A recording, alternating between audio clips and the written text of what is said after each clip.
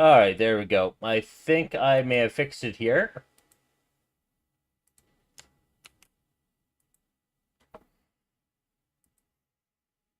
Okay, so got that fixed. Now to load up the game. Let's hope it did just reset me back to the beginning.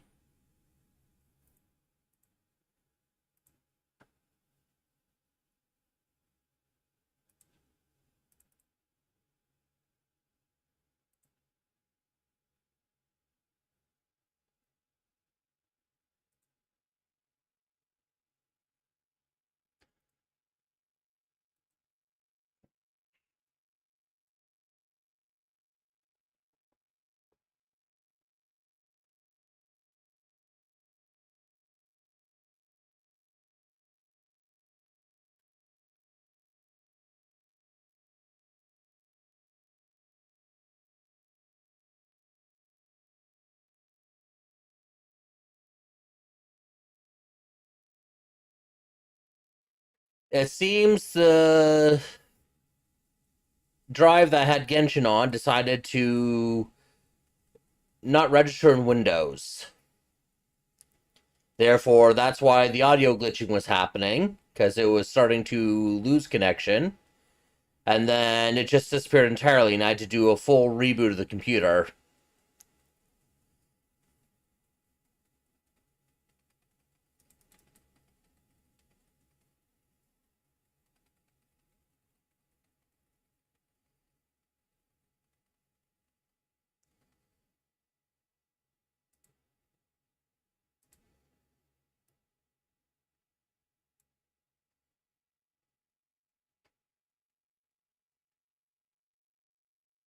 But let's see what happens with it here.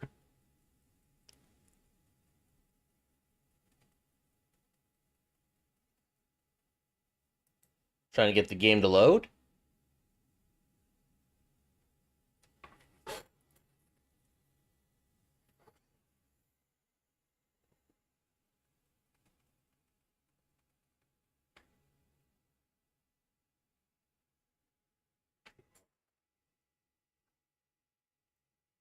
Yeah, I know. And let's hope it doesn't force me to redo all that story again.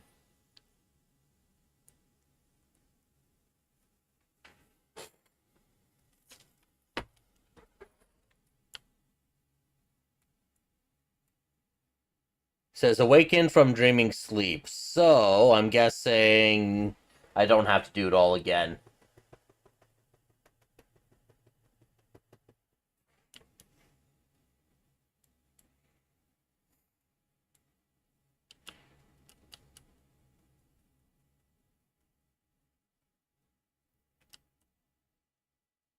Oh, so it says Crystal I have to interact with. Okay.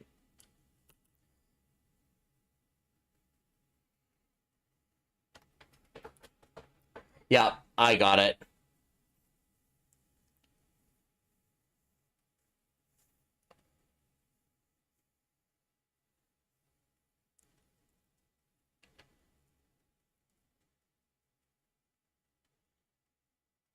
Seems working better now, at least.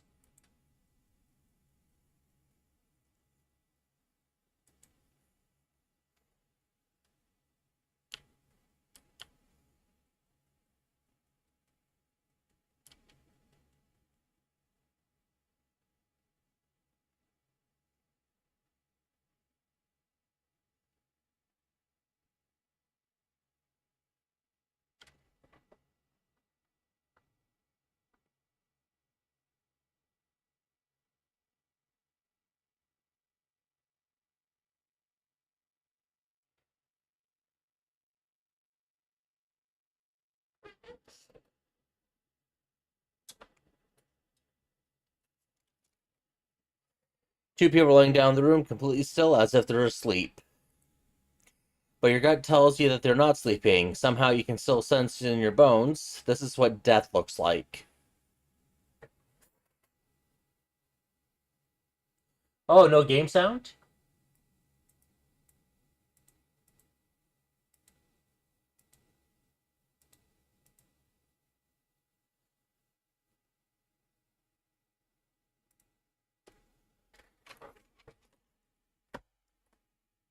I'm gonna do this.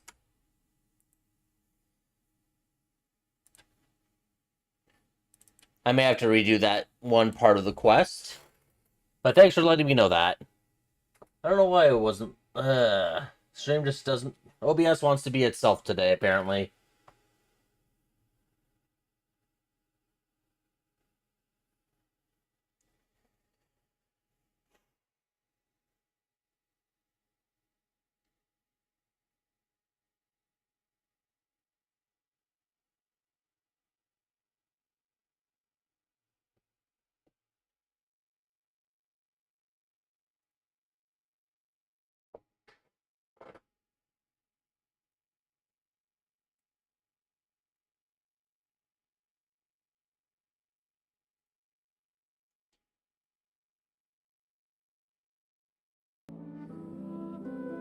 Alright, there should be Genshin sound now.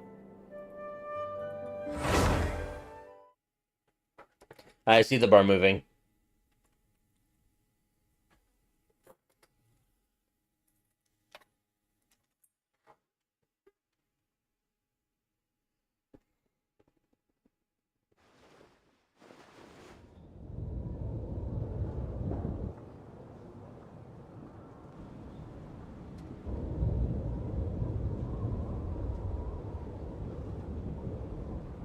Don't look, Miss Tonya.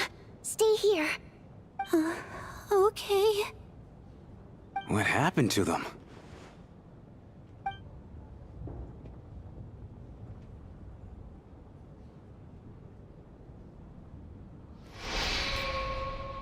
Two people are lying down the room. Okay. These two people have passed away. And the strange thing is that somehow I knew this was going to happen. I knew that they would be the ones to die. Have I seen this moment before? Or did I have some kind of premonition? I can't remember what it was. Let me take a look.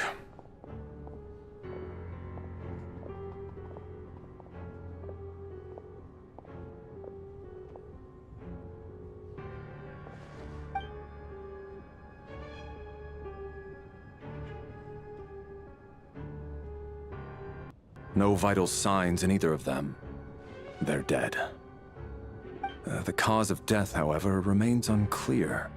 No wounds on the bodies, no signs of a struggle, and no skin discoloration caused by the buildup of toxins. But just last night, they were chatting and joking away. This is so sudden. I feel like I'm gonna have to Could they have move had Genshin to another pre-existing drive. medical conditions? Hey Void, Even welcome then, to the The stream. odds of them both dying of sudden Just having some complications on the scuffed same issues night with my are drive. extremely low. It's hard to believe that they died Take of care, Ash. natural causes, nor does this appear to be a suicide. Suggesting they were murdered. Who was the first to discover the bodies? It was me. But these deaths have nothing to do with me, officer. I got up early because I wanted to see if the snow had stopped. Then I noticed that the door to this room was open, and it looked like there was a man and woman inside. I just went over to see what was going on. I had no idea they were... I can corroborate this. I was doing my morning exercises near the stage. When I saw Mr. Chuganov heading this way, I followed him. I can also confirm that I didn't see a single person approach that room before him. The snowstorm was raging all night, and it's still going now. There's no way someone could have come in from outside, correct? You mean an intruder? No, not possible. I slept by the door last night as a precaution. There's no way I wouldn't have noticed if anyone had tried to open it. Everyone, split into pairs and search the theater for anyone in hiding or any signs of suspicious activity. I'll Well, follow this up is, I'm with a going to be full search copying of the my game own files shortly. over to Go. another There's drive. no time to waste. Just as a precaution, if I can.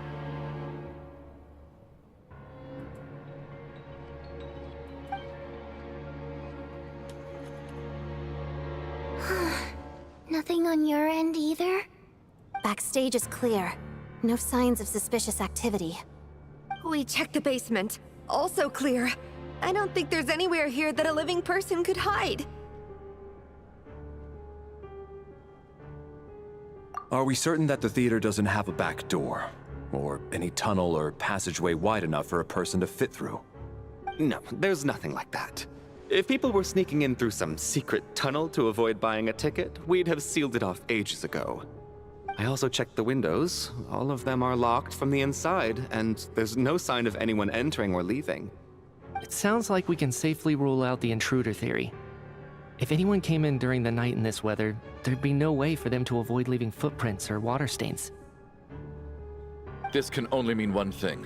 It's like one of those murder mysteries you see in novels and plays, isn't it?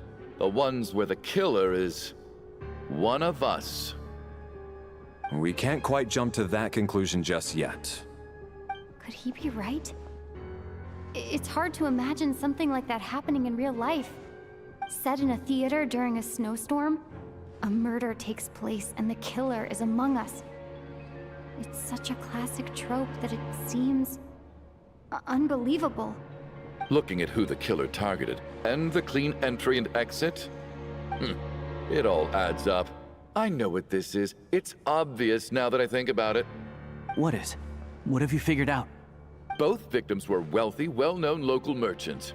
And the door was deliberately left open so I would discover the bodies and witness the crime scene first thing in the morning. Such ruthless methods. This was your doing, wasn't it, Lelik? Lelik? You mean Lelik is among us? And he's the killer? Lelik. I know this code name. Member of the Rokot, anti-Project Snezhnaya. Always works alone. I've read the case files at the Armory Palace. Walk me through your reasoning, Mr. Chuganov. What do you know about Lelik?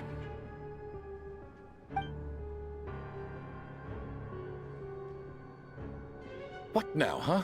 What now, Lelik? What more do you want from me? I already voted against Project Snezhnaya at the Snezhnaya. You snuck into my house the other day while I was asleep. Left a threatening letter. And I did all that you asked. But Project Snezhnaya cannot be so easily shaken. Not with the rooster in charge.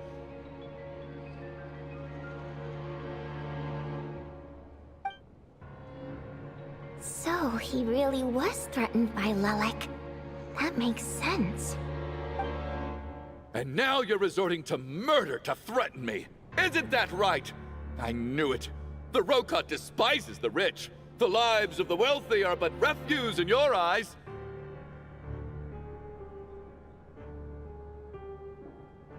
Show yourself!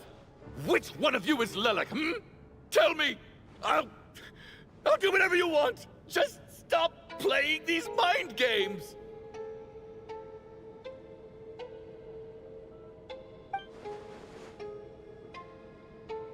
Was this really Lelik's doing? Would Odette really do something like this? If Odette really is Lelik, this seems out of character. But then again, how well do I really know her? I'm probably the only one here with a compelling theory about Lelik's true identity. But if I reveal it now, I'll be putting Odette in the line of fire. What should I do? I don't think it's likely that Lelik killed anyone.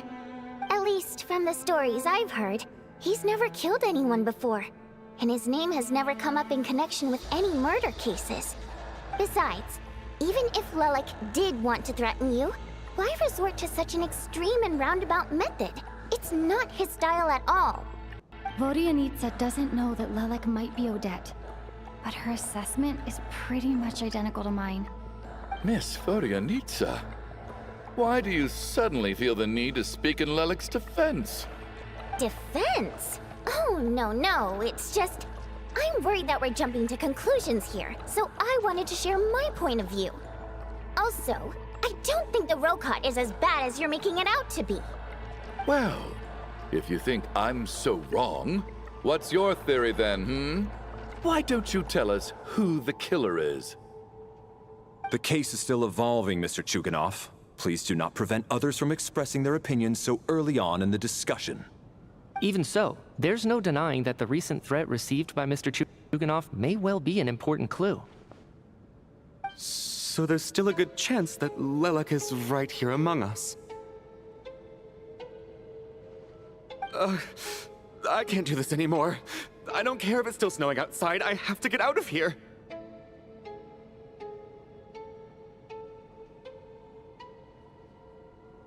Whoa, take a beat. We all know it's far too dangerous out there. Even the soldiers couldn't get to us. Go out that door, and you might not live to tell the tale. And whoever this Lelik is, they're surely not going to murder anyone in broad daylight. Be sensible, my man. You're safer inside. As much as I regret having to say this, I'd like everyone to cooperate and refrain from exiting the premises until further notice. Because as things stand, every one of us is now a suspect. Unless anyone has further information to share, let's adjourn for now. Feel free to keep searching for clues, but make sure you don't go off alone.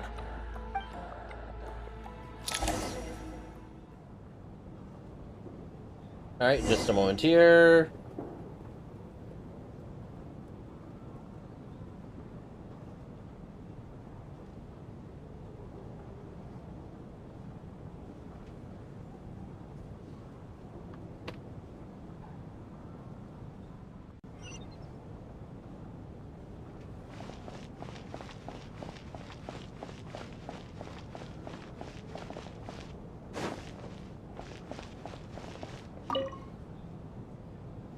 I still find it hard to believe there's a murderer among us. Just last night, I imagined we were like classmates out on a hiking trip. There's no guarantee that you can trust your classmates. Especially not when you're locked up together.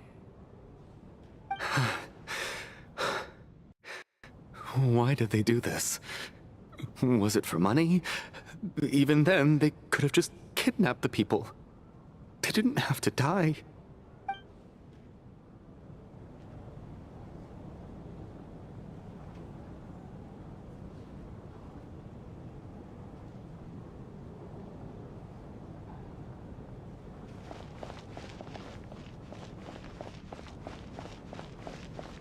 Well, I hope that transfer completes before things mess up again. You seem to be very comfortable taking charge, Major. You took the reins as soon as things went south. I simply made an executive decision that someone needed to take control of the situation on the military's behalf. Does this offend you? No, quite the opposite. We feel much safer for it. By the way, what does Major mean exactly? Is it a pretty high rank?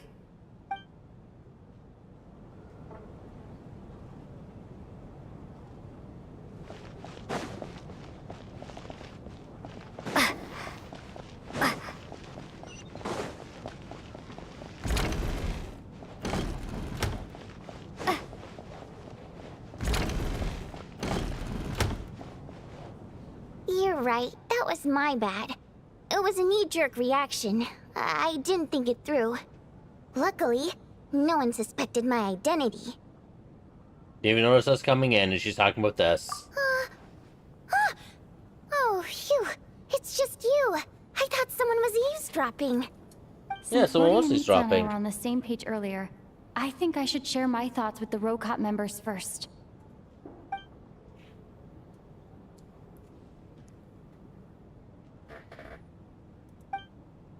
Whoa, whoa, whoa. Are you serious? I don't know if this counts as gossip, but it's definitely on track to be the juiciest this whole year. Odette? Really? Odette? Oh god, how dumb does this make me look? Lelik has been right under my nose this whole time, and I didn't notice a thing. Actually, it's exactly what you'd expect. Sometimes, hiding in plain sight is the best strategy. And now that you mention it, the more I think about it, the more sense it seems to make. It all adds up. What are we up to now? 1, 2, 3, 4... Odette's identities. She's my coworker, specifically a ballerina, and also a Fatus, a member of the Rokot. Now, Lelik. It must be so exhausting. I just want to give her a hug. I guess since I've always known her as a member of the Fatui, It never even crossed my mind that she could be involved with the Rokot, let alone be Lelek. I don't understand. If she's with the Fatui, what reason could she have for being so opposed to Project Stusha? Probably best if you ask her that in person. Well, since you waited until now to bring this up instead of announcing it to everyone earlier, does that mean we're all on the same page here? Doesn't seem like type to kill innocent people. Yeah. Lelek may not follow orders from the Rokot leadership, but as far as I'm concerned, she's never crossed the line. If anything, her actions benefit the poor. We need to confront her face to face. Do you think she'd really admit to being Lelek? I don't know. We'll have to see how it goes. For now, we'll work on the assumption that she didn't kill anyone, and see how much she's willing to tell us.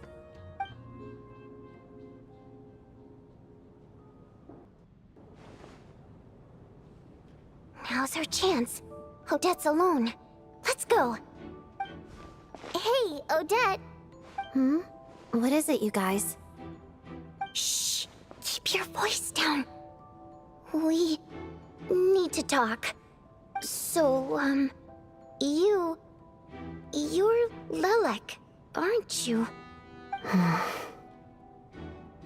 Alright, fine. You don't have to say anything or explain yourself. Just hear me out first. None of us believes you kill innocent people. Whoever murdered those 2 people last night, it wasn't you. The Traveler was the first to figure out your identity, but she kept quiet during the discussion just now. Still, it's clear where the group consensus is heading. Everyone believes Lelek is the culprit. If your identity is exposed, you'll be in a really bad spot. We're your colleagues, and we know what kind of person you are. I don't want anything bad to happen to you. So, can you clue us in? Tell us everything. The more we know, the more easily we'll be able to cover for you. Alright. Yes, I'm Lelek. And no, I'm not the murderer. And thanks, but I don't need you to cover for me. Actually, I'm planning to reveal my identity. Interesting. Huh? You're gonna reveal that you're Lelek? Here? That's right. I'll admit I was surprised at first when Chuganov guessed that I was here. It was just a lucky guess, but it caught me off guard.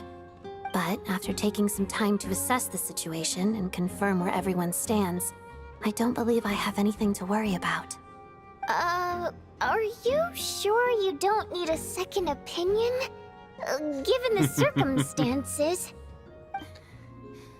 Mr. Valeri! What?!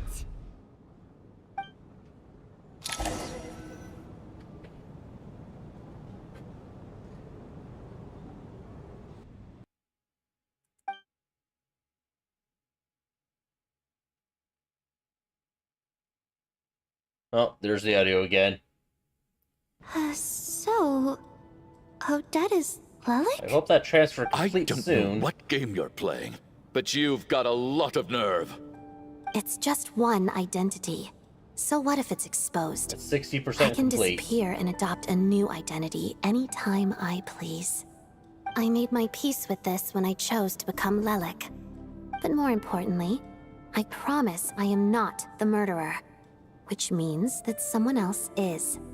So, if anyone still insists that I did this, you'd best produce the evidence now. Otherwise, I suggest that you bite your tongue. Because if you really believe I killed 2 people without making a sound or leaving a trace, pointing fingers at me would surely only make you my next target. Is this really the truth, Miss Odette? That's confidence, all right. I believe you.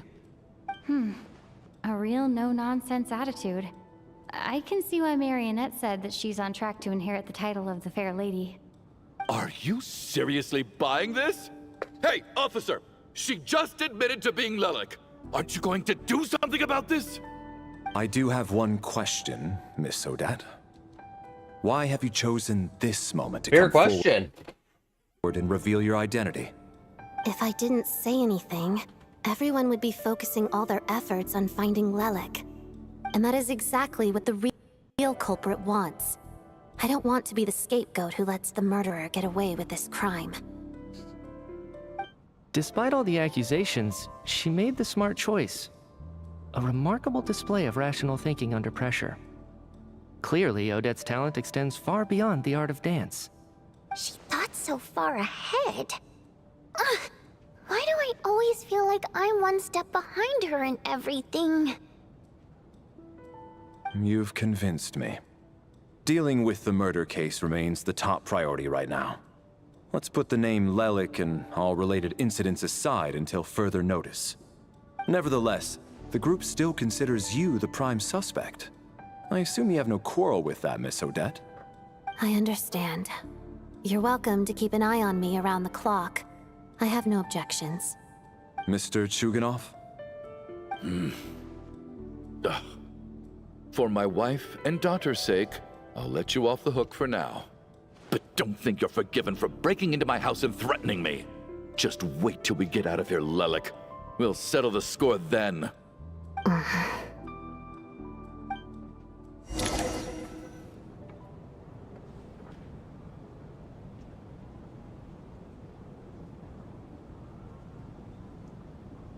Transfer. Good work, Lelik guard team. 73% complete. And Lelik too.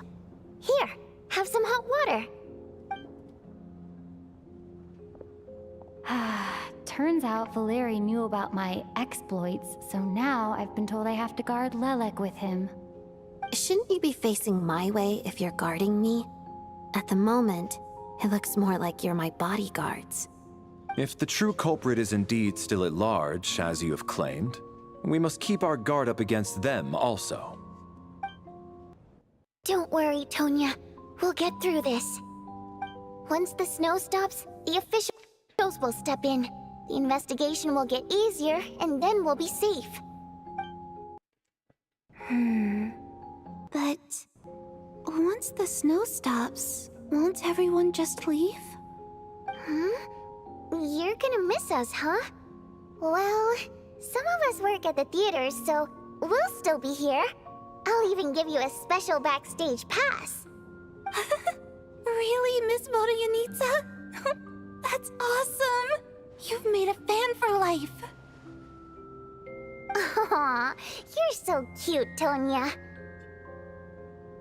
All right, let's swear Little to hard it. hands. I promise to give you the pass, and you promise to never change your mind about being my fan. Promise. Don't indulge her, Tonya. You don't have to swear an oath over things like that. You really do get carried away sometimes, don't you, Miss Vodyanitsa? Hey, mind your own business.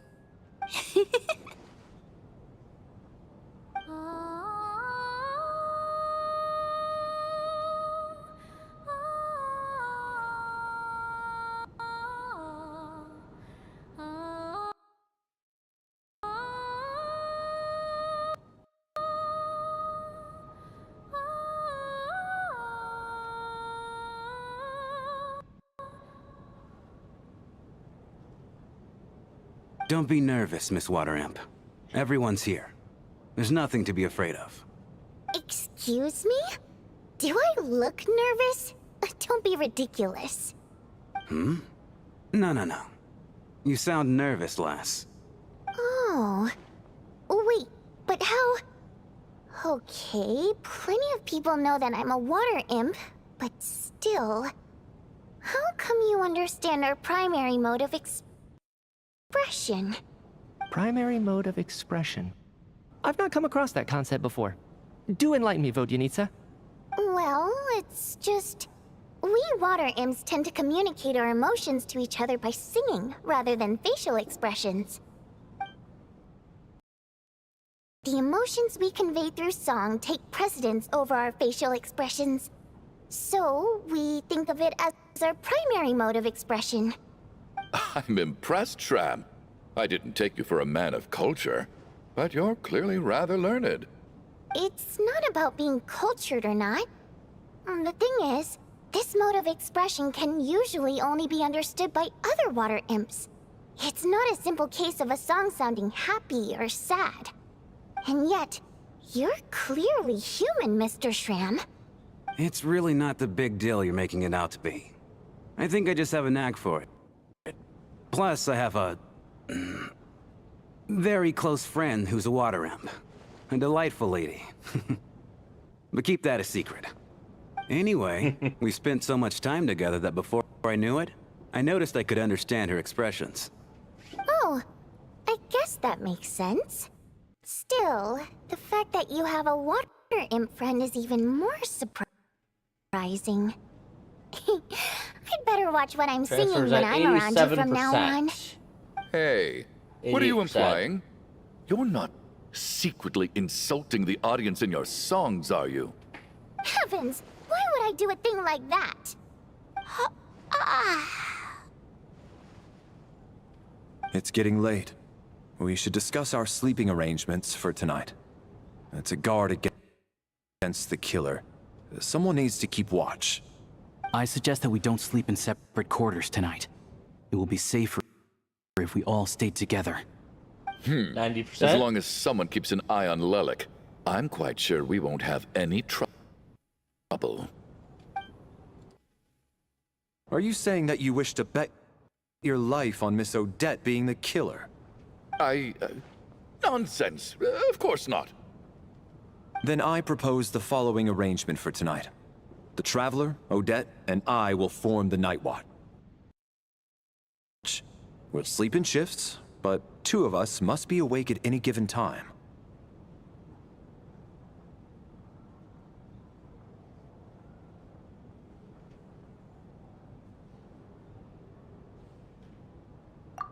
An excellent idea.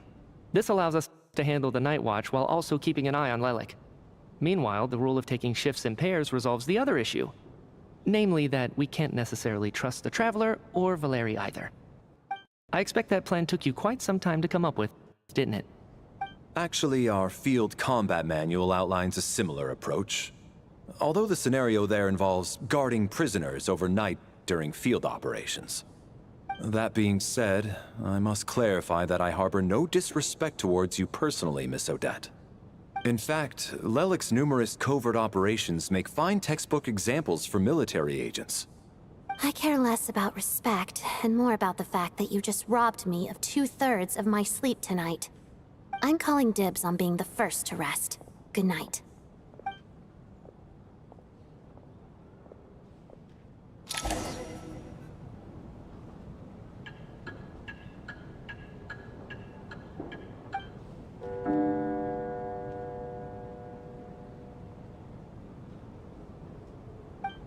It's almost time. We should wake Odette. How are you faring?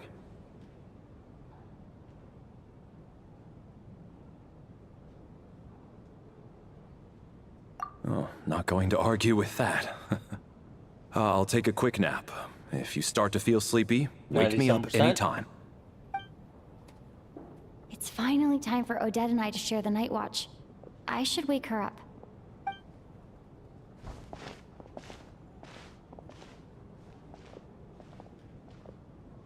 I came here to get information from her in the first place. Maybe I should think about what questions I want to ask before she wakes up. How long are you gonna keep staring at me?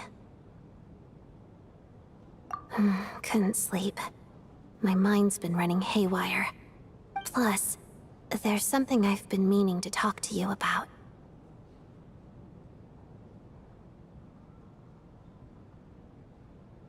I had a hunch that you wanted a conversation, too. Let's take this chance to clear the air, shall we?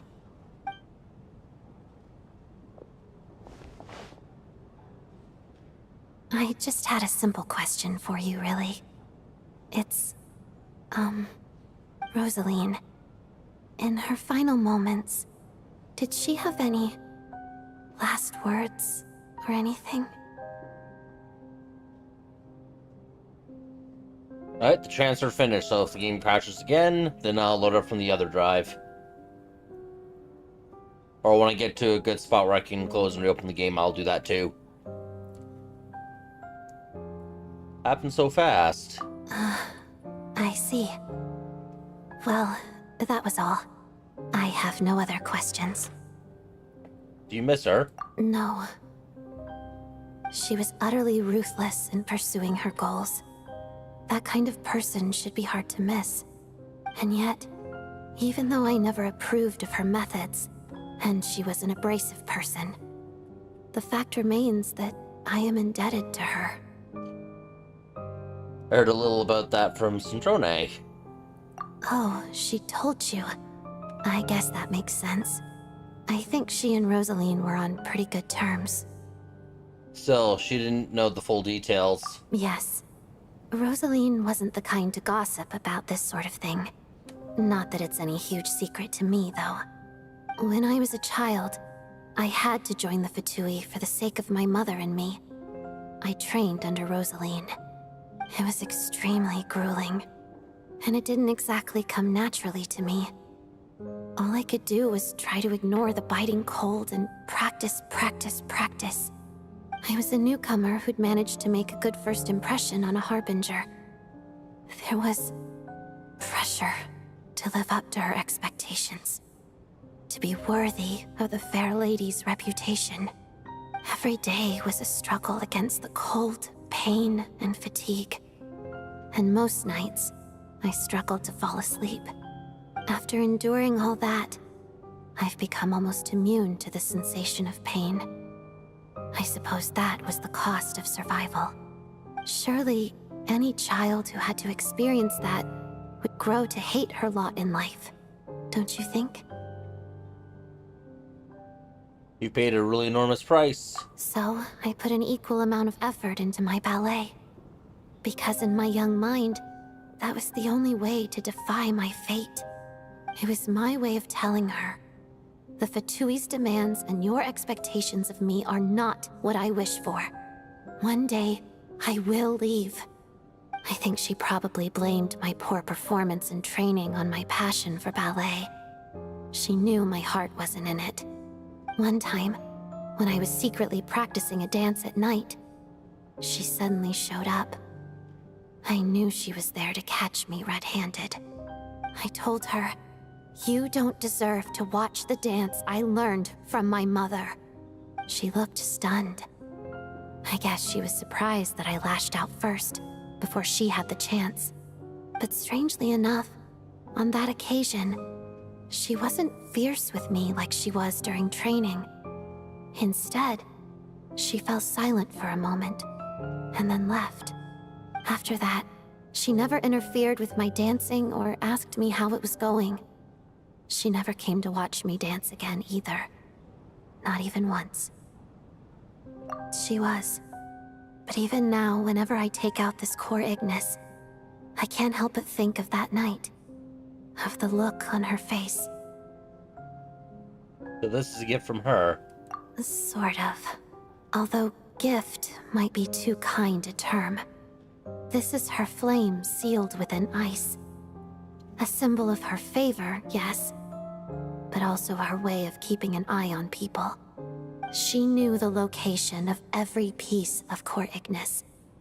If any recipient started acting suspiciously, she'd be on to them immediately. Trust her to make even a mark of approval feel suffocating.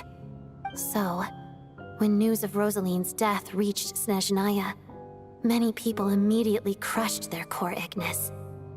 It gave them a profound sense of relief, like they'd broken free from her shackles.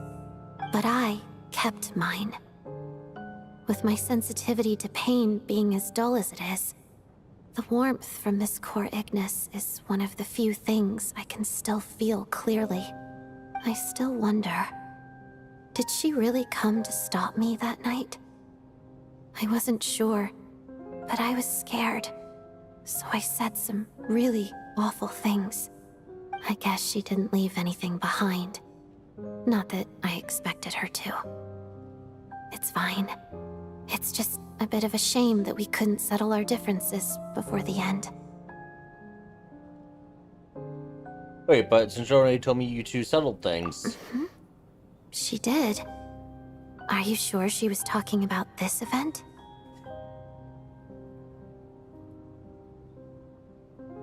Huh. No, she didn't. I didn't even find out that she'd gone to Mondstadt until a while after she'd left. Wait, in that case... Okay, I will. Thanks for letting me know. There's something I'm trying to figure out. I'm beginning to suspect that Paimon's mystery illness is being caused by the energy research behind Project Stuja. Paimon's very important to me, so I have to get to the bottom of this. I figured that since you're Lelek, you might know something about all this. The ultimate goal of this energy experiment is to create a weapon for the final battle. The weapon's construction was completed in Nodcry. Now, all that remains is to arm it with a sufficiently powerful energy. Yes, the weapon's development and all the related experiments are overseen by Lord Piero, the Jester, and the lab is located deep within the Armory Palace. I'm not sure why this experiment would be making Paimon feel unwell, though. The best way to get to the bottom of it would be to go there in person.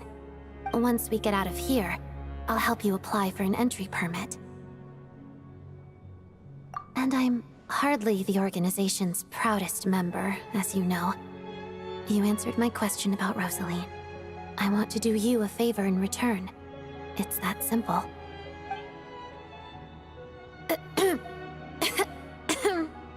Huh? What's wrong? Are you not feeling Take well? the hint. You two seem to be hitting it off.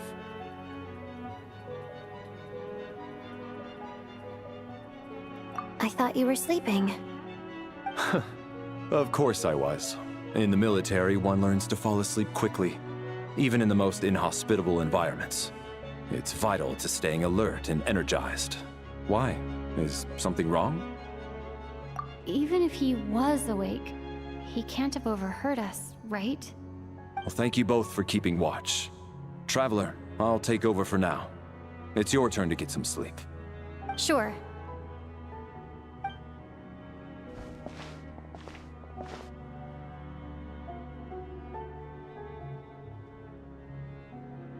This is our second night here, but at least I found out a little more about Paimon's condition.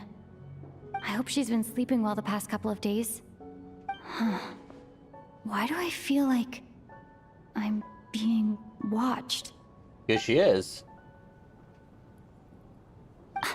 Seriously? Is this payback for when I stared at her earlier? But I thought she was asleep. Never mind. I'd better try and get some sleep myself. Back to the creeping mists.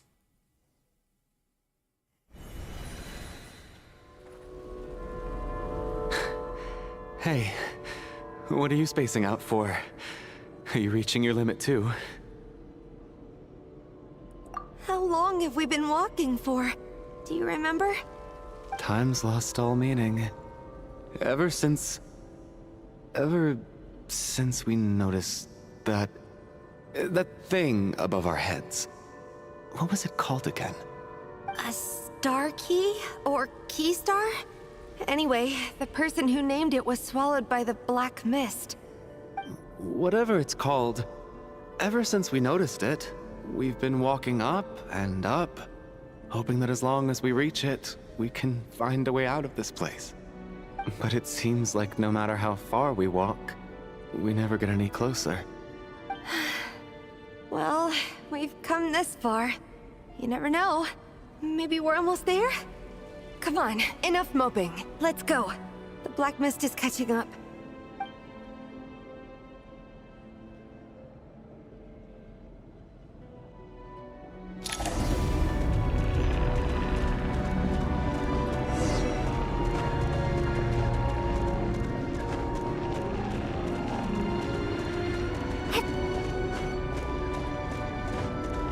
We got ourselves a straggler.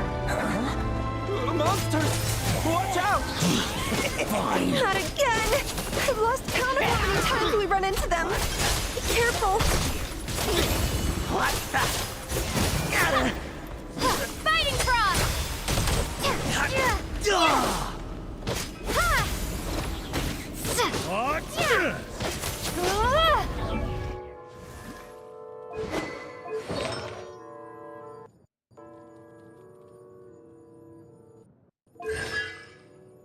So there's just the trial version.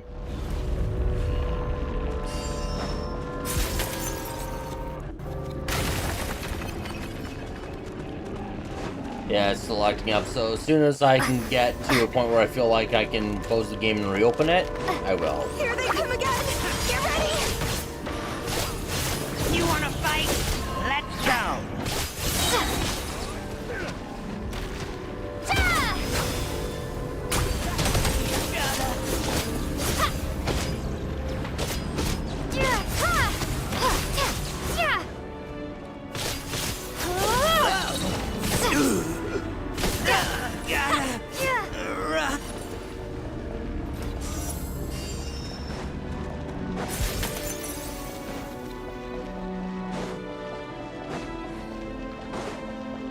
Monsters ahead of us. The black mist behind us. It feels like there's no Fine.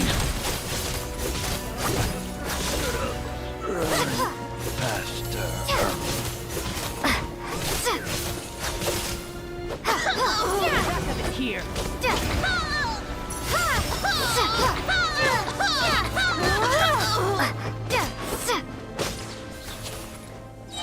Incoming!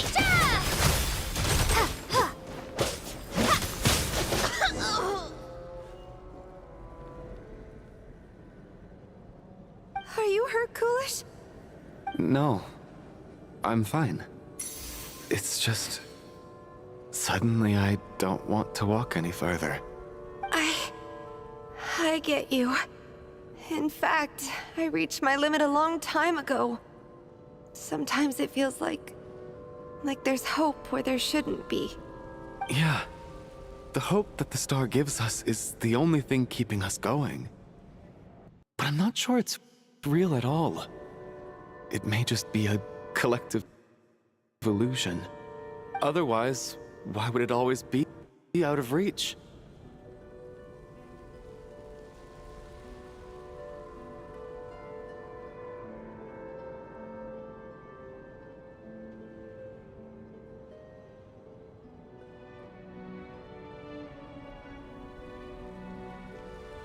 We know you mean well, but you're only saying that to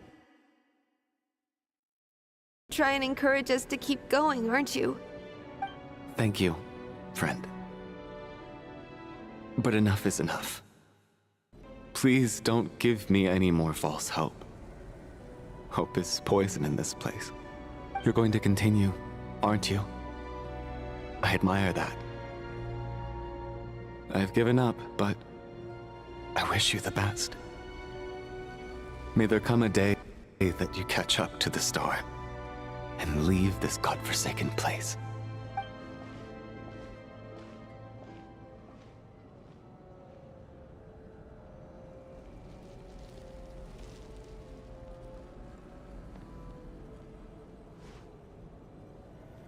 It's not an illusion. We really are getting closer to the star.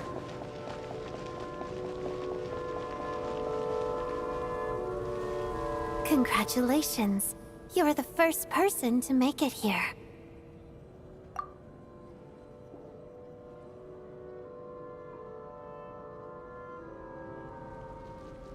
I'm the star's envoy. The black mist has stopped rising. Its hunger is satisfied for now, having devoured your two companions. This is a good opportunity. I'll let you get some rest before we continue.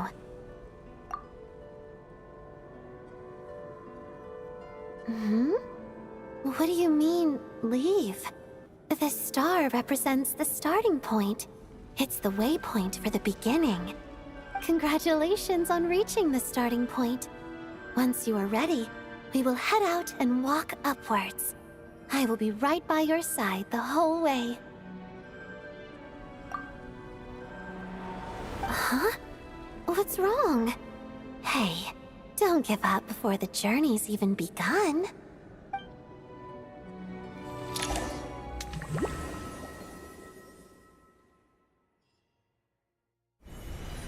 Rampana! Rampana! Is that Vodyanitsa's voice? What So when happened? the mist kills two of them, or kills anyone there, they die in here too.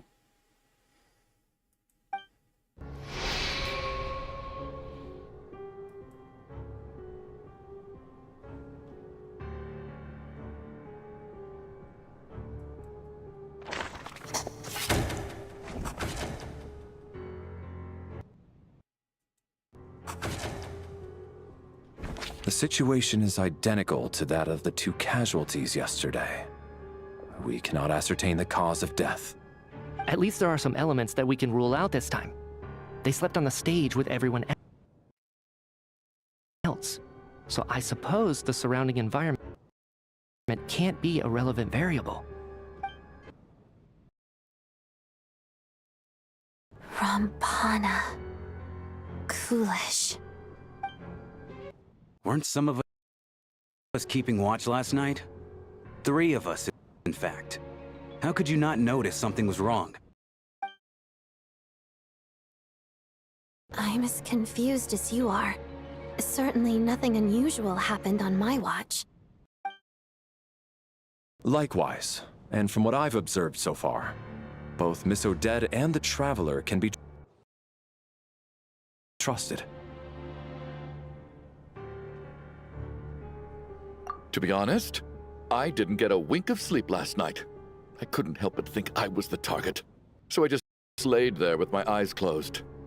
I heard the Traveler and Lelik chatting, but otherwise I don't recall hearing any commotion during the night. Me too. I didn't want to wake everyone up, so I was concentrating hard, trying not to cough. I hardly slept at all. If anything had happened, I'm sure I would have noticed. Then, what could possibly be causing this? Once was bad enough. I can't believe it happened again. I worked closely with Rampana and Coolish for so long. I never imagined that one day they'd... And on this stage of all places... Vodyanitsa. 4 victims in just 2 days, and we still don't have a single lead. Okay, I'll need to do something to fix this soon. I need to get to the bottom of this as soon as possible.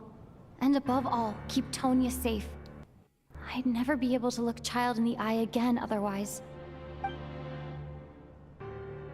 Still snowing? Yes, I just checked. Still no sign of anyone outside either.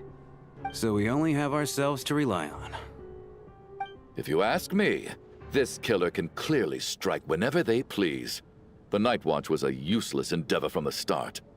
Lelik must be an expert in poisoning. Clearly she used some poison that can't be detected on the corpse. Here we go again. Listen, I was already thinking to myself last night, was Lelik's reason for revealing her identity the real story? Well, now I have my answer. It most certainly...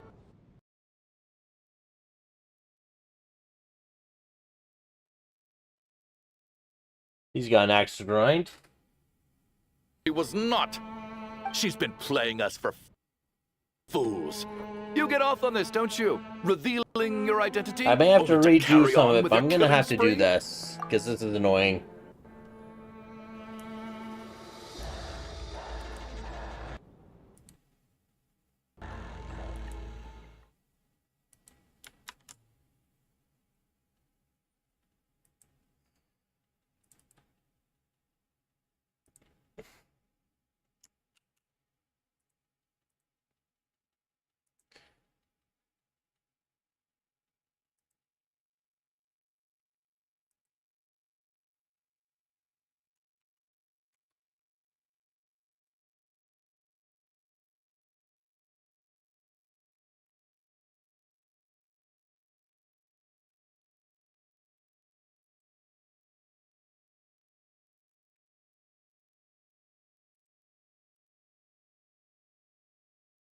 Here we go. This should fix it here. So I was able to transfer it over to a different drive.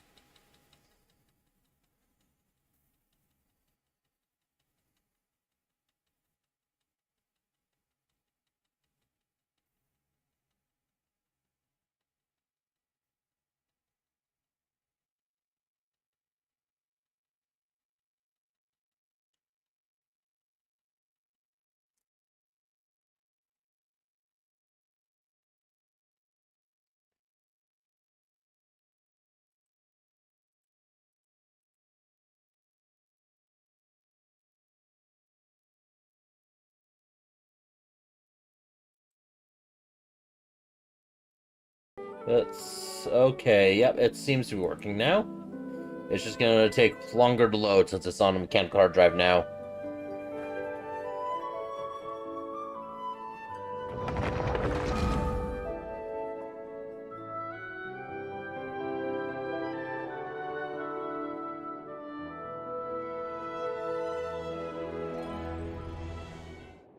But hopefully this will be more stable.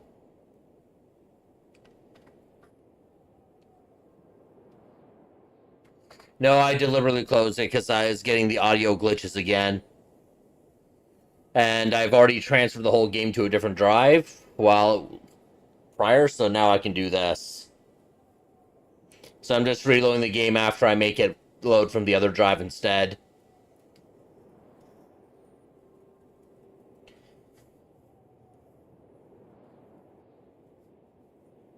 But the other drive is a slower drive because it's a mechanical hard drive instead of an SSD.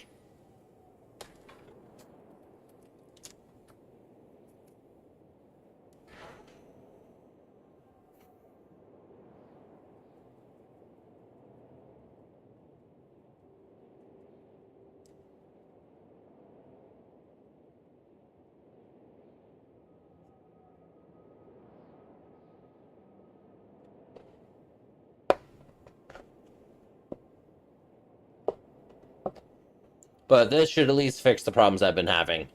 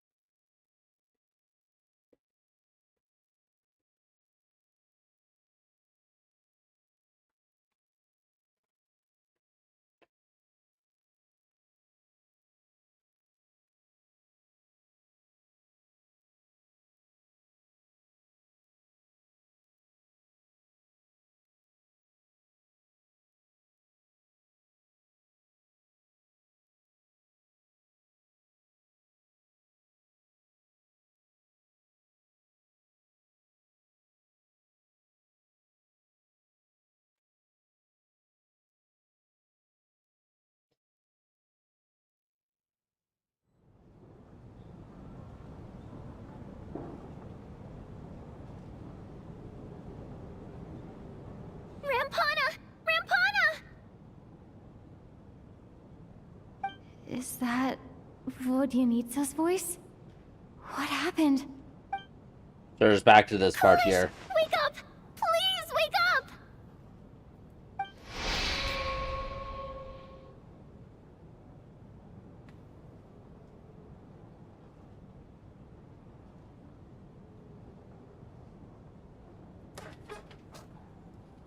When we gathered around the two sleepers in the center of the stage, without even inspecting the scene, you already know what's happened, as if someone had told you in advance. The situation is identical to that of the two casualties yesterday. We cannot ascertain the cause of death. At least there are some elements that we can rule out this time. They slept on the stage with everyone else. So I suppose the surrounding environment can't be a relevant variable. Rampana. Coolish. Weren't some of us keeping watch last night? 3 of us, in fact. How could you not notice something was wrong? I'm as confused as you are. Certainly nothing unusual happened on my watch. Likewise, and from what I've observed so far, both Miss Odette and the Traveler can be trusted. To be honest, I didn't get a wink of sleep last night. I couldn't help but think I was the target, so I just laid there with my eyes closed. I heard the Traveler and Lelek chatting, but otherwise I don't recall hearing any commotion during the night. Me too. I didn't want to wake everyone up, so I was concentrating hard, trying not to cough. I hardly slept at all. If anything had happened, I'm sure I would have noticed. Then, what could possibly be causing this? Once was bad enough. I can't believe it happened again. I worked closely with Rampana and Coolish for so long. I never imagined that one day they'd... And on the stage of all places... Florianitsa... 4 victims in just 2 days, and we still don't have a single lead. I need to get to the bottom of this as soon as possible. And above all, keep Tonya safe. I'd never be able to look Child in the eye again otherwise. Still snowing? Yes, I just checked. Still no sign of anyone outside either. So we only have ourselves to rely on. If you ask me, this killer can clearly strike whenever they please. The Night Watch was a useless endeavor from the start. Lelek must be an expert in poisoning. Clearly she used some poison that can't be detected on the corpse. Here we go again. Listen, I was already thinking to myself last night, was Lelek's reason for revealing her identity the real story? Well, now I have my answer. It most certainly was not.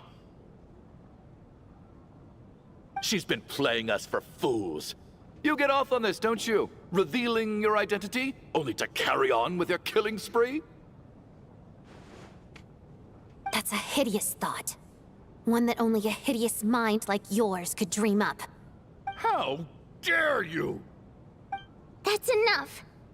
Yesterday, you named Lelek as a suspect because the victims were both wealthy merchants. Lelek might have had a motive then, but today's victims were just ordinary people. Not to mention that they were colleagues of Odette and mine. What reason would she have to murder them? Let me guess. Just to scare you? Who knows? Maybe you don't know her as well as you think. I implore you all to ask yourselves, how many people are there really in this world that have what it takes to kill another person? Not many, I'd wager. Lelek is well known to be a ruthless operator, and now she has revealed her identity. How could it be any more obvious? Everything you've said so far is still just conjecture, which doesn't constitute a concrete lead. You need to back up your claims with some evidence. How can you defend her, officer? What did she say to you while you were on night He's one of those watch? people that's, because I say so, that is the evidence. Maybe I shouldn't be so surprised. You military types are always colluding with criminals to target the rich.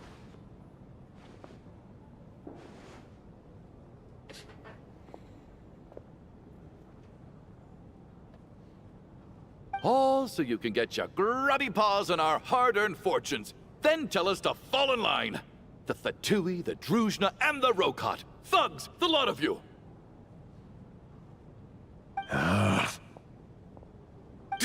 Don't you dare!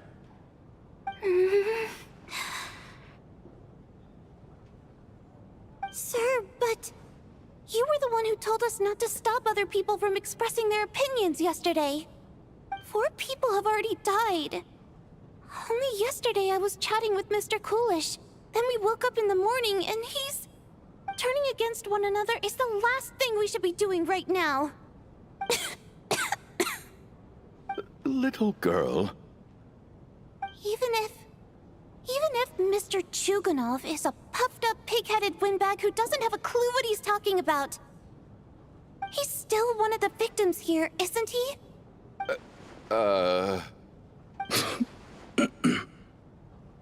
Quite. I had no intention of resorting to violence. But you're right, Miss Tonya. I ought not prevent him from speaking his mind. In any case, I believe Mr. Chuganov has calmed down a little now. We may resume our discussion. I don't think there's any need for that. What is there to discuss? Nothing about this situation is normal. Did you have an idea, Mitya? You're the brainiac here, right? Come on, clue us in. I've been mulling something over. All the leads we have so far concern things from outside the theater. Miss Odette's alter ego, the threats Mr. Chuganov received. But then there's the 2 double murder crime scenes themselves, which have given us absolutely nothing to go on whatsoever. That's highly unusual. Even with the most careful killers, there's always some evidence left behind. So what are you suggesting? I think this could be a supernatural event. It isn't characteristic of human-on-human homicide at all. Correct me if I'm wrong, but aren't you supposed to be a scientist? That doesn't sound like a conclusion someone like you is supposed to make. I got into scientific research because of my insatiable curiosity. But if the present situation defies all known scientific explanations, I don't mind shifting my curiosity toward the paranormal instead. Now that you mention it, I remember when I first came to the theater. I heard rumors about this place being haunted. Haunted? Yeah, I think I heard the same thing. But I mean, they're only rumors, right? We've worked here for years. Surely we would have noticed any spooky goings-on by now. Well, this has taken an unexpected turn. A haunted theater? If Paimon were here, she'd probably be hiding behind me in fear right now. Why don't we take this opportunity to look for clues again with a more open mind? Maybe a different perspective will help us see something different. Very well. Whether it's criminals or ghosts we're looking for, the same rules apply. Everyone needs to tread carefully. I'll move the bodies into the same room for now.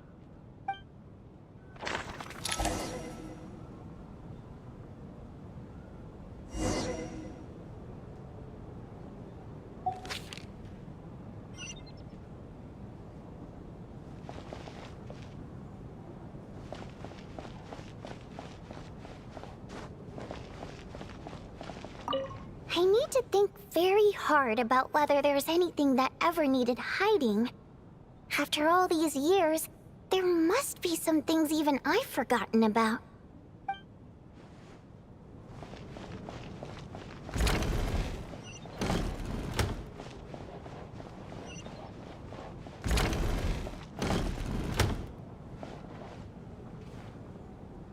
Valeri, come take a look at this.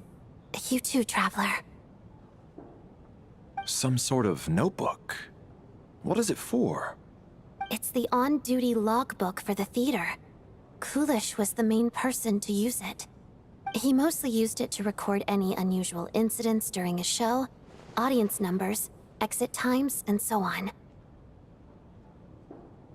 Yes, he'd always have this logbook with him when he checked tickets at the entrance. This should confirm a lot of key details about the recent show. So, you find anything unusual? Yes. The number of people. I've checked and double-checked, but the numbers just don't match what's recorded in the logbook. Apparently, we have an extra person among us. Are we certain that logbook is accurate? Could someone have sneaked in without buying a ticket or something? Unlikely. Kulish took his duties very seriously. I've rarely seen any errors in his work. Not to mention, Rarely this was doesn't a mean dress never. rehearsal, meaning smaller audience numbers and tighter ticket restrictions than usual. Everything would have been well within his control. We no longer have our tickets with us, do we? They got collected on entry. I assume there's no way we can check them again. Unfortunately not. The theater recycles tickets. Once people are in the door, they don't tend to leave until the show ends, so we collect the tickets at the point of entry.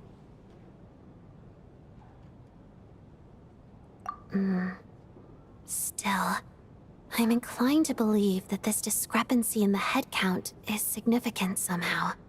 Did an extra person just materialize out of thin air?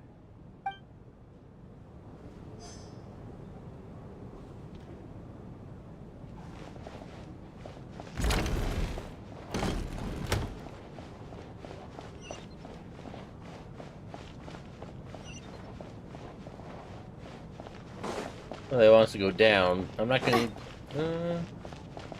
I'll deal with that one first, and then I'll go down.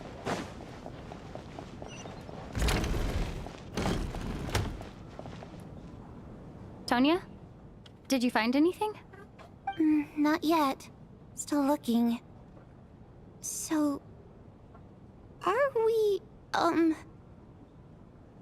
we supposed to be looking for something paranormal? I think I'd prefer teaming up with you than looking around on my own. This looks like somebody's notebook. Shall we read it together?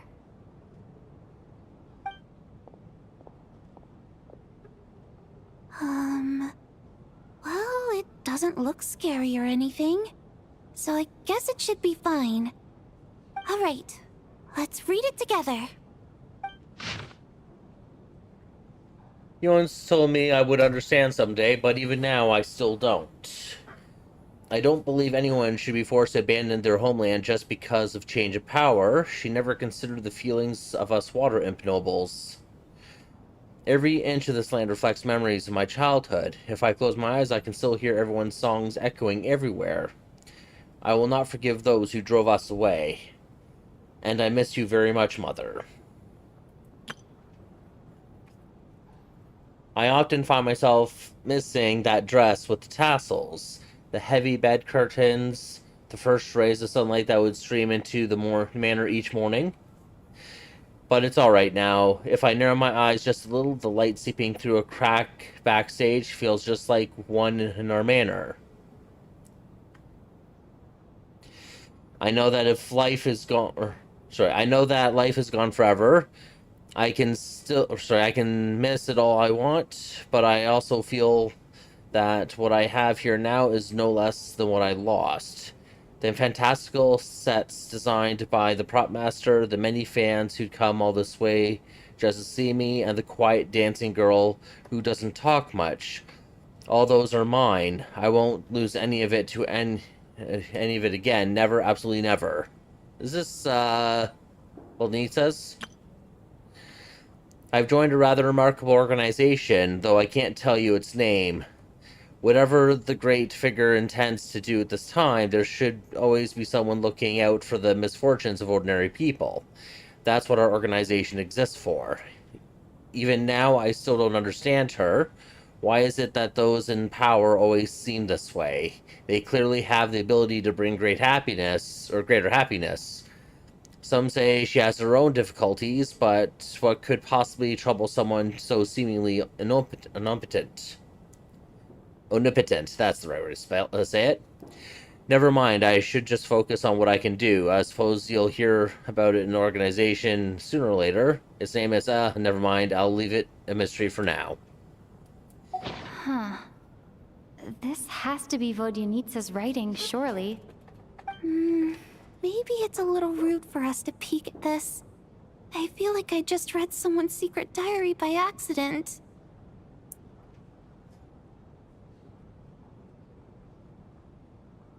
It sounds like she's writing this for her parents, right?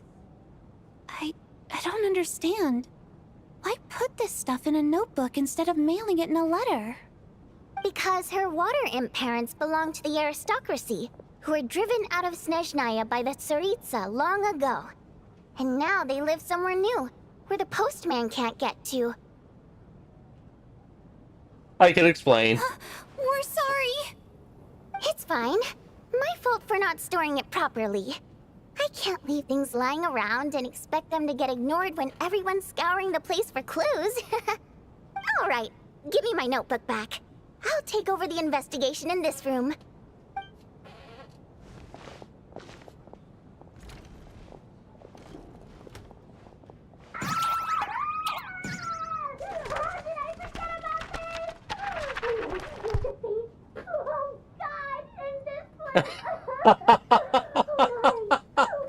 Why am I so embarrassing?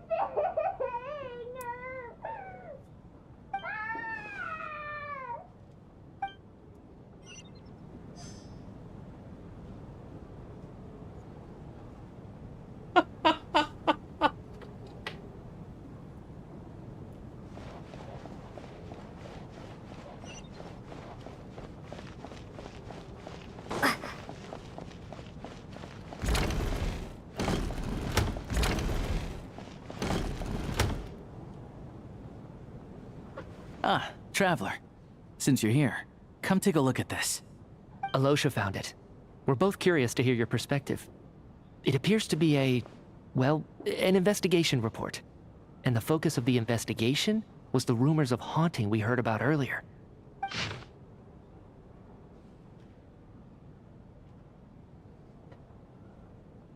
Second?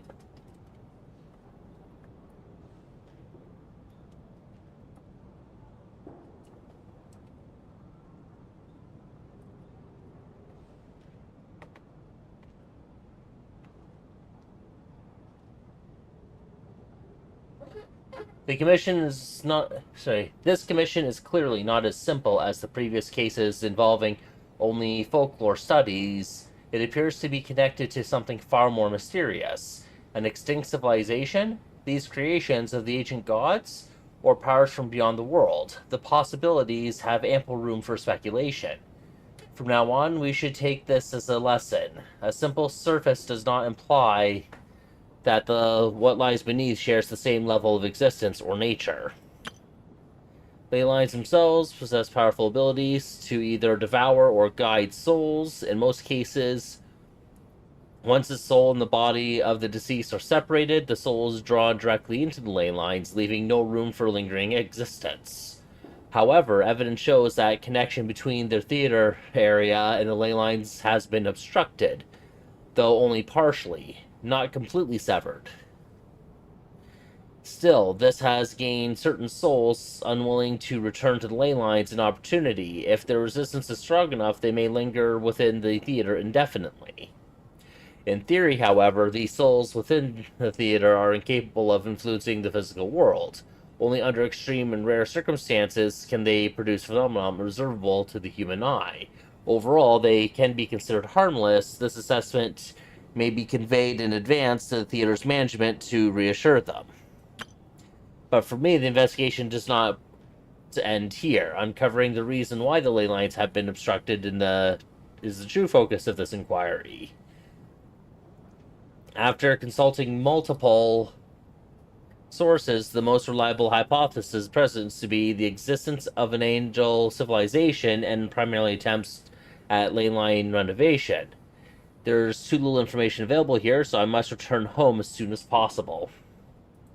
An investigation report, huh? Looks quite old. Huh. This person's name looks to be of Sumeru origin to me. Was the investigator from Sumeru? The theater manager must have hired an investigator once specifically to look into this issue. But it doesn't look like anyone ever looked at the report. Presumably, the manager wanted to know if the supposed haunting was dangerous, while also being fearful of word getting out in case it affected the theater's business. Anyway, the bottom line is, the haunting is actually real after all. It's caused by an obstruction in the ley lines.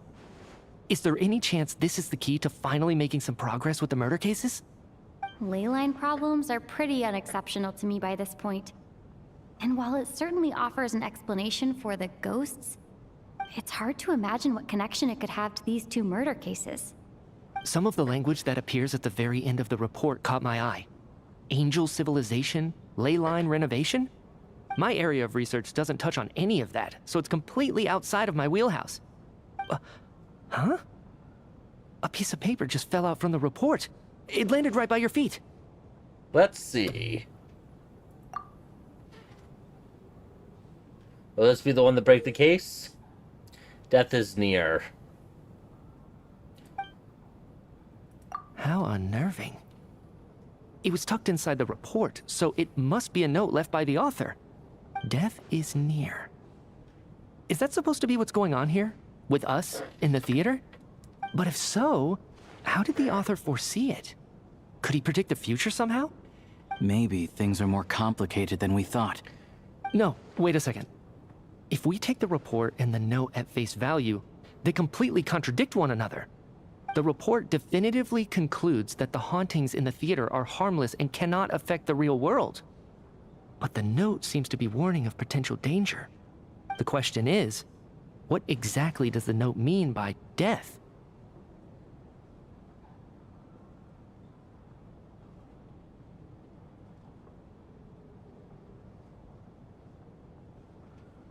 The various ways we could interpret this keyword lead in completely different directions. Let's pause our analysis here for now. I think we need more information.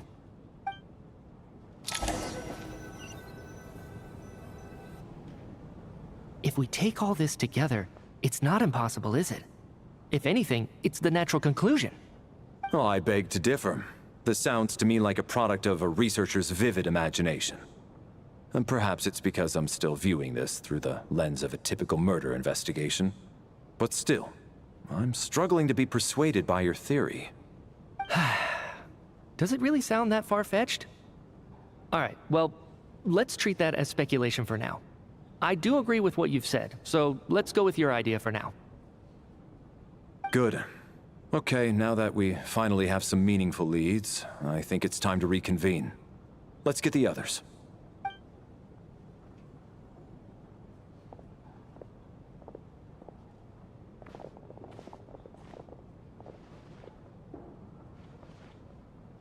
So, that's about everything we've discovered so far.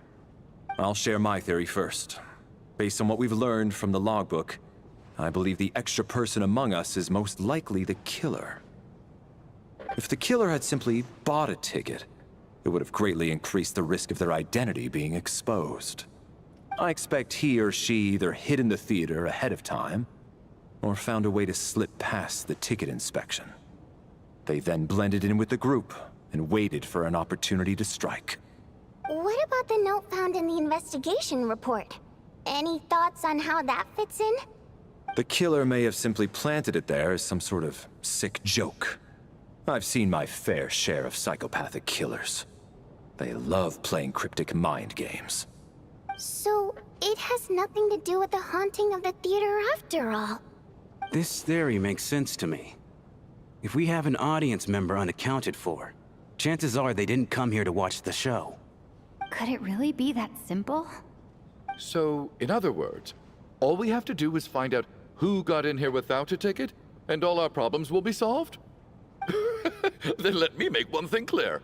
All the theater staff should be well aware that I came here for the rehearsal legitimately, yes?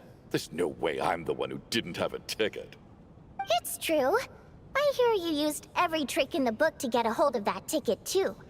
Everything short of throwing a temper tantrum and rolling around on the floor at the entrance. I most certainly did not degrade myself in such a way. Probably a stupid question, but I might as well ask. Did anyone here get in without having their ticket checked? Guess it was naive of me to expect them to just admit to it. Especially after the unprompted Lelic reveal. Once was already a miracle. Twice would be unfathomable.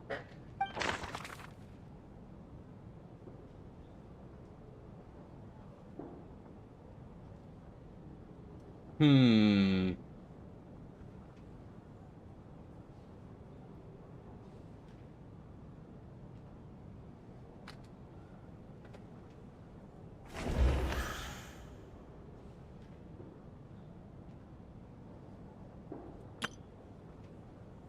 is the only unknown person here.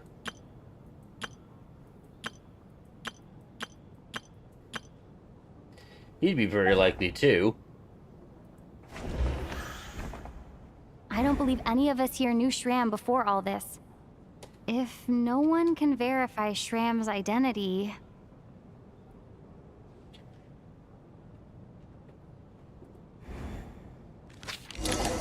Mr. Shram? Did you really go through the ticket inspection to get in here? Huh? Me? Why am I being singled out, my friend? Do I seem that suspicious?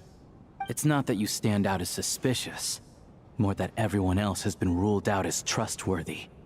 Okay. Well, we spent the best part of 2 days together now, so I'm sure you can all tell what kind of person I am. I'm a true gentleman.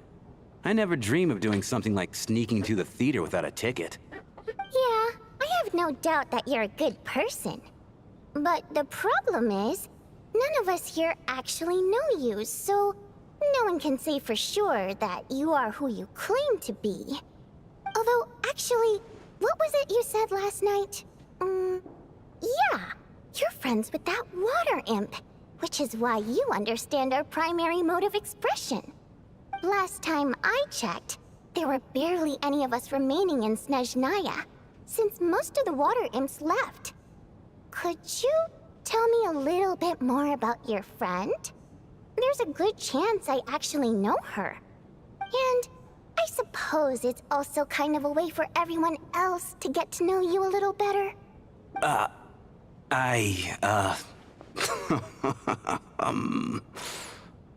Good grief. Are you blushing? Pull yourself together, man. Stop giggling like a teenage boy. It's revolting.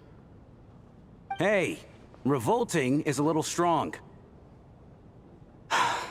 All right, fine. I'll admit it. That water imp friend of mine, the truth is, we're dating. I was just the bodyguard hired by our family. But the stars must have aligned, because sparks began to fly between me and their daughter. Never in my wildest dreams did I think I'd get so lucky. We don't need details. Just get to the point. Okay. I'm just a little hesitant to reveal her name, that's all. You know how it is. These are delicate times. Even with me to protect her. If word gets out that she's dating a human, both the Fae and human factions will give her a hard time. Really? Wait, no. That can't be. Huh? Shram, what the devil are you talking about? Why is everyone looking at me like that? Surely you can understand where I'm coming from. Delicate times? Factions? Yes? You know, the Civil War? Last time I checked, the Fae and the humans were still at each other's throats. If I'm not mistaken, the last significant civil war in Snezhnayan history was over 400 years ago, when Her Majesty the Tsaritsa had just taken the throne and was consolidating her reign. What do you mean, 400 years ago? What's going on here? Is Shram from the past? All right, Mr. Mitya, you win this round. As far-fetched as it is, it appears that your theory may be correct. I'm just as amazed as you are. I didn't even believe it myself, to be honest. Is someone going to explain what's going on here? From the look on your face, you figured it out too, haven't you, Traveler?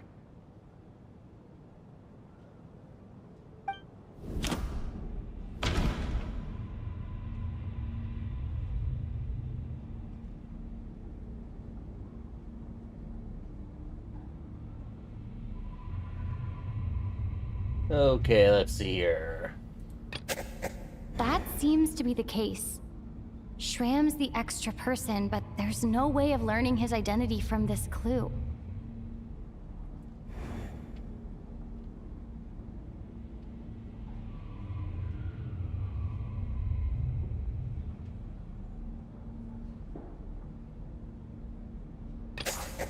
The theater's ley lines have been modified to block souls within its grounds from returning to them. Some souls can even wander this place forever. Mr. Shram's statement proves he's from hundreds of years ago. And according to the investigation report on the theater hauntings, Mr. Shram is very likely a lost soul wandering the theater.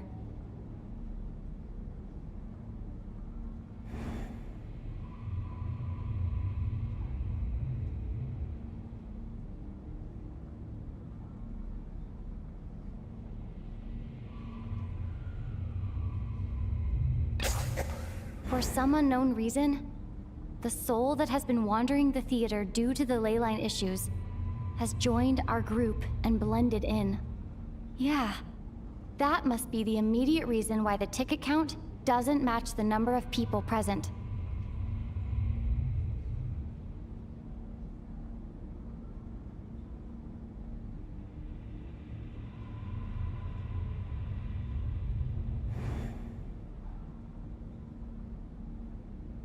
Death is near. In this case, death is mostly refers to...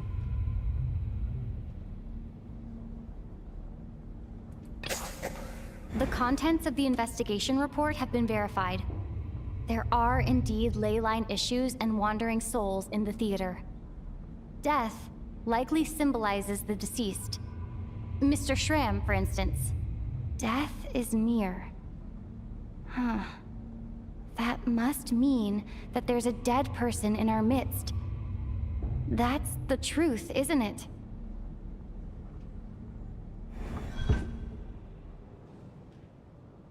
Yeah, the logic is clear now. The investigation report said that there would be souls stuck wandering around the theater because the ley lines were cut off. Mr. Schramm must be one such soul who died in the theater a long time ago. In which case, that also makes him our extra person. So when the note said death is near, it must have been referring to death as in the deceased, people who died a long time ago. Someone who died a long time ago. In short, there's a dead person among us. The extra person we've been searching for is a ghost from the past. You mean I'm a ghost? No.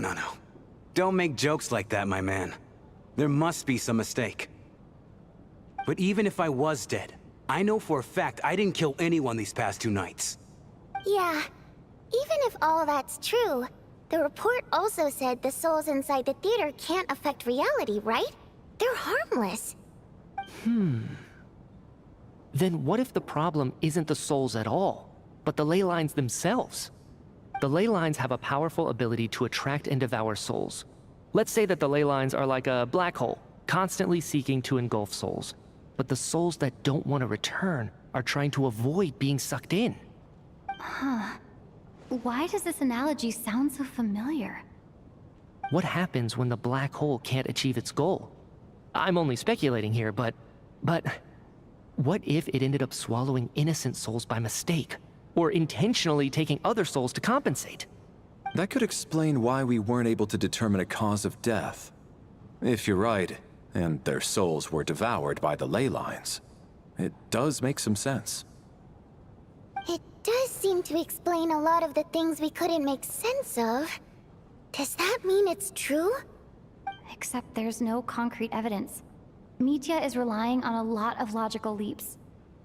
Still, it seems like the best explanation we have under the circumstances. All right, so how could Schramm not know that he's dead? Seems a little unlikely that he hasn't noticed anything unusual even after several days interacting with us. On the contrary, it's perfectly normal for a soul to wander the theater for centuries without questioning their existence or reason for being there. It's simply what's natural for them.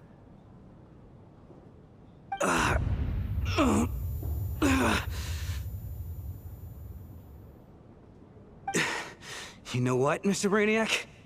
I think you might actually be right after all. I'm trying to remember and... even though my head feels like it's going to explode, I think... it's all coming back to me.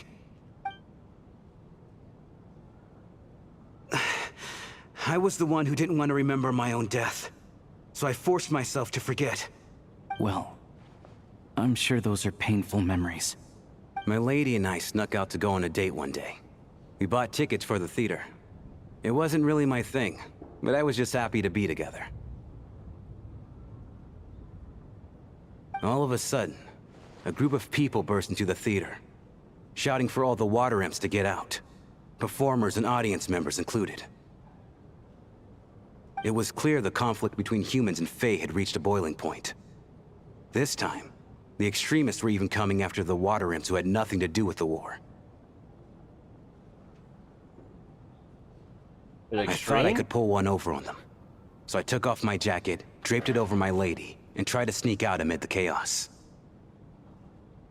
But I got caught. They started shouting, calling me a traitor to humanity. But I was going to do whatever it took to buy our chance to escape, no matter how many people stood in my way. I had to, both as their bodyguard and out of love. It's all right, friend. You can stop there if you want.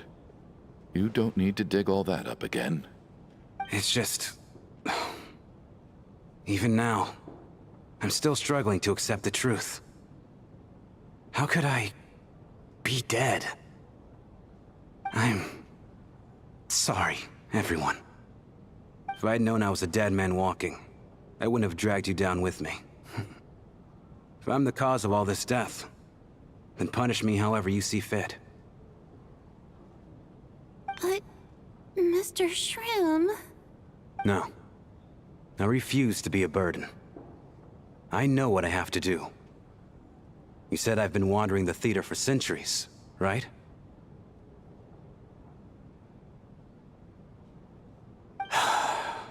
I guess it's high time I got a breath of fresh air. Out there, I mean. I'll leave this place, and take all this death with me. Go out on my own terms. Mr. Shram, I'm sure we can figure out a different course of action. My good sir, we both know I'm not supposed to be here. I should have accepted my death long ago. One way or another, this has to end. Unless you're saying this goes against another one of your military principles somehow.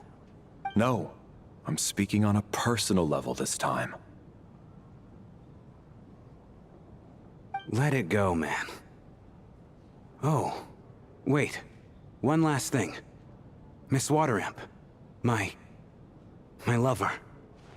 Her name was Litia. Litia Ozarova. Do you know what happened to her? Ozarova. Oh, Auntie Ozarova. That's what we all called her. I remember her as a very kind elder. She had a bunch of kids, too. Ooh, way to crush them. I'm so glad she survived. And she had lots of kids? Good. That's... good. I could hardly expect her to stay single just because of what happened to me, right? As Bet you long feel as she small went on now. to be happy. That's all that matters.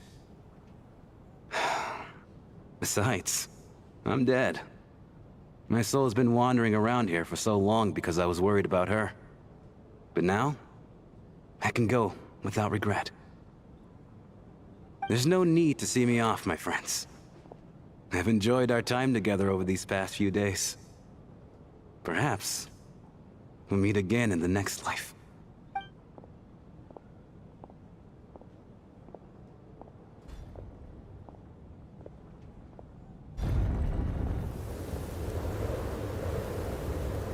Take care, my man. I know Mr. Shroom was already dead, but... I still feel so sad. Death is cruel, no matter how we might try to make sense of it. So, was the conflict between Fae and humans really that bad back then? I was only little, so I don't remember much. It's terrible to think that so many innocent people had their lives turned upside down. Even the historical records about that time period don't say much about it. All people know is that the Tsaritsa founded the Fatui, drove out most of the Fae aristocracy without explanation, then used her terrifying power to suppress the humans.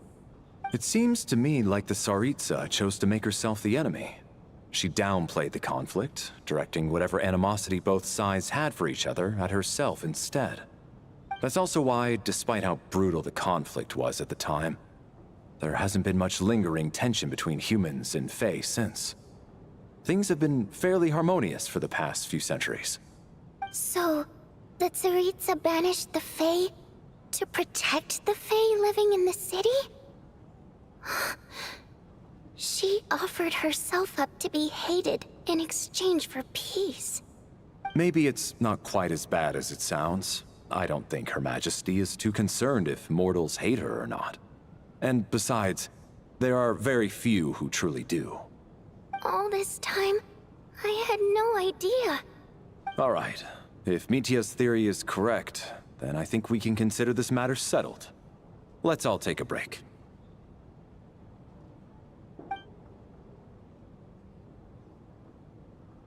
Ugh, if only this blasted storm wasn't still raging on.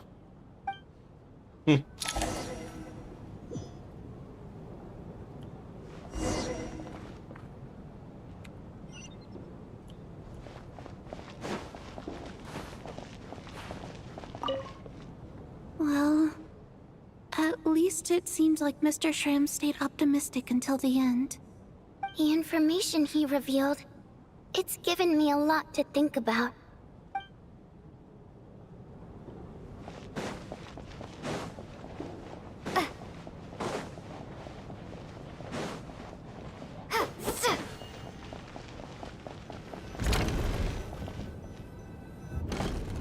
I wonder if I'm going back to the fog. The black fog. Looks like now we can just rest until the snowstorm stops. I still can't believe Shram turned out to be a ghost who'd been in the theater for hundreds of years. To think he was dead this whole time. What a strange turn of events. Knock, knock. Hmm? Knock, knock. A night visit, Odette? You know the door isn't closed, right? You don't have to knock. Think of it as a signal then. When I'm entering someone else's room and I knock, I'm here as Odette. If I don't knock, it's Lelik. Thanks. So, why did you come to find me? Is there something I can help with? Vodyanitsa said you knew about my secret identity from the start. But when everyone was discussing who Lelik could be, you were worried that revealing what you knew would be unfair to me, so you kept it to yourself, right? Yes. I'm extremely grateful for that. It's nothing. I mean, you didn't hold what happened with Senora against me, so I should thank you for that as well. Actually, there's something else as well. I found myself in a situation similar to the one you were in when you helped conceal my identity. So I thought I'd come and ask you for advice. It's about Mitya. Before all of this, the last time I saw him, he was dead. As I'm sure you know, my goal as Lelik was to stop Project Stuja. Well, when I found out the tech lead for the experiment behind Project Stuja was Mitya, I immediately started planning to track him down and threaten him to back out. I often saw him around the theater, but I soon concluded that making my move there would risk exposing my identity. So I decided to infiltrate the Armory Palace and go directly to his lab. That way, the threat would be much more effective.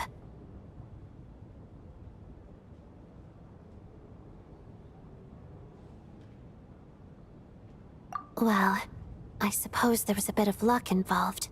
But I am a Fatus, so I already had some familiarity with the building's layout.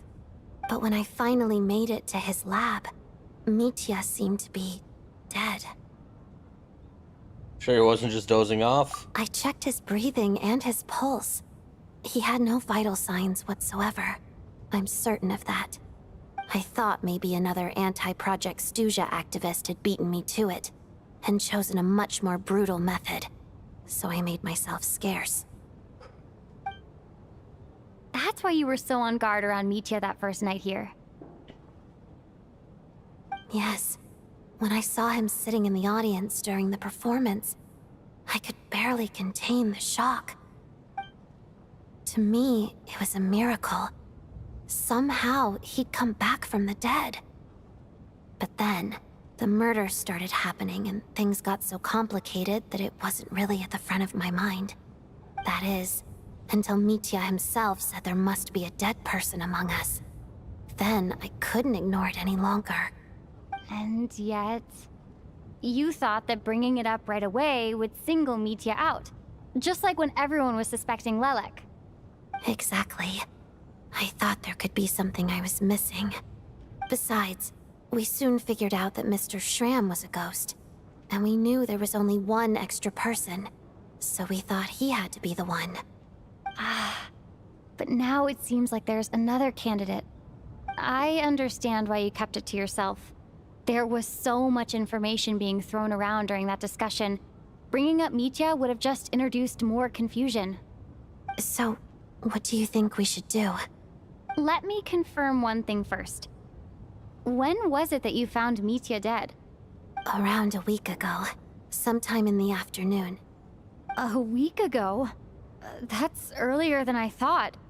I saw him just a few days ago at a restaurant. That definitely would have been after you found him dead. He seemed completely normal to me. Chatting with Vodjanitsa, trying to avoid Valeri. So he was definitely alive on that day. Huh. Well, all I can say is I know what I saw. Here's a thought.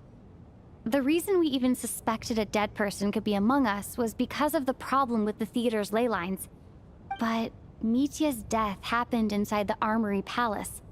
The ley line issue affecting the theater shouldn't reach that far. You're right.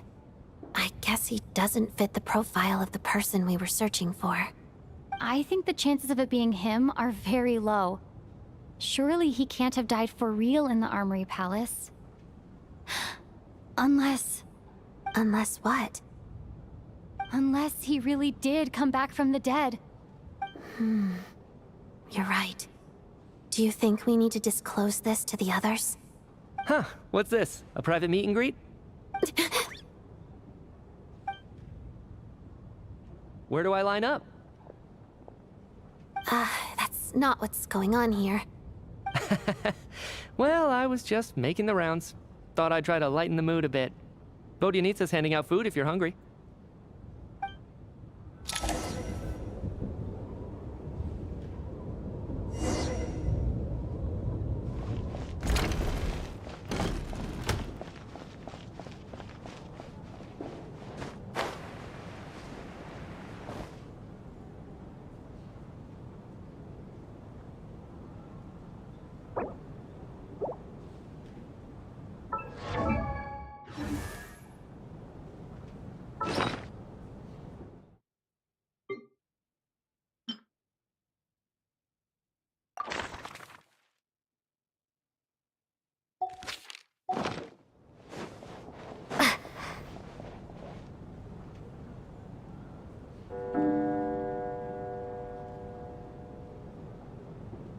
What is going on with this storm? Could it be connected to that monster that just arrived in Snezhnaya? I almost hope it is. Her Majesty the Tsaritsa left to vanquish that beast herself. We just need to wait for her triumphant return. Do you think people still feel the cold after they die? I'm wondering about Shram. Oh, maybe we should have given him a coat before he went out there. Death itself is cold, isn't it? I'm sure the storm will embrace him. Well, I hope he has a safe journey. I'm going to miss him, I think. It's not like we can blame him for Rampana and Kulish's deaths. Thinking back on it, we barely made it out alive ourselves. Once we get out of here, how are we going to explain what happened to their families?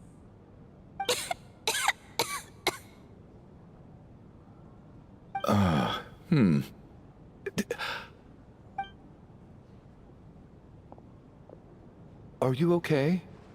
Here, take this. I've never used it.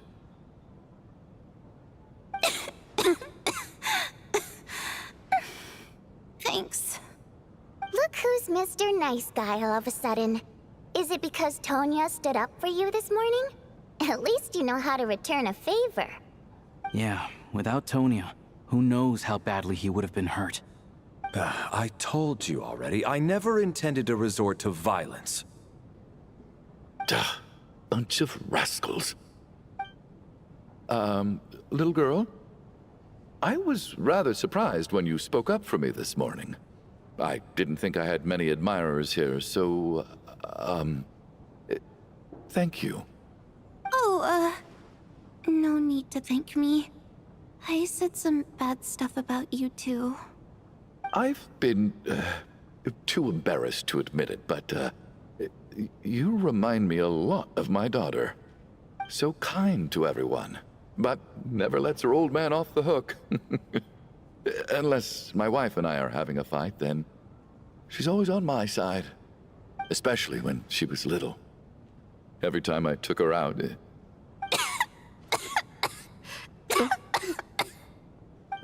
All right, easy now. How long have you had that cough, Tonya? I don't know. It's probably been a while. I'm fine. Are you taking anything for it? Yeah. I'll be fine once I see my brother. He's gonna pick some frost fairy flower leaves and brew a tonic for me. I'll feel much better once I drink that. I see. That's He good to figured hear, out what then. she's sick with. We should probably discuss Do arrangements share. for tonight. Now that the deceased has left our midst, there shouldn't be any more incidents. However, out of an abundance of caution, I'll keep watch. Shouldn't we take shifts? I can take one if needed. No need. I managed to get a nap in earlier, so I have plenty of energy right now. After all the tension of the past few days, everyone else should just focus on getting a good night's sleep.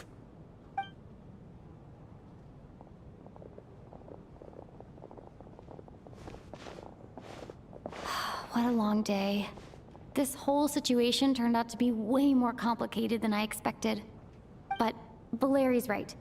I should just try to calm down and get some rest. The last thing I want is to give myself nightmares. Back to Black Fog.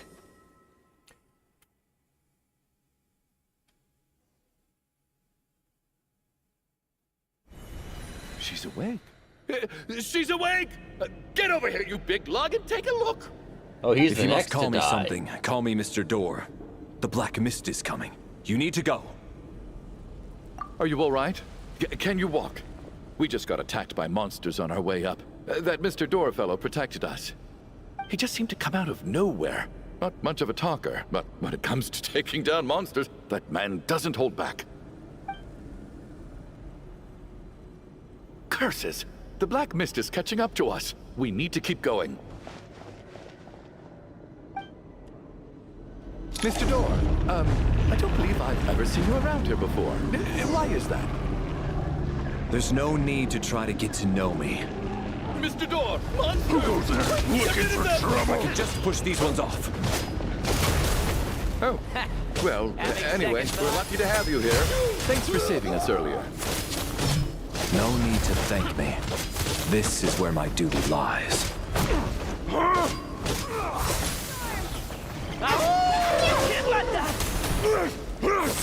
Off the edge you go. And I got stuck in the corner.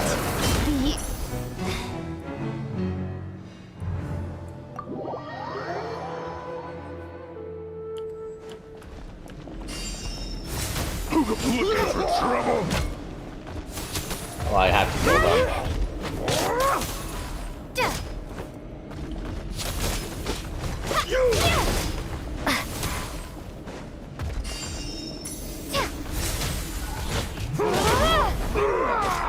You asked for it! On the ground!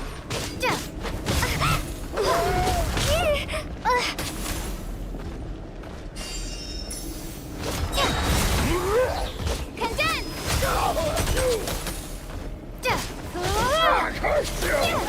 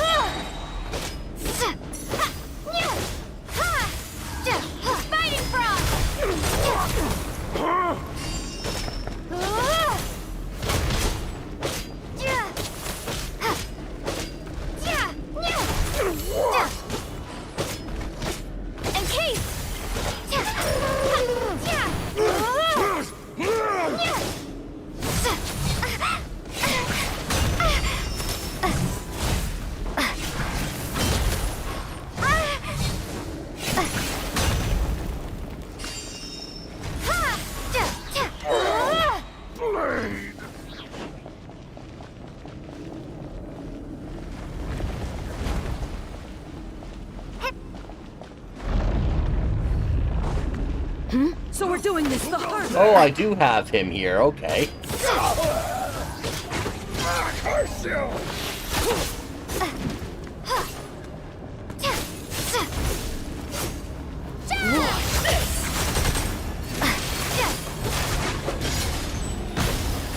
Cryostorm!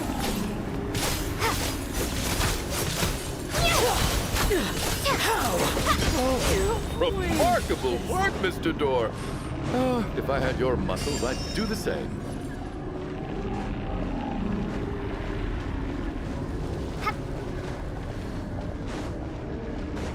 That's why it's taking so long. Are none of these doors the one you're looking for? No.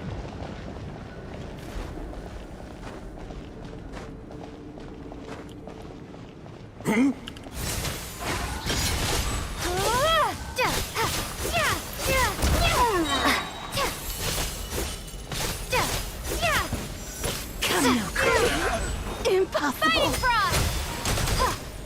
My command. And Kate! Impossible. I'm so exhausted. And the black mist is still rising. Oh. Wait, look! There's more monsters down there. Are they coming from within the black mist? No, no! They're gaining on us! Quick, keep going, or they'll be at our heels any second!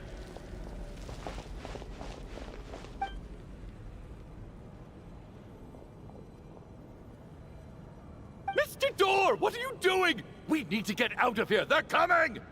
Found it. This is my door. What? You mean you're going to stay here? I am a door. This is where my duty lies. No! You saved us. We can't leave you behind. You must keep going. A door can only keep things out for so long. You must make haste. But... Oh, you're right. Let's go. We can't let Mr. Door's sacrifice be in vain.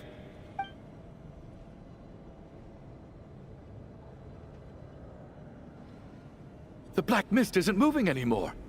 Looks like both the monsters and Mr. Door are gone. I didn't just imagine all that, did I? Is he the next to Surely die? I wasn't so scared out of my mind that I hallucinated a door as a human being. Oh, okay, good. There's no way we both hallucinated the same thing. Getting sleepy? Well, looks like we're safe for now. Go ahead. Let's get some rest.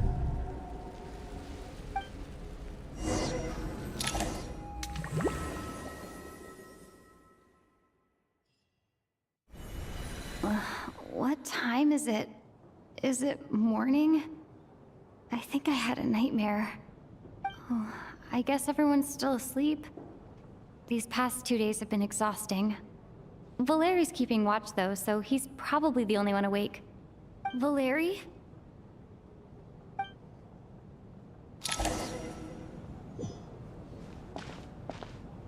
And he's dead.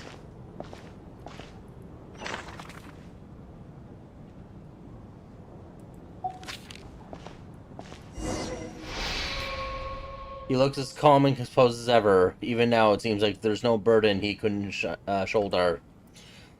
Yet around time seems to stand still, as if the gods, in their mercy, finally granted him a moment of respite. Wake up! Everyone needs to wake up!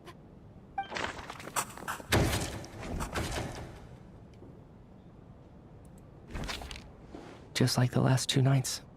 No clear cause of death. I've been a real thorn in your side, haven't I, Mr. Valeri? Now you can rest in peace. But for me, life will be all the duller for not having to run away from you, my friend. How's Tonya? Is she okay? I just checked on her, and it doesn't seem like anything serious. She's just exhausted from the past couple of days, and she's still recovering from her illness. We should let her sleep a bit longer. That means Valeri was the only one who died last night. If Valeri was awake and keeping watch, it would have been impossible to kill him without waking everyone else up. That much is certain. This is so frustrating. Why has nothing changed since yesterday? I thought we already dealt with the dead person causing all this. Actually, one thing has changed. There's only one victim this time, not two. Does that mean...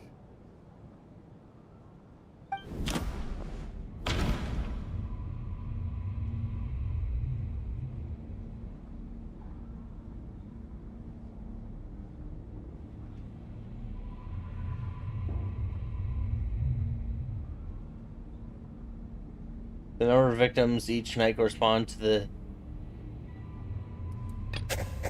But Mr. Shram was already deceased to start with. That doesn't seem very likely.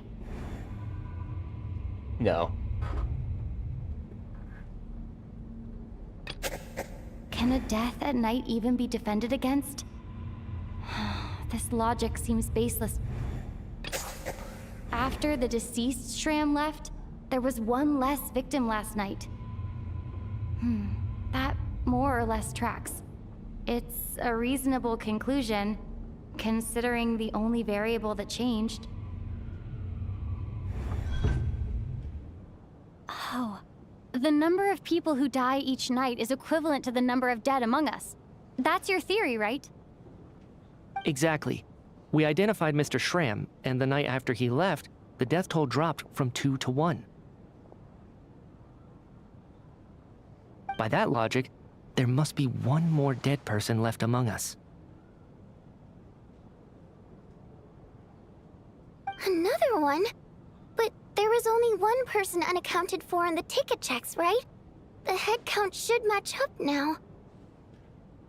Having an extra person was definitely a cause for alarm, but being one person short isn't nearly as unusual. Someone could have left in the middle of the show, or made it out before the storm hit. One more dead person among us. If Mitya's theory is right, then what Odette told me seems a lot more relevant. It's just, at the time, we had no reason to think there was more than one dead person. If only we'd taken it more seriously as a possibility, maybe this could have been avoided. I'm sorry. This is my fault. I had information that could have been helpful, but I held back. I should have brought it up right away. I'm partly to blame as well. I was too quick to dismiss Odette's concerns. What is this about? What have you two been getting up to behind my back? Sounds like there's some big news you've been keeping from the rest of us. Well, we're all ears.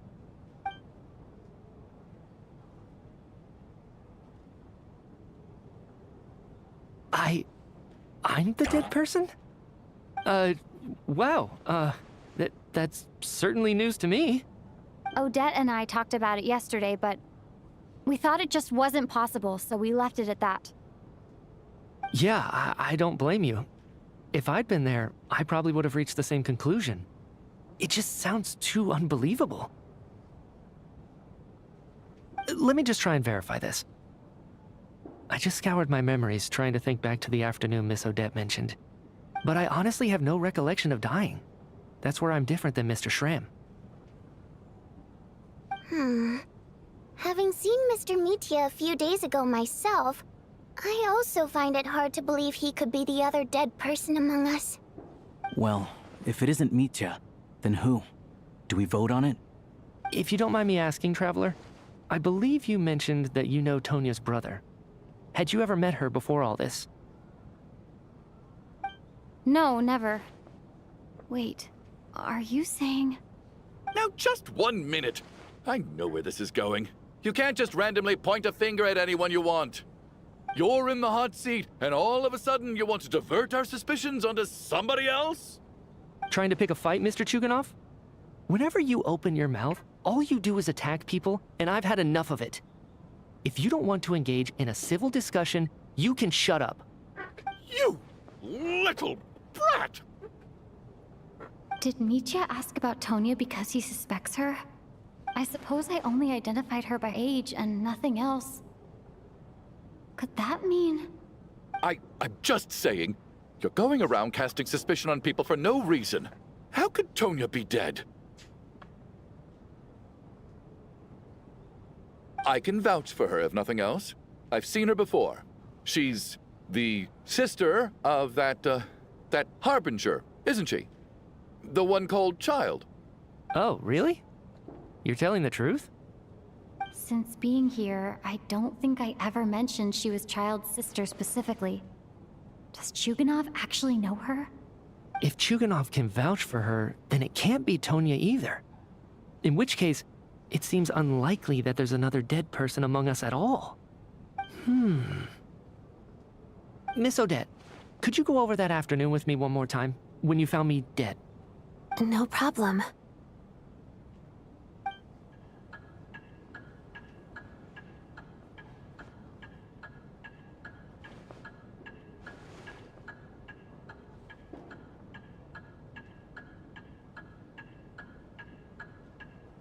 Huh. No matter how hard I try, I just can't remember anything about dying. But I do remember something else. Miss Vojanitsa, during our last meal together, I told you how some of the researchers were suffering from temporary memory loss. Do you remember that? Oh, yeah. You said it was hindering the progress of your experiments. You thought they were just under too much stress or something. Right. And even though I don't remember dying that day, I'm pretty sure I experienced something like amnesia. Some of my memories from that afternoon are missing. Are you suggesting you're missing the memory of your... Of course. How am I only just realizing this? Humans aren't necessarily aware of their own death. You mean being silently assassinated, or dying in your sleep? Situations like that? The researcher's amnesia. Suddenly it all makes sense. I must thank you, Odette. I think your perspective just helped me reach a breakthrough on a series of issues that have been troubling me for quite some time. All right. It's decided then. I'll be the one to leave today. Oh, leave? Hey, wait a minute. Aren't you rushing into this? What if you're wrong? You'll pay with your life. Come on, kid. Aren't you gonna fight for your life? This seems like a rash decision. I have other reasons beyond what's been discussed. In fact, thinking back, I remember during Miss Odette's performance, while I was sitting in the audience stalls, a brilliant new idea for my research popped into my mind. But then, my train of thought suddenly cut off. I can't remember it now at all, and I didn't take any notes. I guess that must be another instance of temporary amnesia. No. Hold on. I see where you're going with this. You're suggesting that each instance of temporary amnesia is a death, right? There's a glaringly obvious flaw in that idea, no? How can one person die so many times? I believe Miss Odette's account. During the period where my memory is blank, I must have been either dead or in a similar state. All it would take is for the same thing to happen in the theater, and I would come under the effect of the ley lines in this vicinity. This increases the likelihood of me being the deceased, does it not? But... There's no evidence to suggest that anyone other than me is a candidate for the deceased. So allow me, as a scientist, to treat this as an experiment. Please relax, everyone. I don't think things are as bad as they may seem. If I really am the deceased, then to leave the theater will be a relief for me. If, on the other hand, I'm still alive right now, well, apparently you've all witnessed my resurrection recently anyway. Who's to say I won't return from the dead again this time? Mitya's right. This is the only thing we can try right now. I think he's deliberately downplaying the gravity of the situation, though. He probably doesn't want to burden everyone. What is a scientist if not someone who gambles on experiment after experiment in an attempt to obtain the truth? With this snowstorm, the ley line phenomenon, ghosts of the dead, and my amnesia, we've been paralyzed by not knowing and powerless to do anything about it. It's a terrible feeling. But if I do get resurrected, you can be sure that I'll come back with the truth of all this. Just you wait.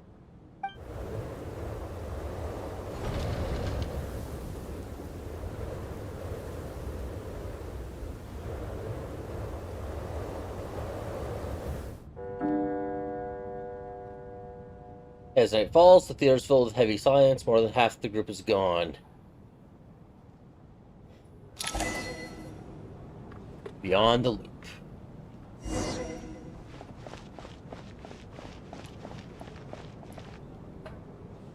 Poor Mr. Mitya.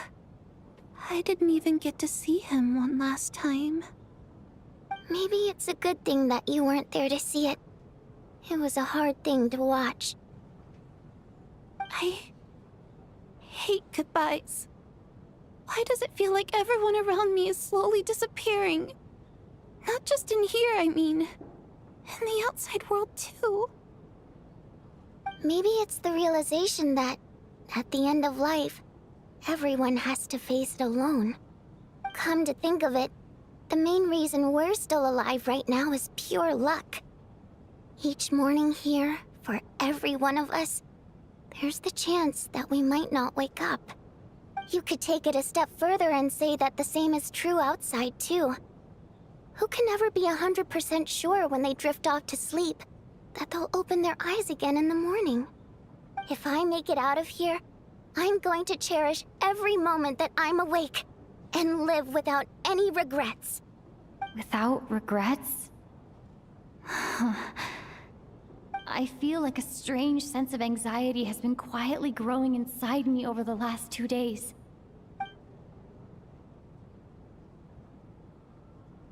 Are you okay? You look really glum. If something's bugging you, let's talk about it. There's only a few of us left here now. After everything we've been through, what's the point in keeping things bottled up? I have a travel companion named Paimon. Alosha and Odette have met her before. She's been feeling unwell recently. You're worried about her, aren't you? That makes sense. We've been trapped in here for days. To be honest, I used to feel like I was just a spectator in this world, watching everything that happens from the sidelines. Maybe it's because I'm a descender? A descender? But with Paimon by my side, over time, I slowly felt my connection to this world growing stronger. Hey, Jadu. She loves eating, Welcome to the sleeping, stream. and having fun, but she's also a great I'm finally guide. getting It's the her Archon quest authenticity finished, the that second makes half this of whole it. world feel more real for me. Had a bit of technical issues Over the earlier, last few but I days got that we've been resolved. apart, I've often caught myself wondering, what would Paimon say if she were here right now?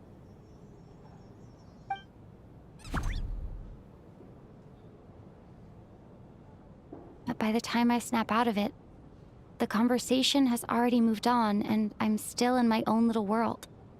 I'm trying to overcome this sense of detachment, but I really miss Paimon. I guess, in a way, she means the whole world to me. I bet she misses you when you're not there as well. Maybe you're her entire world too. I don't know if this will make you feel any better, but back when the water imps left Snezhnaya in droves, I also felt like the whole world was suddenly empty. I could be surrounded by people all smiling and having fun, and still feel completely separate from it. So, I totally understand how you feel. Later on, I started to think, maybe accepting the fact that our loved ones won't always be with us is something that takes a lifetime. All we can do is cherish their companionship from moment to moment. So, once we get out of here, you better hurry back to our side as fast as you can. You can't let your story end in regret. That's the trope I hate the most. Thank you. That's exactly what I needed to hear. But Vodianitsa, if you hate goodbyes too, why didn't you leave with your people? That's Good just question. the choice I made. I used to regret it, but I don't anymore. Like I said before, singing is a water imp's primary mode of expression. It's how we convey our emotions. Our songs have echoed through this theater for hundreds of years, each one a story pieced together through moments of joy and sorrow. But does a story exist without someone to read it? To me, the answer is no.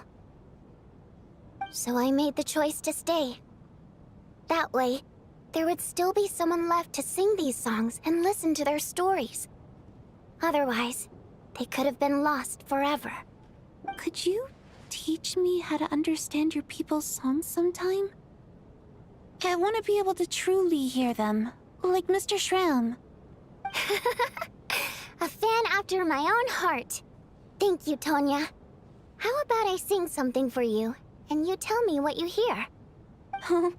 Okay, I'll do my best.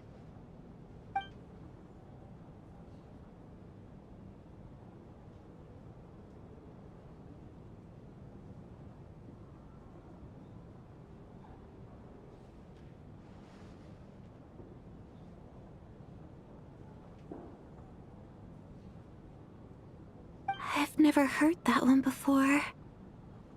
I feel like I can hear a sense of longing somehow. I wonder why that is. Color me impressed, Tonya. You're a keen listener. Most people can only tell if a song is happy or sad. I didn't think you'd be able to pick up on such specific details. So, what's the song about then? Come on, tell me!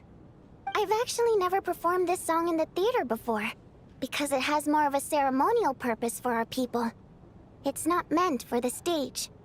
It means something like, "May those we have lost watch over us, and follow this song back home in the night, so that we might be reunited once more." Kind of like a requiem. No wonder I could hear that sense of longing. You sing it for loved ones who have passed away. I hope it reaches them. It's getting late, Tonya, and you're not well.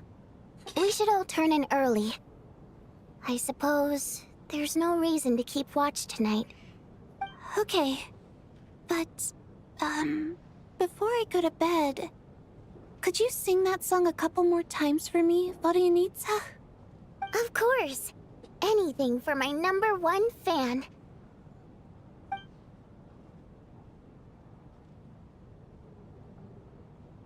Of course, we don't get to hear it.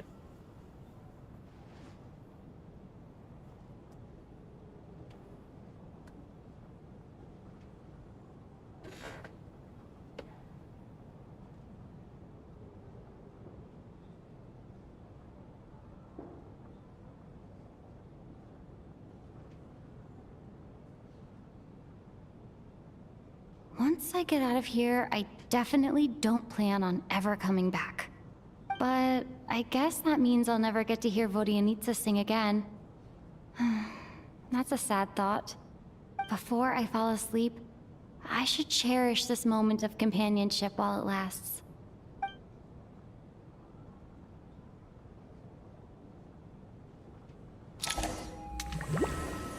Back to the Black Fog. Who's gonna be next?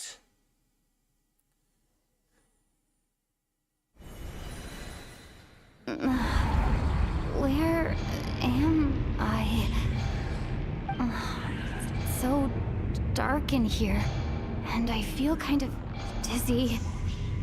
Am I alone?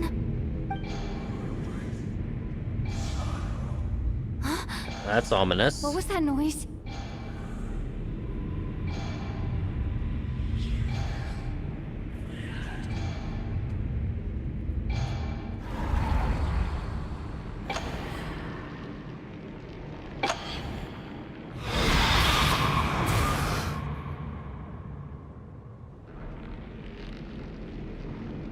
Return, O spirits.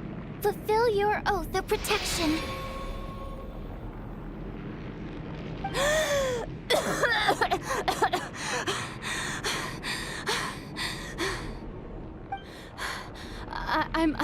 I'm alive? What just happened? No time for questions. Quick, over here. Turn on the switch. We need to bring back the light.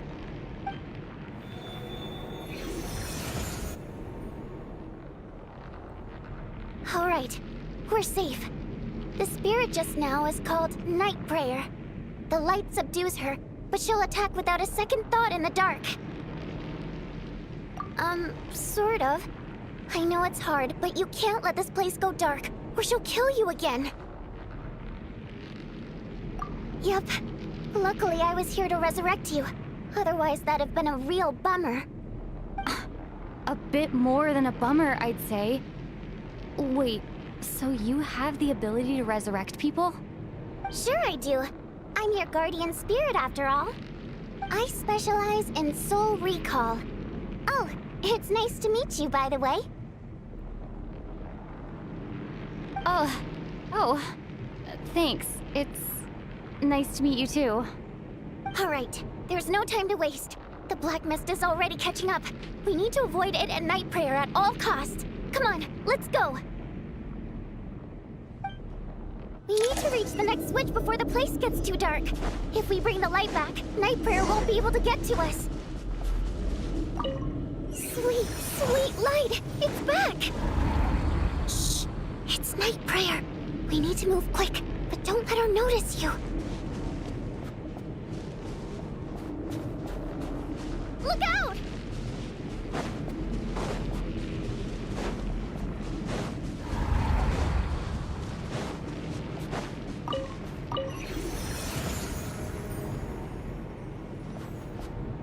Let my stamina build up, and then I'll continue.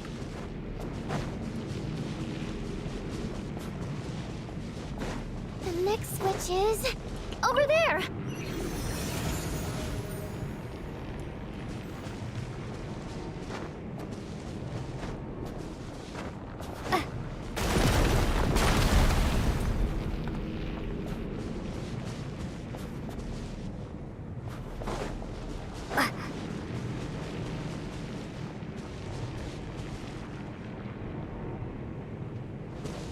How do I get there? Do I have to jump up and go off that?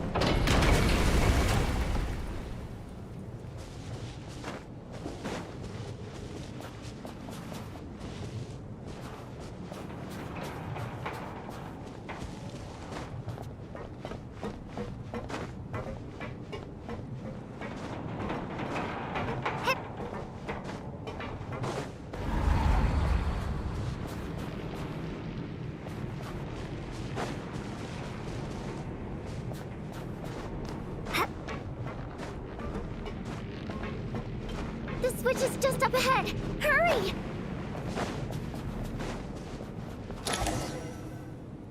It's too dark. We're not gonna make it. Come on.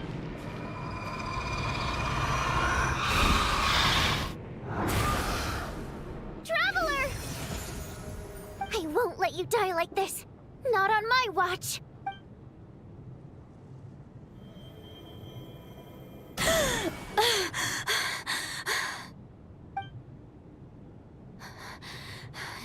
Even though it's not permanent, dying is definitely not a pleasant experience. Great. You're back. Yeah, thanks to you. Time for you to get out of here. Quick, before the light runs out. What about you? You're not coming with me? I can't. I've already been used up. A guardian spirit's skills are finite. I can only resurrect someone so many times. I might not look any different, but my essence has been exhausted. Now, I will slowly start to fade away. I can go no further.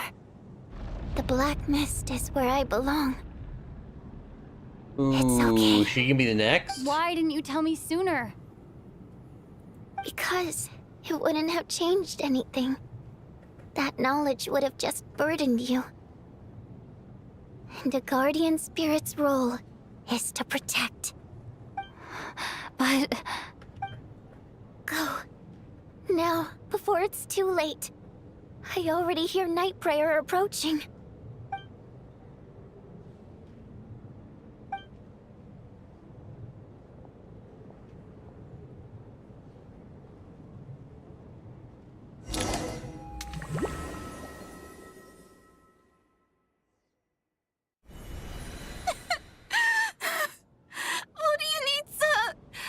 How could this happen?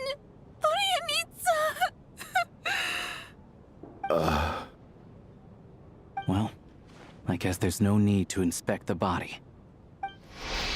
You're beginning to grow numb to the tragic deaths that await each morning. Before long, the lament of countless water imps seemed to resound around the theater, full of deep affection and sorrow for Voidinista.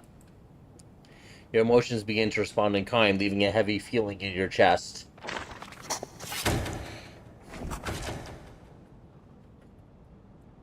This wasn't supposed to happen. You lied to us, didn't you, Chuganov? You've been lying from the start.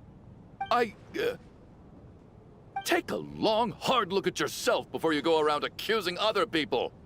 I suspected you on day one, Lelik, and now look where we are. By some strange coincidence, you've never been targeted.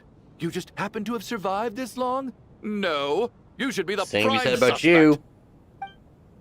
And you, little hunter, ever so content with staying on the sidelines. Yet you were the one who stopped us from leaving from the start.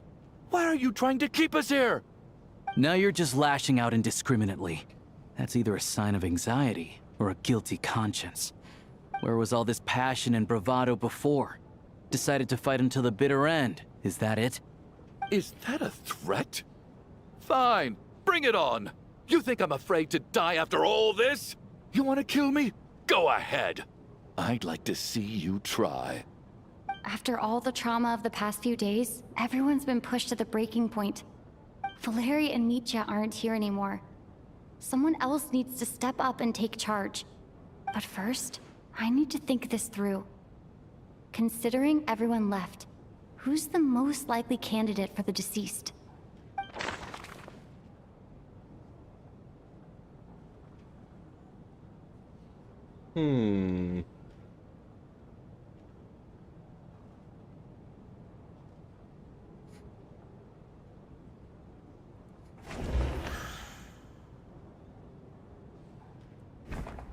Of those who remain, the only person we've never met before is Tonya. There is room to doubt her true identity. People are easily misled by first impressions. Now that I think about it, child sister was in fact a label I imposed on her due to my own assumptions. But Mr. Chuganov vouched for Tonya's identity yesterday, with basically no other possibilities left. Could it be...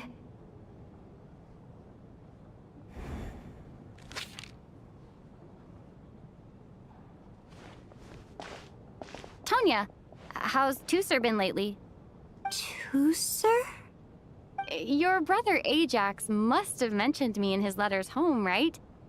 Did he say anything about a blonde traveler? No. And my brother's name is Razik, not Ajax. Chuganov, looks like it's your turn to do some explaining. Yesterday you said you could vouch for Tonya. Why did you give us a false testimony?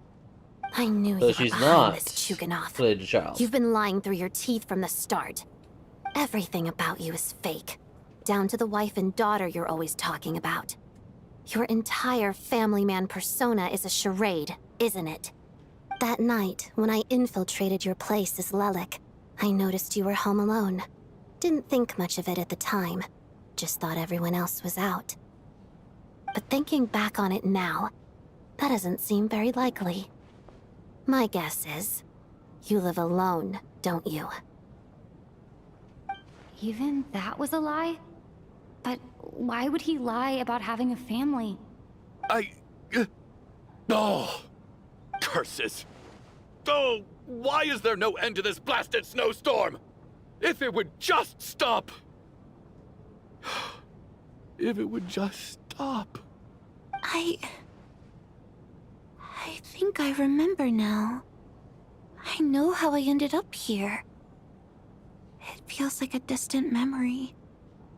But at the same time, it's just like it was yesterday. The reason I'm always coughing is because I got sick with frostbite. The locals usually call it the snow cough. It's not a very common illness. It's partly genetic and partly caused by the cold climate, but it can be fatal. They sent me to the hospital as soon as they found out I had it, and I spent so long lying there in that hospital bed.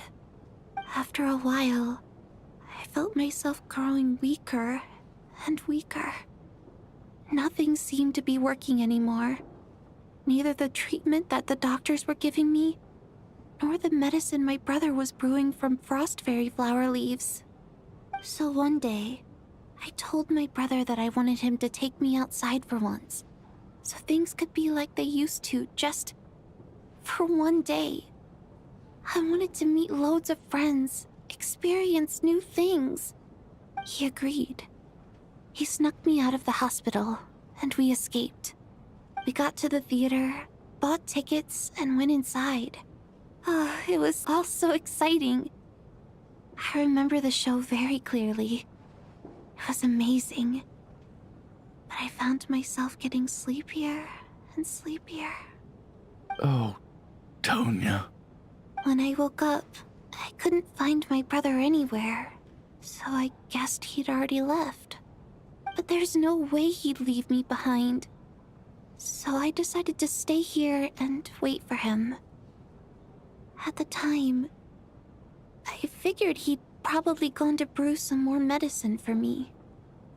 I was planning to chew him out for abandoning me when he got back. Tonya, it sounds like by then you'd already... Yeah, I know. I understand now. Dead, aren't I? This cough and the feeling weak, it's probably just my body's memory. After all of that, it turns out I can't blame my brother after all. I was the one who abandoned him. I'm sorry, everyone. I realized this much too late. It seems like death skewed my perception. And now I've dragged you all into this mess.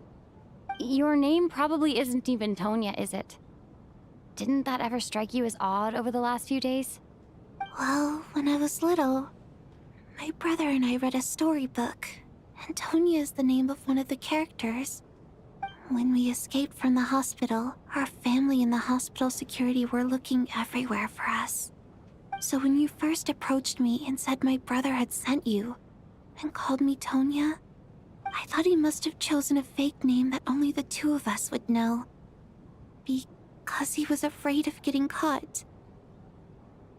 Now, it seems like that was just wishful thinking. At least your memory of death isn't painful.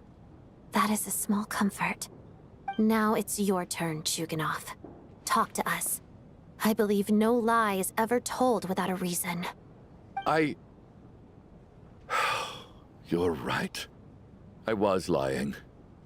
I happen to know that the Harbinger child and his sister Tonya managed to get tickets, so I lied to you and pretended I knew them. And yes, I was lying about my family too. The truth of the matter is, I lost them a long time ago. I just refused to accept reality. And now I've spent the second half of my life living a lie. I'm a joke. My daughter's name was Iskra. And before you ask, yes, Iskra, as in Iskra Manufacturing Plant. She also died from the snow cough. She was just 6 years old. If she were still alive today, she'd be around the same age as... I have a hard time Tonya believing here. him still. After Iskra passed, my wife couldn't bear to face those memories either. So she chose to start a new life. Without me. One day when I came home from work and saw the empty room, I felt like I couldn't breathe. Subconsciously, I started to imagine that they were still there. I soon discovered that this was the only thing that made me feel any better, so I just embraced the delusion. Nothing more than a pathetic means of escapism, I know. But at least it's not a crime. So explain your false testimony, then. The night before last, when I was chatting with Tonya, she mentioned that her brother would brew medicine for her from frost fairy flower leaves. Combined with her various symptoms, I suddenly understood everything, including the fact that she was deceased. The snow cough used to be an incurable illness. I would pick frost fairy flower leaves to brew medicine for Iskra too. It took hours and hours on the stove. But the year after my daughter passed away, the jester of the Fatui announced that a cure for frost blight, also known as the snow cough, had finally been developed. It turned out that all previous treatments were completely ineffective. No better than random concoctions. That was the final straw for me. I just couldn't take it anymore. Just one more year. One more year, and everything would have been okay. So, more than anyone, I know full well that in this day and age, no one in their right mind would still be using frost flower leaves to brew medicine for the snow cough. Poor Miss Tonya, therefore, had to have been from an era when snow cough was still a terminal illness. So, you projected your daughter onto her? Even though you knew she was one of the dead? That doesn't make any sense. You knew she was already dead. What did you hope to achieve by protecting her? I just don't believe in your crackpot theories, nor do I approve of your actions. How can you just declare a living person dead and throw them out into that snowstorm? Nitia's gone. My good buddy Shram's gone. And now it's Tonya's turn, isn't it? The others I can make my peace with, but little Miss Tonya, here she is, standing right in front of us, alive and breathing, and fighting her own battles. Yet you're quite happy to say she's dead? I just want her to live. Once this snowstorm is over, the very moment it stops, I'm going to march out that door and find someone who can fetch the very best medicine for her snow cough. I'll be damned if I'm gonna let you cast her out into the snowstorm before I have the chance to cure her. Not again. Not this time.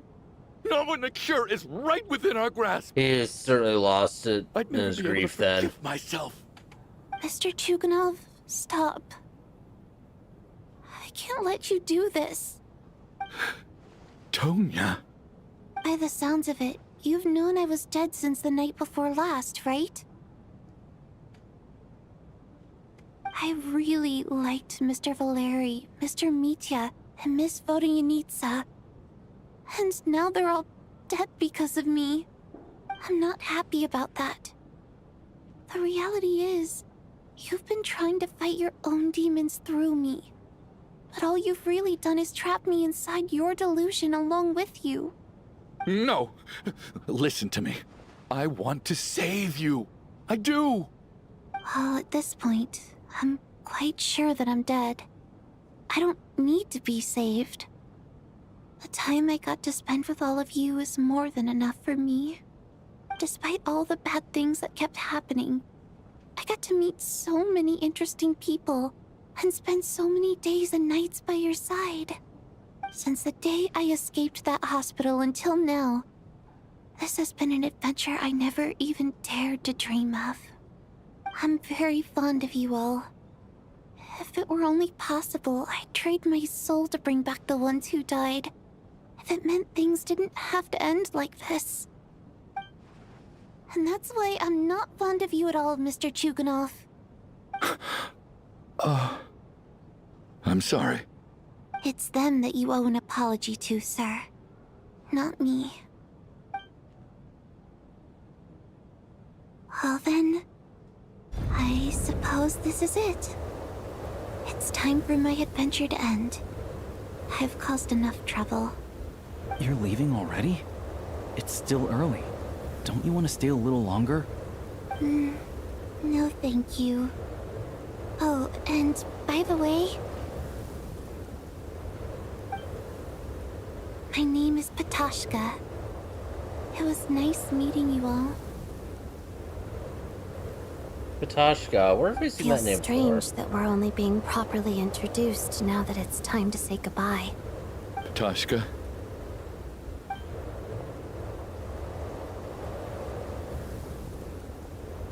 What are you doing, Chuganov? Are you crazy? let me leave. I can't keep lying to myself anymore. In your dreams. Don't think you're getting off that easy when you had a hand in the deaths of so many people. The Fatui have honed quite an array of enhanced interrogation techniques since they were founded. Once we're out of here, Lelik will personally give you a taste of every last one.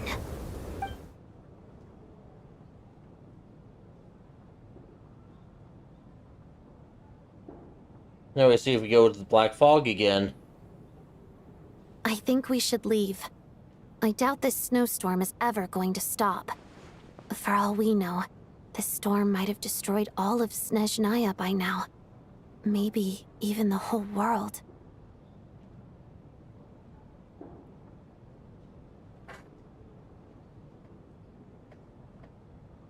Wait, we finally solved the mystery of the haunted theater today. Maybe let's at least try to enjoy tonight? Fair enough. I don't particularly feel like dying in Chuganov's company anyway. And yet you won't let me die first. Hey, Chuganov, on a serious note, if we do make it out of here, you should close down that factory of yours. A lot of people are freezing thanks to you. Is this really the time to be discussing my factory? Yep. All right, fine. I'll shut it down. Doesn't matter to me anymore. Someone's at the door. Snowstorm over? Am I hearing things? Or was that a knock at the door?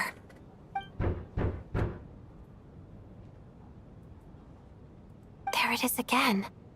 But I don't understand. The snowstorm hasn't stopped, has it? Should we open the door? Is this it? Is this nightmare finally over?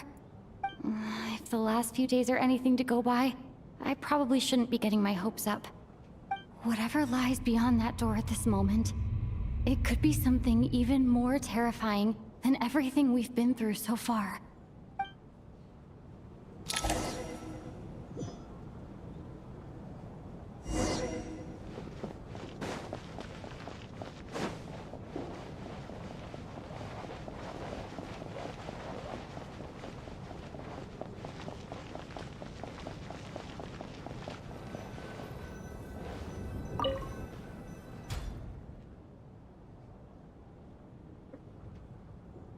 He's back.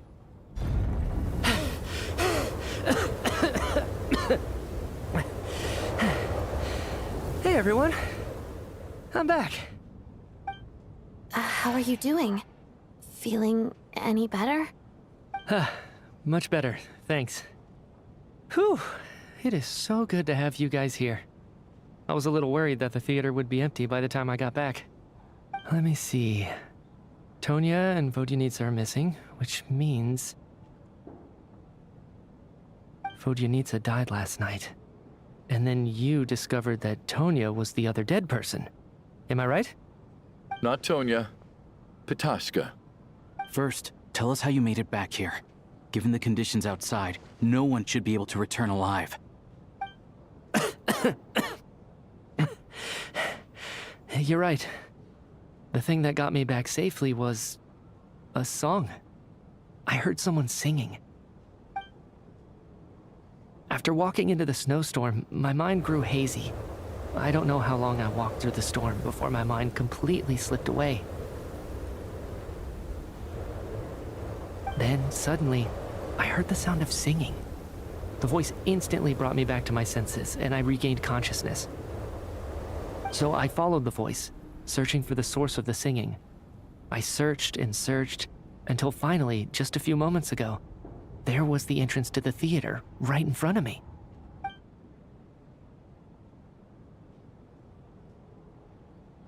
I've actually never performed this song in the theater before, because it has more of a ceremonial purpose for our people. It's not meant for the stage. It means something like, "May those we have lost watch over us, and follow this song back home in the night, so that we might be reunited once more." That must have been Vodyanitsa's Requiem. Who knew it actually worked? That song is meant to guide the souls of the dead. Mitya, that must mean that you... Huh. No kidding. Huh, seemed like I guessed right then. This is what I've been so desperate to tell you about. When I first stepped out of the theater, I was still quite lucid. My memory of it is still pretty intact. I remember the outside world being completely different than what I'd expected. It was like this was a world where only the snowstorm existed. There wasn't a trace of any humans or buildings ever having been there. I don't know how else to describe it, except to say that it just didn't seem like the real world. And as for the Requiem, if I was guided here by Vodyanitsa's song, it can only mean that I must already be dead. And this is my soul, not my body. But I didn't experience a clear moment of death while I was out there. Nor do I feel any different now than before I walked into the snowstorm. You don't seem any different to me either. In fact, this is something I've been wondering about for a while now. If souls aren't physical, shouldn't they lack tangible form? Both Shram and Patashka were clearly deceased, and yet their souls didn't look or feel like ghosts at all. They were visible, tangible, no different than you or me. This raises a truly terrible thought. Is that really what Mitya is suggesting?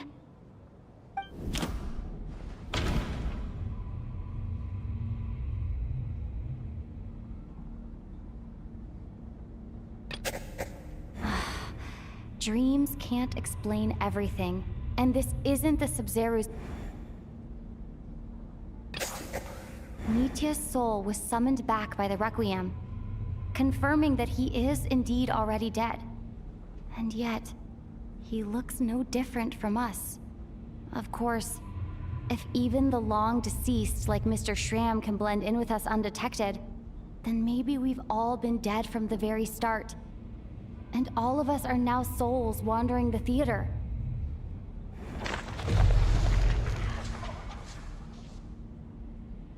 That's a grim thought. Yes. I think that this is probably the afterlife. What did you say?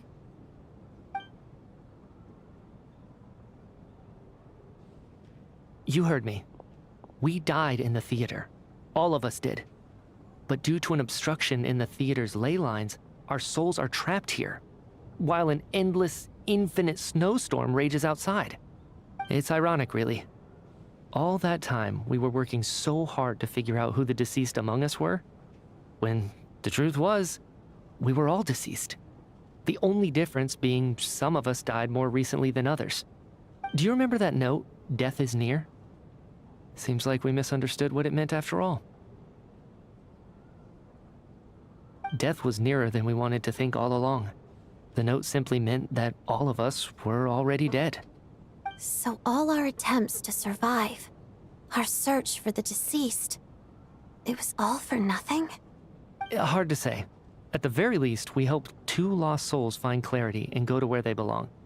The presence of those 2 is probably what caused our souls to be drawn in by the ley lines.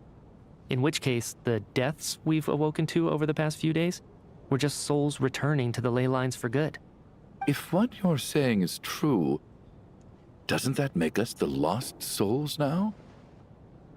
Huh, no wonder. This afternoon, when I was moving Vodyanitsa's body, I noticed that the other bodies in the room hadn't decayed one bit after all these days. That's further proof that those aren't physical bodies at all. but merely our shells here in the afterlife. Am I really dead? This doesn't feel real to me at all. There's something No. else going on. That's impossible. This cannot be how it all ends. I still find it hard to believe that all of us are dead. How exactly did we die in the real world? None of us have any memories of dying, right? Not even knowing how we died is preposterous. Good grief. Surely there has to be some reason. Exactly. It's hard to rest in peace when you don't even know how you died. It gave me lots to think about as I strode out into the snowstorm. I racked my brains trying to remember the cause of my death, the exact moment I died, the root of all of this, right up until my consciousness faded. Wait. Hold on. Right before I lost consciousness, I think I saw something. I can't remember. And I think I lost my notebook and pen. Mitya, your hand. Is that blood on your fingers? Huh? You're right. There's blood on the fingertips of my right hand. Looks like it's already dried. When did that happen? What the? Ruler of Death?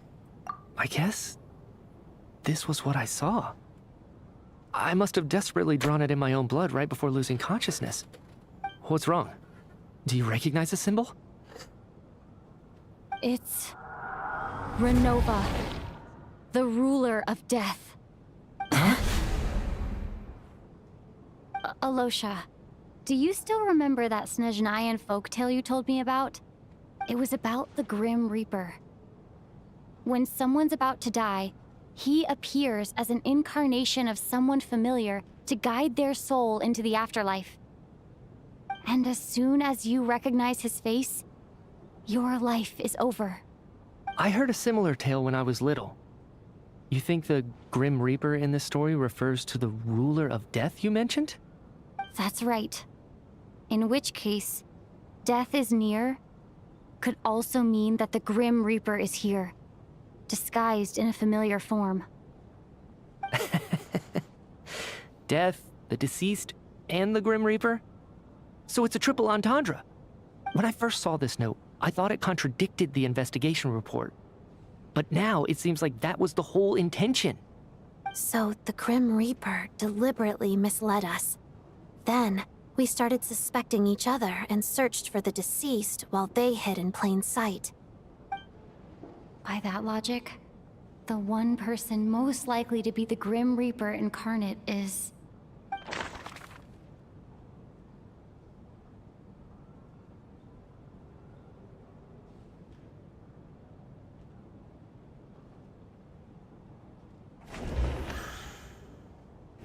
Identifying the Grim Reaper is a major decision to make. I should think it over carefully. Not him.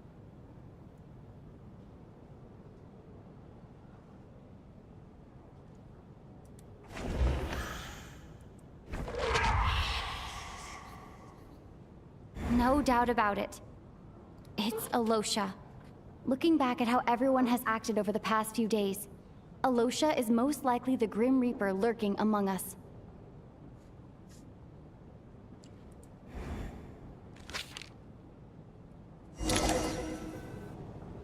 Is it you, Alosha? You were the first to discover the investigation report, and you had plenty of time to slip the note inside to mislead us. So? Surely you can't suspect me based on that alone. What if someone else found the investigation report first, slipped the note inside, and then put it back without telling anyone? There's no denying it. The note could easily have been slipped in much earlier than it was discovered. That's not all. I've also noticed that, although on the surface, Valeri, Mitya, and sometimes I were the ones taking charge of the situation, looking back now, even though you didn't say much, you were always subtly guiding everyone from the sidelines. What do you mean? You were the one who emphasized how dangerous it was outside and insisted we all stay here. it was also you who suggested that we all sleep in the same place. And earlier today, you tried to convince Patoshka to stay. I don't understand why, but it was out of character. So, you didn't understand my intentions, and now you're assuming the worst. Seems pretty unreasonable if you ask me. He still won't admit it? Fine. Let's see how he responds to the most damning evidence of all. The biggest question I have right now is, if the Grim Reaper is impersonating Alosha, then where's the real Alosha? When did they switch?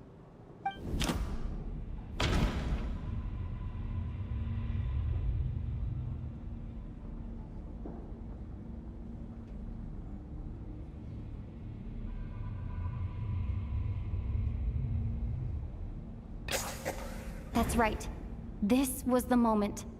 Right at the start, before any victims had even emerged, Alosha was switched with the Ruler of Death while everyone's guard was still down.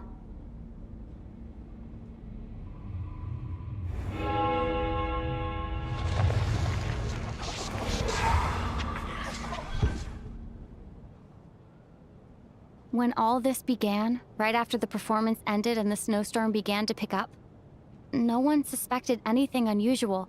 We just assumed we were snowed in. It wasn't until we discovered the bodies the morning after that we realized something out of the ordinary was going on. But it's clear now that the oddities actually started earlier than that, when Dimov walked into the snowstorm and never came back. Right. So Mr. Dimov was the first victim, not Sobolova and Torgov. And if we pinpoint that moment as the beginning of this incident, then one thing becomes clear. Alosha, you are the only person who walked into the snowstorm and came back without the help of Vojanitsa's Requiem. More precisely, Alosha never came back at all. The one who came back was the Grim Reaper. Not bad. Well, since you've backed me into a corner, I suppose there's no point in keeping up the act anymore. Alosha? You're the Grim Reaper? I am no such tired cliché. Mortals should address me as the ruler of death.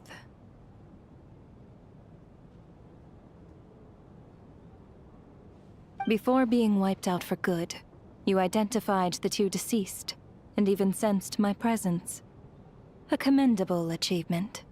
Far beyond what I expected. I heard you can ferry souls. Those deaths each night. Were they your doing? Your initial conclusion was correct. Due to the existence of the two deceased, the ley lines yearned to reclaim those long-lost souls. Every night they devoured an equal number of souls to fill the void. This required no intervention from me. Though, of course, ferrying souls is indeed my authority. Here, take a look.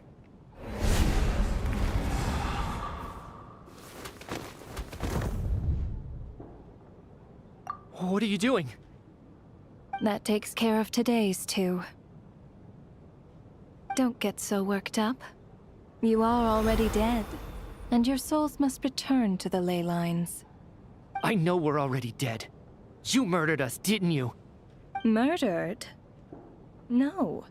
Murder is when mortals usurp my authority. Death is my jurisdiction.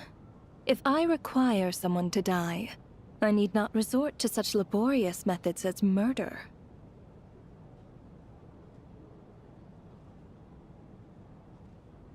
You simply met the criteria to trigger my curse of death. I know about the curse of immortality. So there's another death-related curse too? You cursed us? When? And why would you do such a thing? So often, humans pray to me, begging to know when their death will come, and what form it will take. But few people ask why. If you must have an answer, know that death comes simply because one's time has come. So you're not gonna tell us the truth? Hold your tongue. By all rights, you shouldn't even be allowed to speak with me. Those angels from the past are to blame for the reckless renovation of the ley lines here. It's made my work on this occasion infuriatingly complicated. Work? So trapping us here, making us watch our friends die, that's just another day at work for you? You clearly have a lot of questions. Fine. As a reward for your remarkable accomplishments over the past few days, I shall answer a few of your inquiries, provided they aren't too unreasonable. After the physical body dies, the soul must return to the ley lines for that person's death to be considered complete. My work encompasses the entire process of death, including, naturally, the guiding of souls into the ley lines, with which you are now so familiar. You must also be rather familiar with Natlan's Night Kingdom, I presume? It was I who supported the creation of the Night Kingdom. It provided a convenient means of guiding the souls of Natlan. Here, too, the ley lines connected to the theater underwent some modifications. The angels hoped to make them capable of accommodating the souls of some special creations. But this actually hindered their ability to accept ordinary souls to some degree. This effect manifested itself after you died from the curse in the theater, leaving you stranded in the afterlife, unable to achieve a complete death. But if souls who die from the curse of death fail to return to the ley lines within a short window of time, they will miss their chance for good. Then, they will remain forever suspended between life and death, no longer subject to the authorities of either. So if you don't resolve this matter soon, and see all our souls return to the ley lines before long, we'll escape your control. Mitya is sharp. This must be what Renova was worried might happen, and the reason she got involved to begin with. But if you have the authority to guide souls, why didn't you just show yourself and get it over with?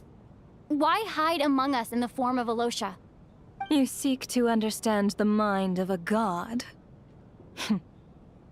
Very well. I'll tell you. This is a theater, and I decided I wanted to watch a show about death.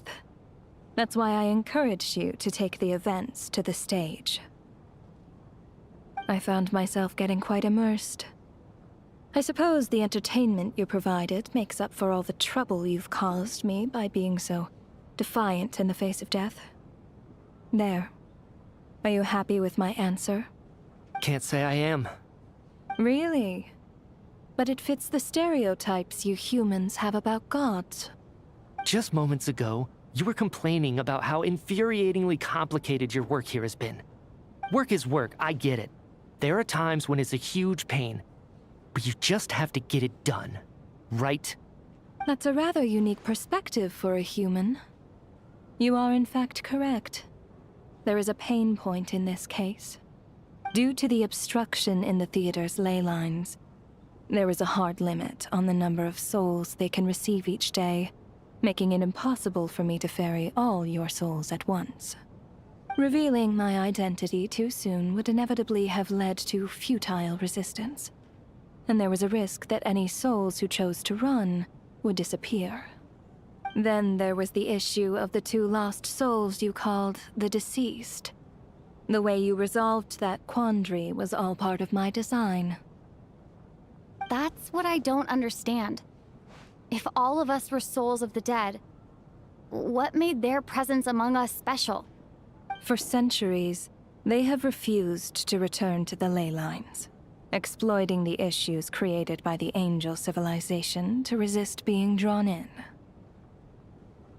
Centuries of obsession accumulated during this process. You may think of this obsession as the resentment of the dead, and in this quantity, it was a bomb that could have detonated at any moment. It reached the point where I could not afford to leave it unchecked. But the only way to fix it was to help them acknowledge their own deaths, make peace with their regrets, and willingly walk into the snowstorm. Only then, with my guidance, could they finally return to the ley lines. Otherwise, you would not like to know what the consequences would have been. I vaguely remember seeing Patoshka, but in the most terrifying form. Was that in a dream? Is that what would have become of her if she hadn't returned to the ley lines?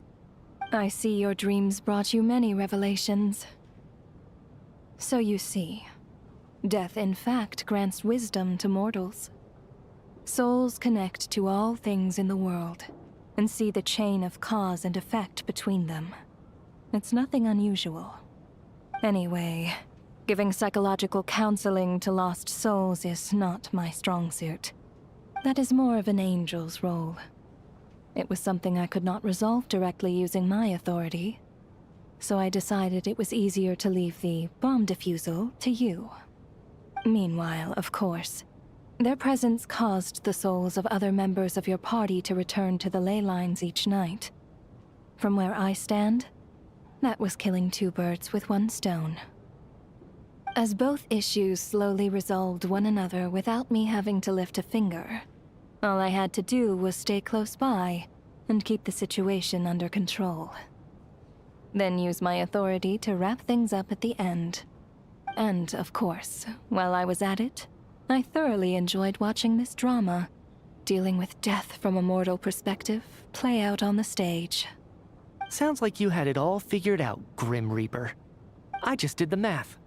You said there's a hard limit to the number of souls the ley lines here can receive each day. It's 2, isn't it? That much is obvious, even to a fool. It's time to review this whole affair. If the ley lines can only take in 2 people per day, I need to go over the deaths from these past few days again.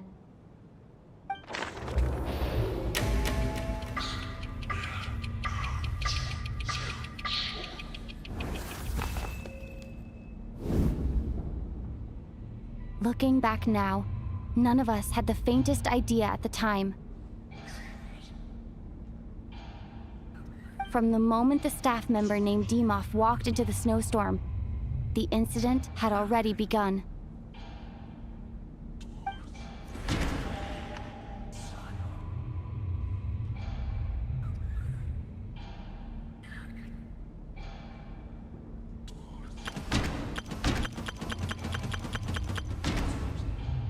Who died on the first day again?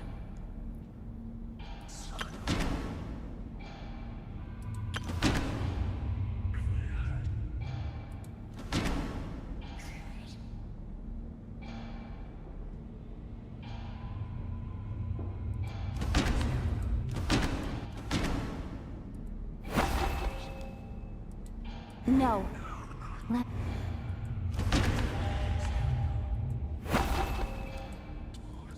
No.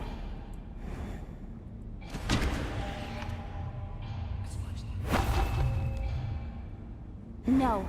I'm forgetting who it was now.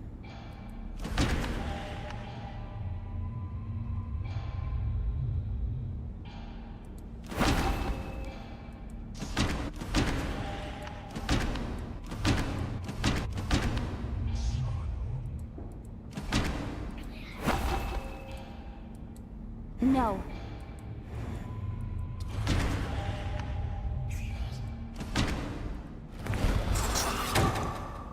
Alosha was the second to walk into the snowstorm after Demoff to investigate. During this process, the ruler of death assumed his identity, making him one of the victims.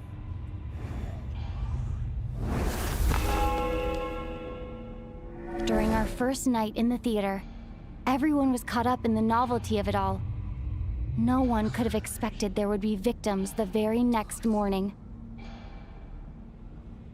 Despite all the confusion, and with the help of hindsight, we finally began to realize that something was amiss with the snowstorm.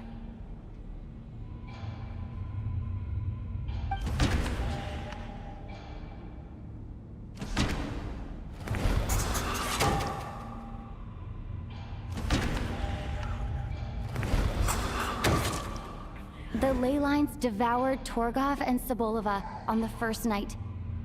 At the time, we thought this might be a murder case connected to Lelek.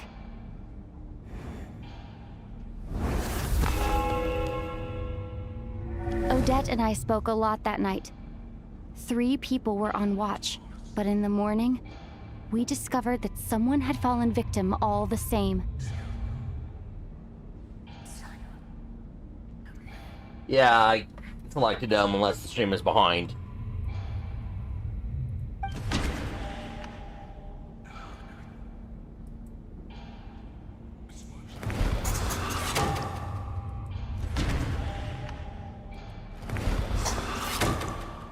The deaths of Coolish and Ranpana caused everyone to stop suspecting Lelek. Unexplainable phenomena occurred one after another, leading Mitya to suspect that we were caught up in a supernatural event.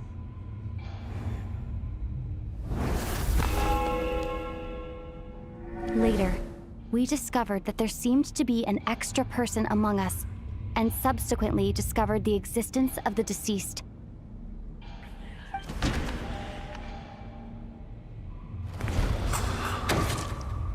Mr. Shram realized he was the deceased and walked into the snowstorm to return to the ley lines of his own accord.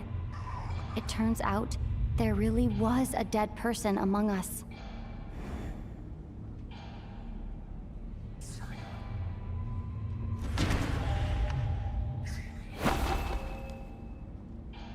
No, let...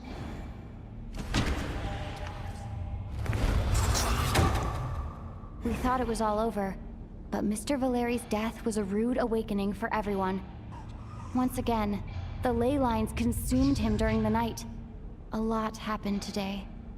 Mr. Valeri's death led us to discover the connection between the number of deceased and the number of victims during the night.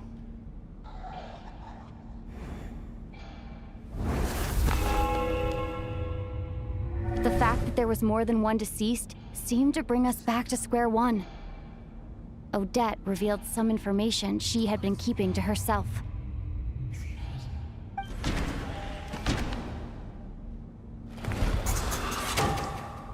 As it happened, Patashka filled the void left by Mitya's the girl I thought was Child's sister, Tonya, turned out to be another of the theater's deceased.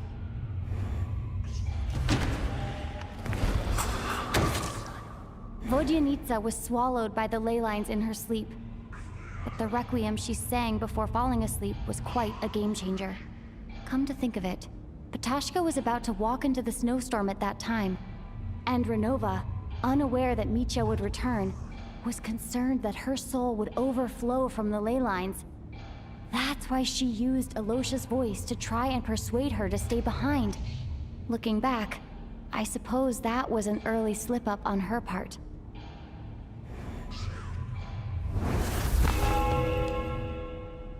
No one could have expected anyone who walked into the snowstorm to return.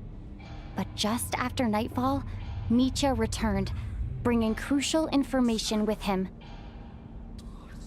Various truths began to surface, including that all of us were already dead, and that the ruler of death was here among us.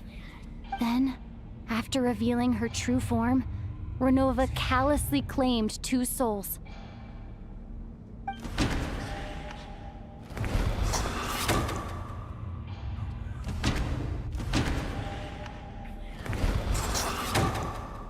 In fact, everyone was already dead by the time we took the photo.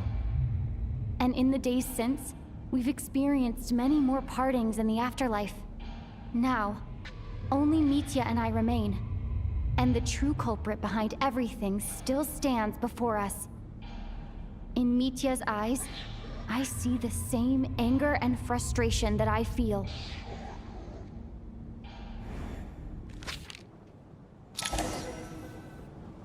That covers everything. It's all clear now. Your work isn't finished here yet, is it? The Traveler and I are still standing here, safe and sound. The Water Imp's song threw things off a little, but it is of no consequence. The ley lines have already anchored your soul, and the first ray of light tomorrow morning will take you back. I, meanwhile, need to review my attitude towards the Water Imp race. So, the reunion in the night that Vodyanitsa mentioned, I suppose that was never meant to be a permanent reunion. That just leaves you, traveler. My power only allows me to temporarily separate your soul from your body. The ley lines of Tevat would not accept you, and your soul is firmly anchored to your body by your will. For a descender like you, who is not bound by Tevat's rules, your death can only be brought through the most violent of means, such as directly destroying either your body or soul. I have no interest in involving myself with Descenders. For now. Although, this may change if Asmodee remains missing, or you insist on interfering with our affairs. One last question then. All our struggles and sacrifices here, they were meaningless from the very beginning, weren't they? Death abides no reason. Besides, what you call sacrifice is merely a concept created by humanity. To me, it is nothing more than a self-indulgent charade in the face of death. Mere mortals fantasizing that their actions could reclaim something from my grasp. A truly laughable idea.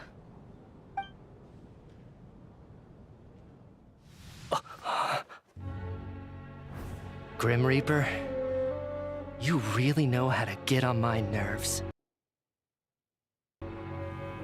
I'm not here to ingratiate myself with you. I kill merely because your deaths are necessary. Oh, you've made that quite clear.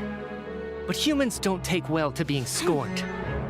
Not even by the gods.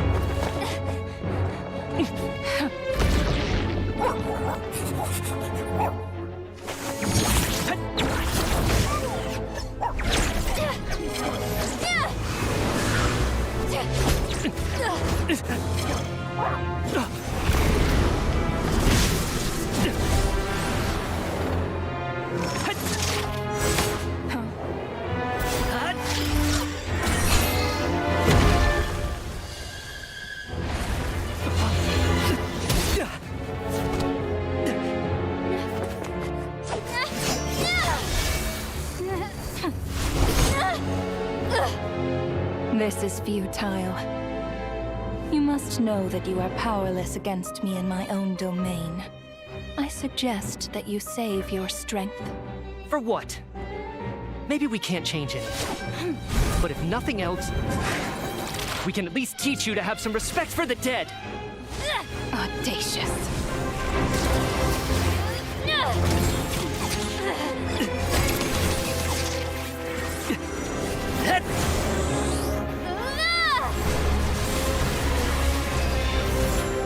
Initial reactions at work. Ooh.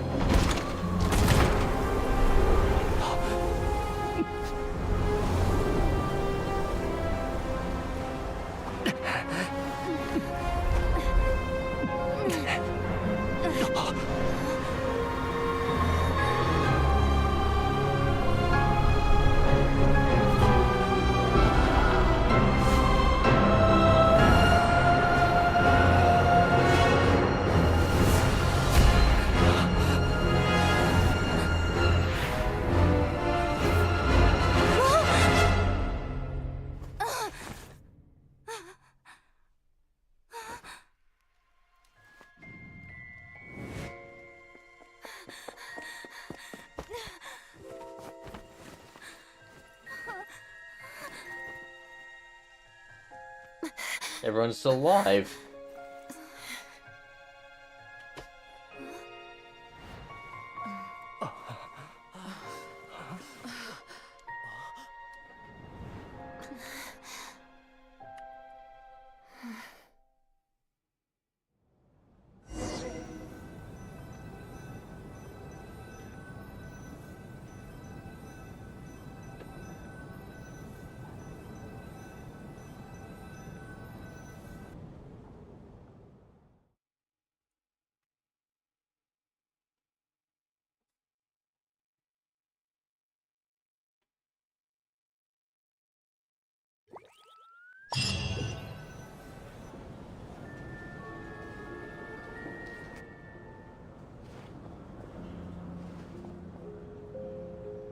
How are you holding up, Odette?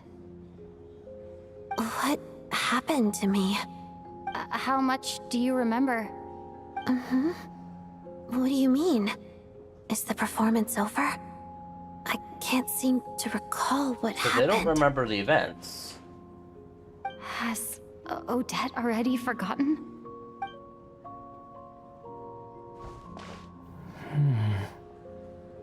Mitya?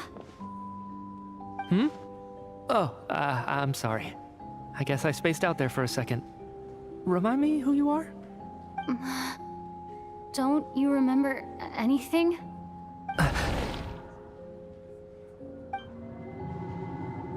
Yeah, I remember now, comrade. Looks like we guessed right. Just like me when Odette found me at the Armory Palace, for some reason, everyone killed by the Ruler of Death eventually came back to life. Just with one catch. They forgot what happened while they were dead. Odette and the others have already forgotten everything. Why were you able to remember this time? Could this be the reason?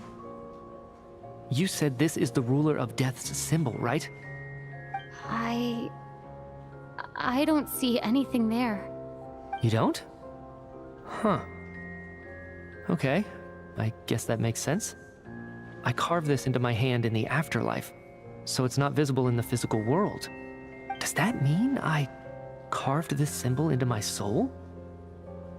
What an unsettling thought. Still, at least I get to remember what happened. I suppose it's a blessing in disguise. What about you, though? The Ruler of Death mentioned that you're a descender? Is that why you can remember?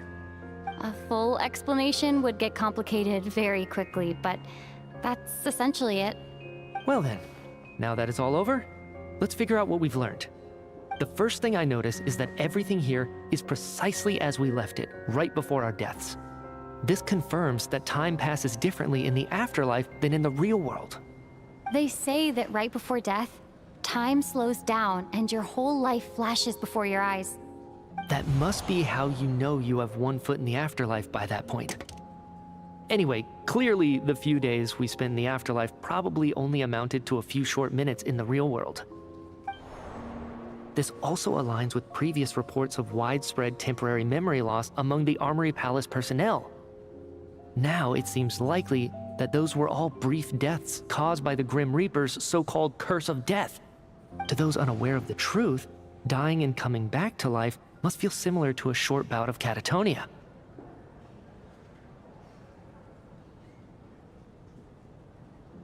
This leaves me with a couple big questions. What are the conditions that trigger this so-called curse of death? And why are we resurrected after we die? If nothing else, I think it shows that killing us wasn't her ultimate goal. We still don't know her true reasons for subjecting us to death. Right. This time only got complicated because of the situation with the theater's ley lines. That's why she had to approach it differently. If the previous incidents of amnesia among the researchers are anything to go by, killing us is usually a pretty routine matter.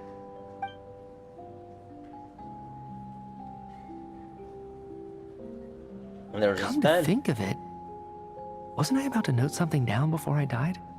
I can't remember what it was, but I think it was something related to my research project. Sorry, Traveler. I'll catch up with you again later. Right now, I have to make a trip back to the Armory Palace.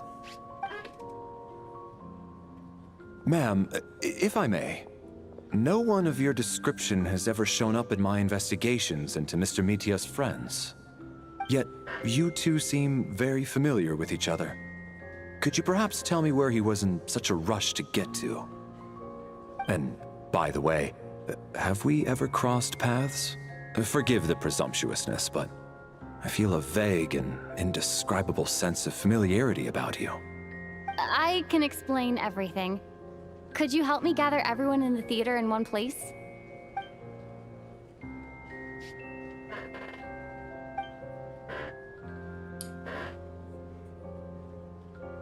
No one has completely forgotten their experiences in the afterlife.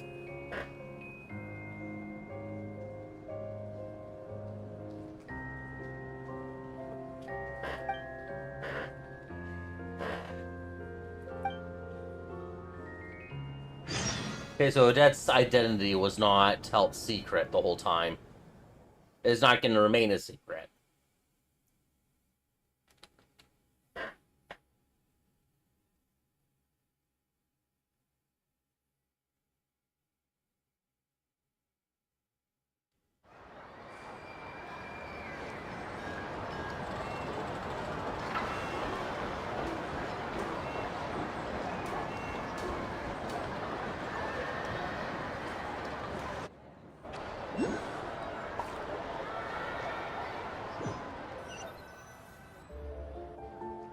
So, Chuganov really is going to shut down the factory. I guess this theater incident actually did us some good after all. So, you said I promised to take you to the Armory Palace while we were in the afterlife, yes? I believe you. I think I even have a vague memory of it. Agreed. Let's check in on her first. The whole reason for our trip to the Armory Palace anyway is to figure out what's going on with her health.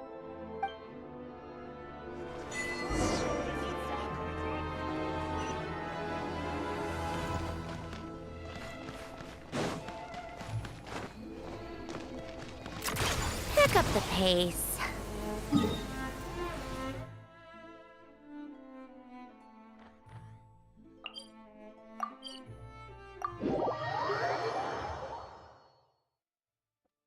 I got a feeling this is almost over.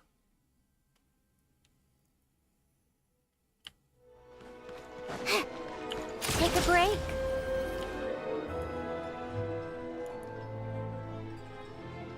How tiresome.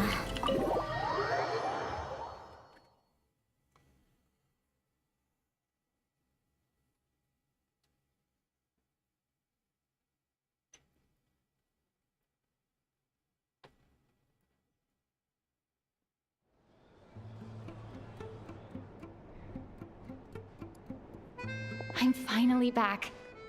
Even though a long time has passed from my perspective, as far as Paimon's concerned, I probably just went out to watch a very short show. I should keep my emotions in check when I see Paimon again, or it'll seem weird. Wait. The atmosphere here feels off. Shh. Stay quiet. Let's go inside and take a look.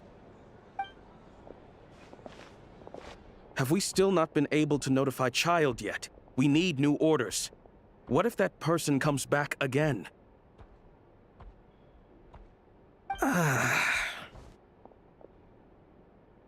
I'm so sorry. Under the circumstances, there was really nothing we could do. Tell me, what happened to Paimon? It was the Jester. He came here in person and escorted Miss Paimon away.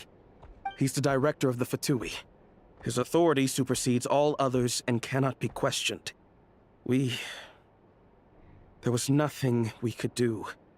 How long ago did he leave? And what was Paimon's status? It was about an hour ago. Miss Paimon was fast asleep at the time. The Jester simply walked off with her as if it was only natural. I assure you, he absolutely did not use any force. Do you know where they went? The Armory Palace, most likely. Lord Piero, the Jester, has been overseeing the experiments there lately, keeping a close eye on their progress. Everyone in the Fatui has heard about it by now. Yes, I may have been wrong about I'm it being almost surprised over. he came in person. Whatever his reason for taking Paimon, he'll most likely return to the Armory Palace first, which is exactly where we were headed anyway. Then lead the way, Odette. Okay, let's go.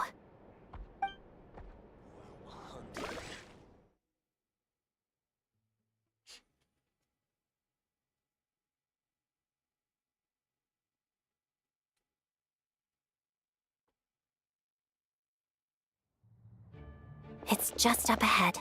Quick, let's get inside. No, I'll go alone. You know I'm planning to force my way in. You're with the Fatui, so you should stay outside. I was hardly planning on taking you through the official channels anyway.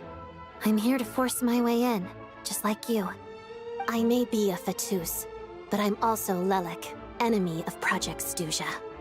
Paimon's safety is paramount right now. With me around, you'll have an extra pair of hands. There might be devices inside that are easier for an insider to deal with. If you say so. Let's go. There's no time to hesitate.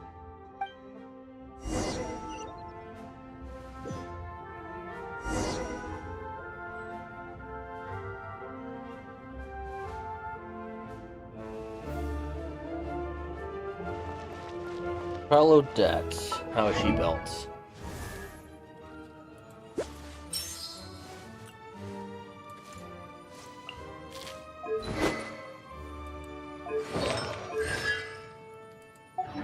Fairly decent build.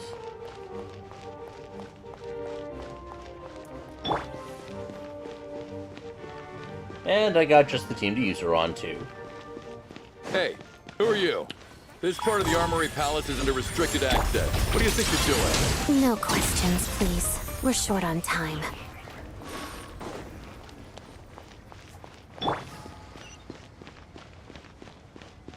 I'll make short work of Right you. here. My mission. Take a break.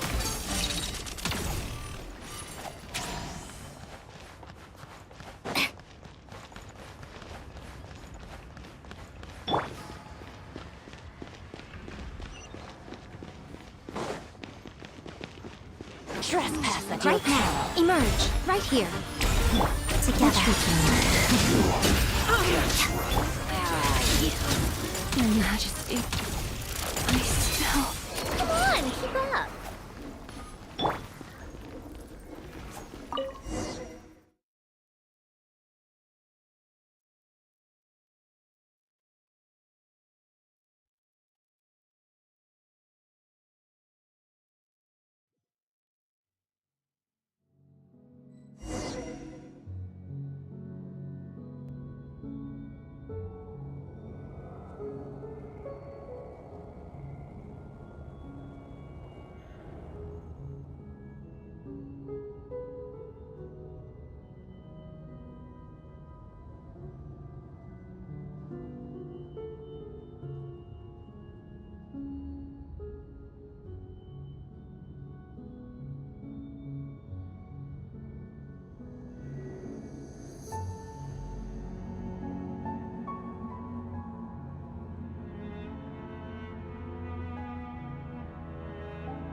Go.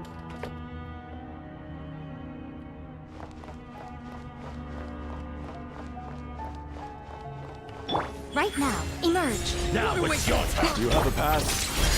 Where are you coming from? So, you're intruders, huh? Then don't blame me for what happens next!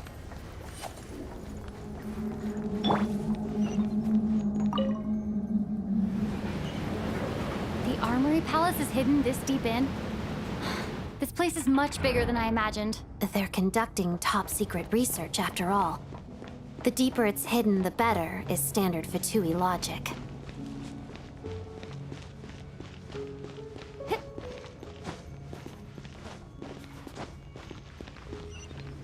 The style doesn't really look like the Fatui's handiwork, though. They must have requisitioned some structures from a past civilization. It also served... Intruders! Stay alert!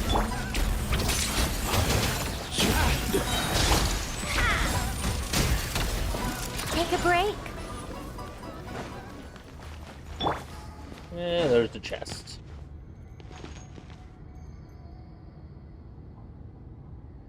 There you go. Exquisite chest.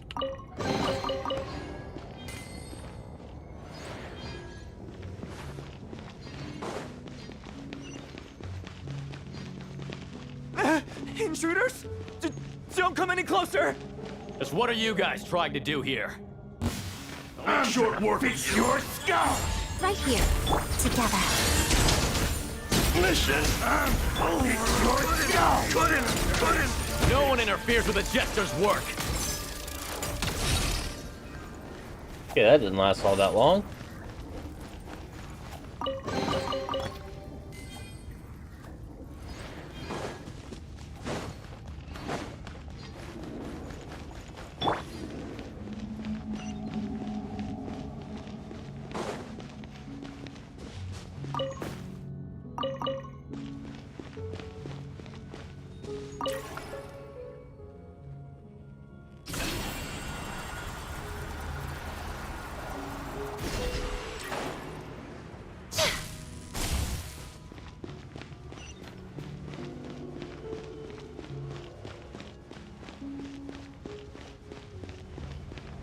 Looks like no one's guarding this place. There's something off about that decoration over there.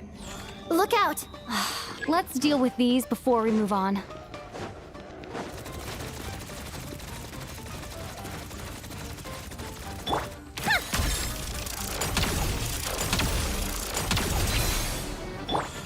Right now, right here.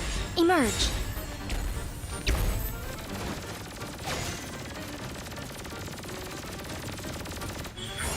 Right now. Emerge.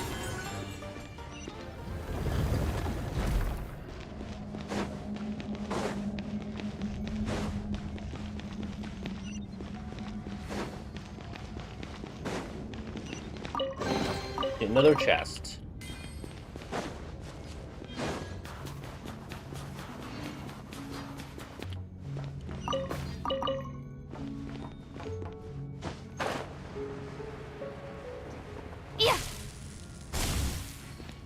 The researchers here probably don't know that we're uninvited guests.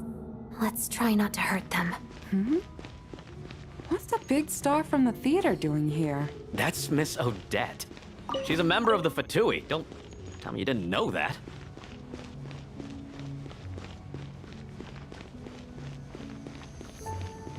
And Yamiko just walked into here. It's like, yep, no big deal.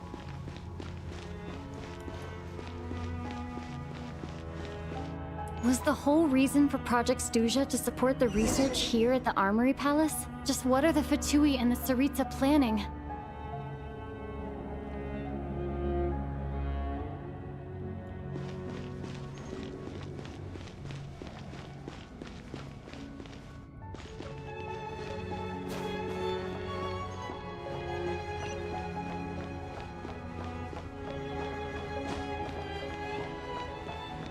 Let's get a number of chests at least.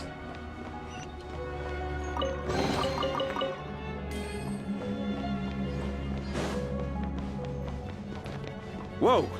Who are you? Never seen you around here before.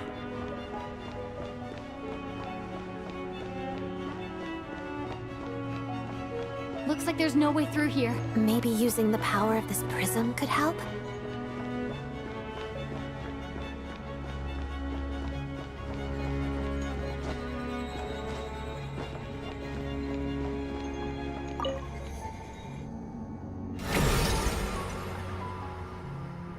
I think I see some images. It's the prism's power at play, causing images of the past to reappear, albeit only as illusions. Paimon and the Jester? Is this another scene from the past? Yes. It looks quite old, though. I don't think it happened in the recent past.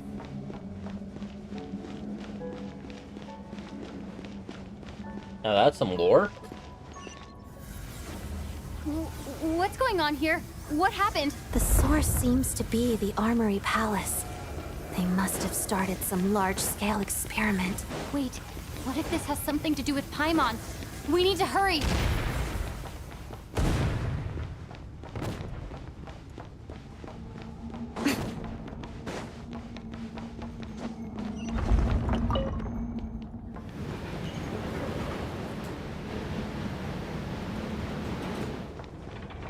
We're almost there. The Armory Palace is just up ahead. Paimon, please be okay.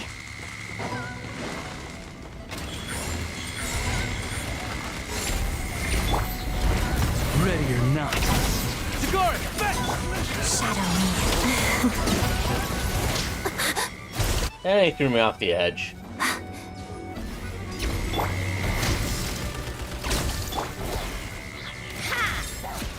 Even though I already dropped enough to take care of all of them.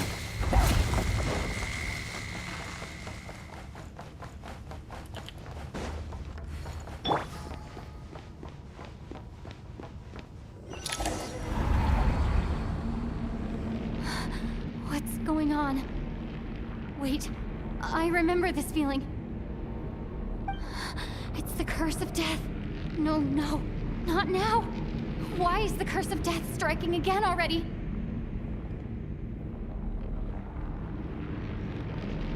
Odette?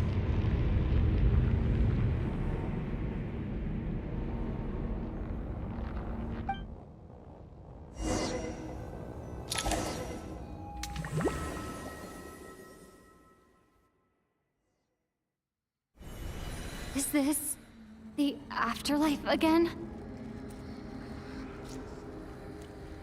I need to find a way back to reality. Is that Odette's core Ignis? Could that be what just woke me up?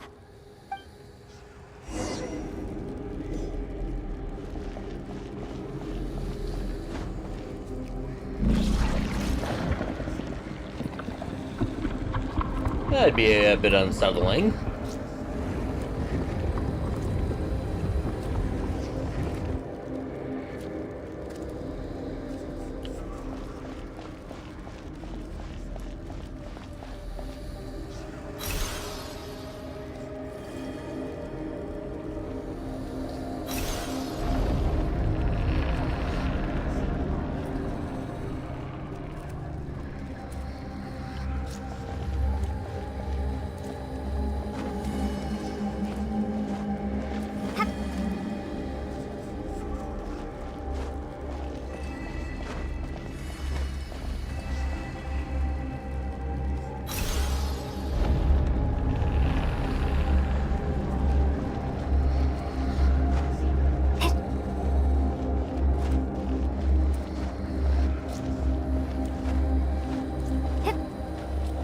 Get over there.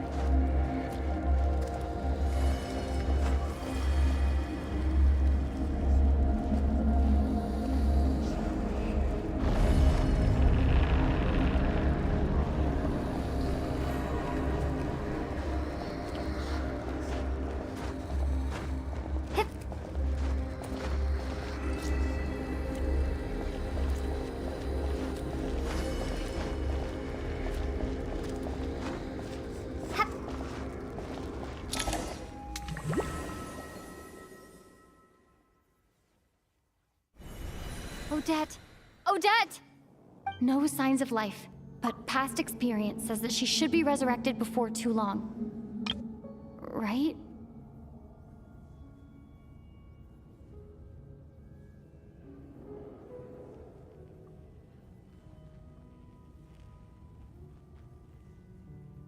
Hold on, getting a screenshot of this.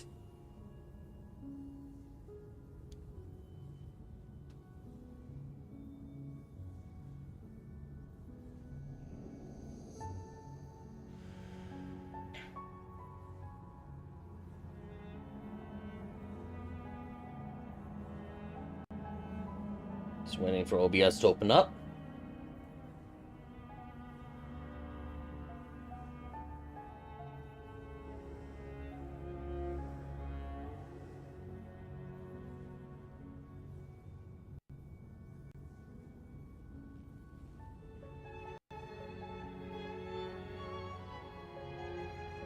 No, I'm not buying Nitro.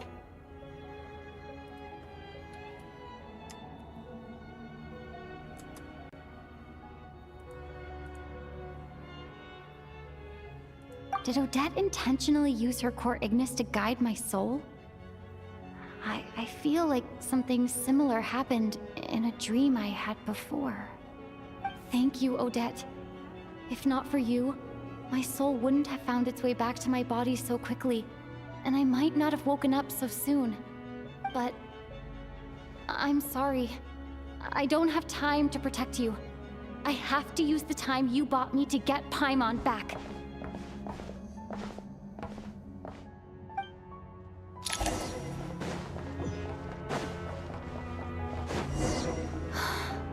Sure enough, everyone here has been affected by the curse of death. Paimon! Paimon! No, wait. Paimon probably didn't escape Renova's curse either. She won't be able to respond to me right now. I'll have to find her myself.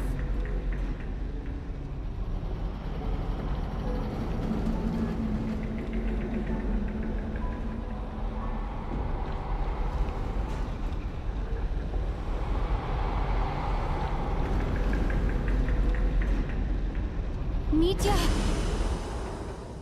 Is this the laboratory he works in? What happened here to trigger the curse of death again so soon? I'll have to ask him when he wakes up. Finding Paimon has to take priority now.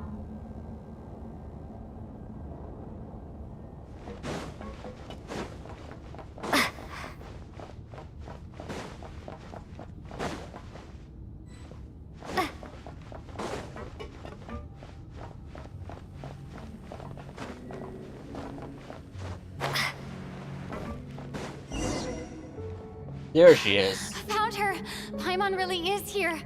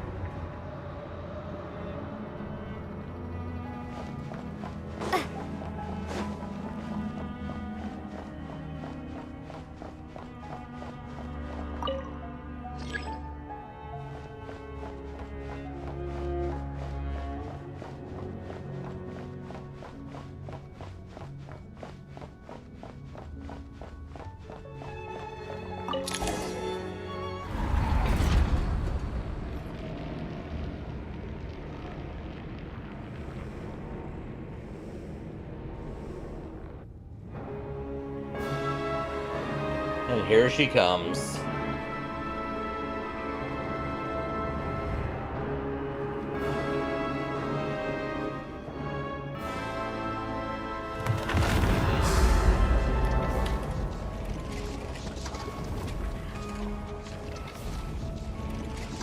You don't learn, do you? You've already been involved in one mass death, and now you show up at the scene of another. This might have passed for a coincidence the first time, but a second time? Am I to assume you are intentionally interfering in Snezhnaya's affairs? Judging by your expression, it seems that you understand little of what is going on here. In that case, a word to the wise. Do not interfere in Snezhnaya's affairs. A civilization that fails to learn its lesson constantly depletes its own worth. It will one day lose any reason for its existence. And as a descender, you are perfectly suited to be the lifeline to which a dying civilization might desperately cling. Consider your position carefully. No advice needed. I'll make my own judgments. Suit yourself. When the day of reckoning arrives, not even a descender can hope to escape unscathed. The time for resurrection fast approaches. The mortals here are not yet worthy to behold my form. So that will be all for today.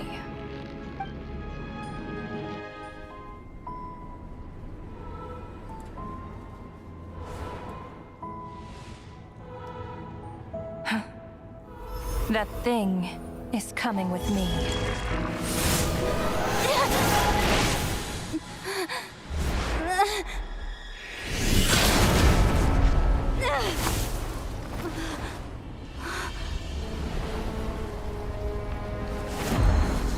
Oh! You awoke sooner than I thought. The curse of immortality is stubborn, unable to enter the ley lines, yet not content to remain a spirit. Ruler of death, what do you want? You perplex me. Both you and you. That thing may be a creation of Celestia, but it possesses none of Celestia's power, let alone authority. Your obsession with it baffles me. No matter, the resurrection will soon begin. It's worthless anyway. I'll reclaim it next time.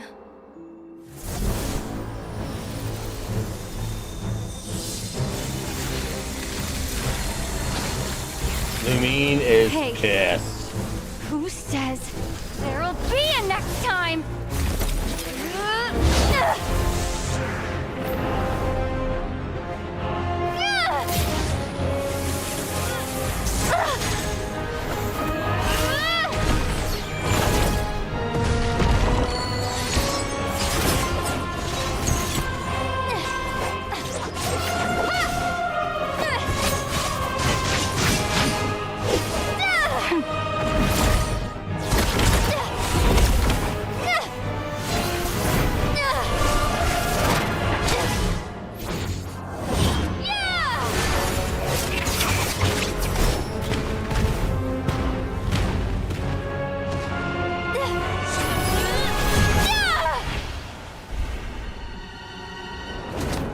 Oh, it nicked her shoulder.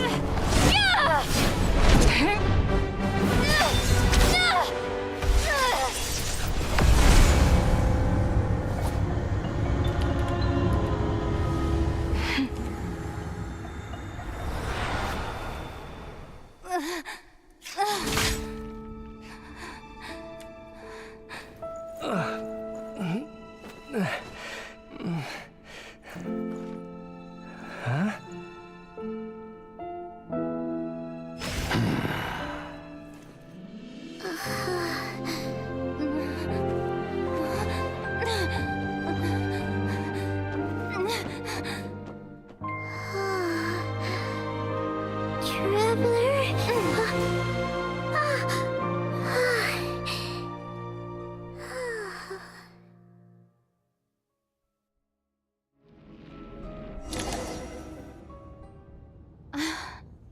I missed you, Paimon. What are you talking about? We haven't even been apart for that long, have we? It was... different this time. You seem to be in pretty good shape. Yeah, Paimon's back in tip-top condition. It's the weirdest thing. Paimon fell asleep earlier, and when she woke up, she found herself here. The Jester and that guy talking to him used some kind of energy on Paimon, and she could kind of feel it canceling out that other thing that was making her feel unwell. So, Mitya helped too? Apologies for leaving in such a hurry at the theater earlier. I was in a rush to verify some theories. Rest assured that your companion is perfectly safe. We reversed the effects that the experimental energy had on her. The Jester specifically instructed me to do so. I suppose this is our first official meeting, Traveler. I could not let Paimon suffer in her condition for a moment longer, and so I simply took her without explanation. I hope you do not mind. For my part, I hope you don't mind that I beat up a few along the way. But why would a big shot like you care about what happens to Paimon? As I said when you first arrived in Snezhnaya, we once spent some time together in the distant past. Oh yeah, you did mention that. And Paimon did think you seemed strangely familiar the first time we met. I'm afraid the reminiscing will have to wait. Mitya, let us continue with the report. What conclusions, if any, did you reach from conducting the final experiment of our energy research ahead of schedule? The good news is, my hypothesis regarding the Ruler of Death has been verified. As for the bad news, I recommend we suspend the experiments and Project Mistleton until further notice. Currently, we have no means with which to make a breakthrough. I say this purely as a scientist, guided by reason alone. I will trust your judgment. We shall put the project on hold until the Ruler of Death has been eliminated. That's a big sentence. What are you guys talking about? You want to get rid of Renova? Like, how? By killing her? By whatever means necessary, so long as it removes the threat she poses to us. Until then, everything we do will be in vain. After what just happened, I've ascertained Renova's goal. Or rather, the trigger condition for the Curse of Death. Okay, let's hear it. What she's doing is blocking Snezhnaya's technological progress, preventing us from possessing any means with which to threaten the heavenly principles. Just like the little lapdog she is. So, any ideas, research, or experiments that lead to technological progress can trigger the curse. Just now, for instance, I was set to launch a final phase energy experiment ahead of schedule. If the experiment was successful, we could have achieved a crucial breakthrough. As expected, though, the moment the experiment began, all the researchers, technicians, and witnesses died from the curse.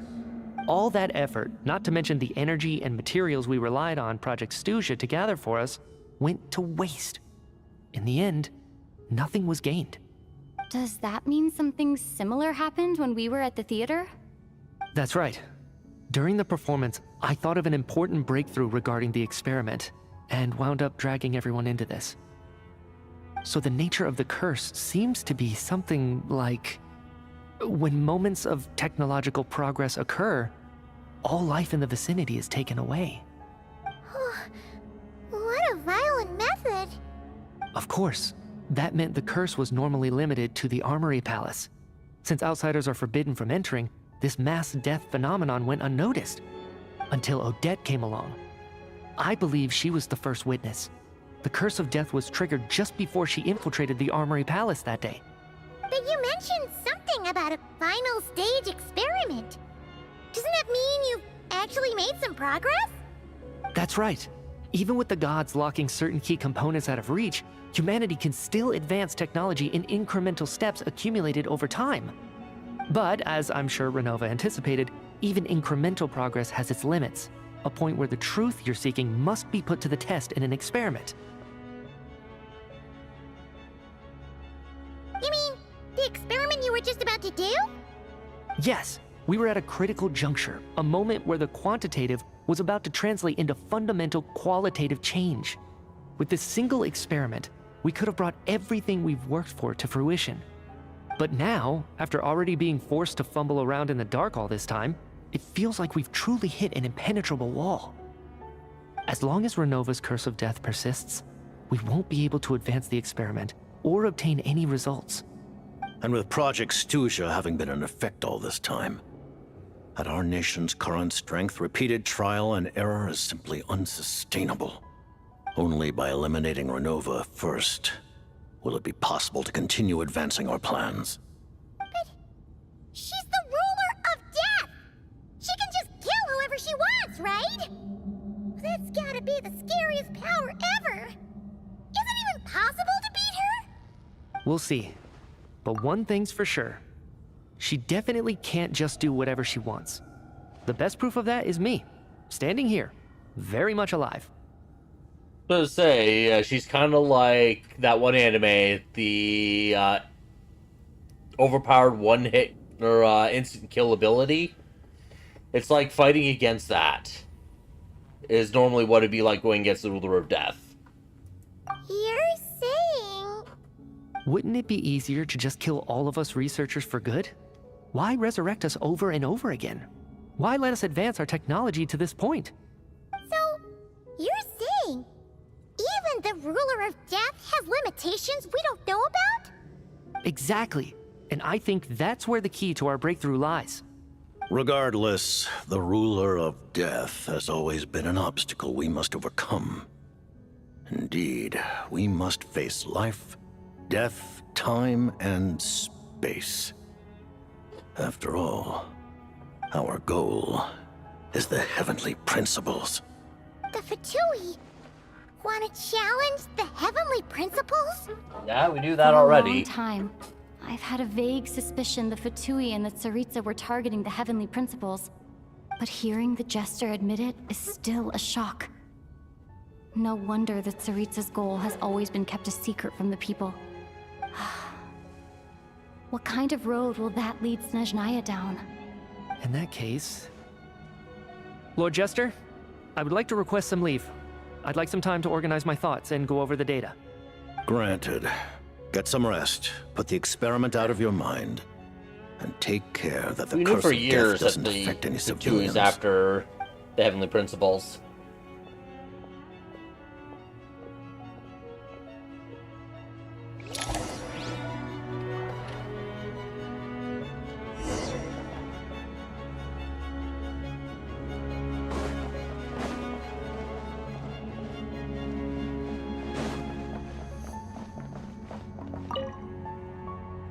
While there is yet time, allow me to offer you my hospitality, honored guest of Snezhnaya. Is there anything you wish to know?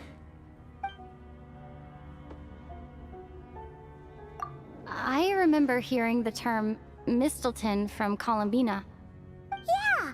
Paimon wanted to ask about that when the name came up just now. What is it? Paimon's heard of Project Stuzha, but not this one. As you know, Project Stuzha is a series of measures enacted to consolidate our nation's resources, the greater purpose of which is to serve Project Mistleton.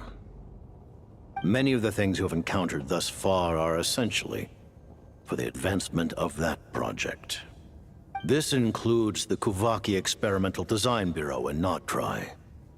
Researching Kuvaki was merely a facade. Its core objective was to use local resources and research findings to build Mistleton itself. And that's a weapon built for the final battle against the Heavenly Principles, isn't it?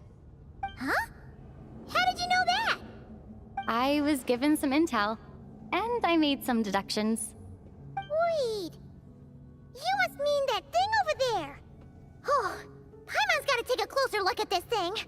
Especially after you guys sent so many people to Notri to work on it. Kuvaki alone will not break through Celestia's defenses, let alone challenge the Heavenly Principles. The Heavenly Principles are no doubt accustomed to combating the power of the Light Realm, and elemental energy is simply the power of the human realm, converted to that form by the Heavenly Principles themselves. Any attempt to use this power against its creator would be a futile endeavor. For now, therefore, we have set our sights on the form of energy associated with the Third Descender and the Stellar Linchpins. This may hold the potential to allow Mistleton to contend with the Heavenly Principles. You could say that by reverse engineering the Stellar Linchpins to extract the energy within, we have obtained a source of anti-Celestia energy.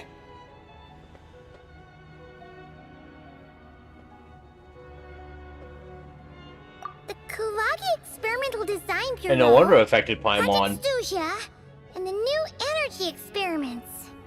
Huh. So, Project Mistleton is what ties it all together. And it looks like your plan is almost complete. No wonder the Ruler of Death came after you.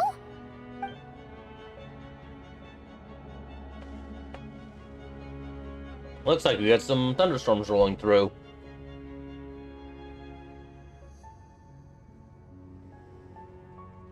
Her Majesty the Tsaritsa has embarked upon an expedition to vanquish a monster. Were it not for this, I imagine she would have been delighted to grant you an audience. Seems like the powers that be in Snezhnaya don't intend to hold my past conflicts with the Fatui against me. The Harbingers have been granted significant autonomy in retrieving the Gnosis. But by the same token, they do not completely represent Snezhnaya's official stance. You read my mind. Speaking of the Gnosis, Paimon's been dying to ask this question since forever. What exactly does the Tsaritsa want Because to we're collect associated to the Third Descender. Something to do with the fight against the Heavenly Principles? The Gnosis will undoubtedly serve as a key bargaining chip when she confronts the Heavenly Principles. Beyond that, you had best ask the Tsaritsa herself. I am not sure if this information is mine to disclose. What do you mean, not sure? Don't you make the rules? You're the highest-ranking Harbinger! Ugh, never mind. Taking on the Heavenly Principles is something most people wouldn't even entertain in their wildest fantasies. Why is the Tsaritsa so fixated on this? Intervat today. Civilization is nothing but an illusion. Something whose very existence can be negated at any moment. Our civilization may very well be destroyed in the struggle, but as things stand, the Heavenly Principles could choose to negate our existence on a passing whim. And we must not sit back and accept that fate. Only by changing the state of affairs, only by overthrowing the Heavenly Principles, can our civilization truly be said to have taken root.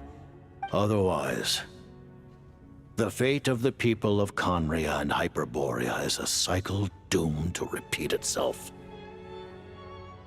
Accepting potential destruction in return for getting to control your own fate. Furthermore, perhaps this is still somewhat difficult for you to understand. Are you aware that all the rules of this world are made up of curses? Huh? All of them? Paimon knows about the curse of death you mentioned, and the curse of immortality that you and Dainsleif have. Then, the birth of the Hilly Churls, the rules of Natlan's Ode of Resurrection, those are curses too? Farina's long life seems to stem from a curse placed on her by Focalor as well. Yes. Even a god's love for humanity is a curse the heavenly principles inflicted upon the gods. What? The Tsaritsa has always had ample reason to hate the heavenly principles. If she can seize their authority, she will reconstruct the entire world, and when that time comes, humanity will be completely liberated from curses and lies. Look forward to it. It will be a world beyond your imagination. Though the ordinary people of Snezhnaya may not understand these details, in this frigid land locked in a ceaseless struggle against the environment, in this nation to which the gods have never shown favor, we all believe that standing in solidarity with the Tsaritsa in our shared struggle will surely usher in a new and better world.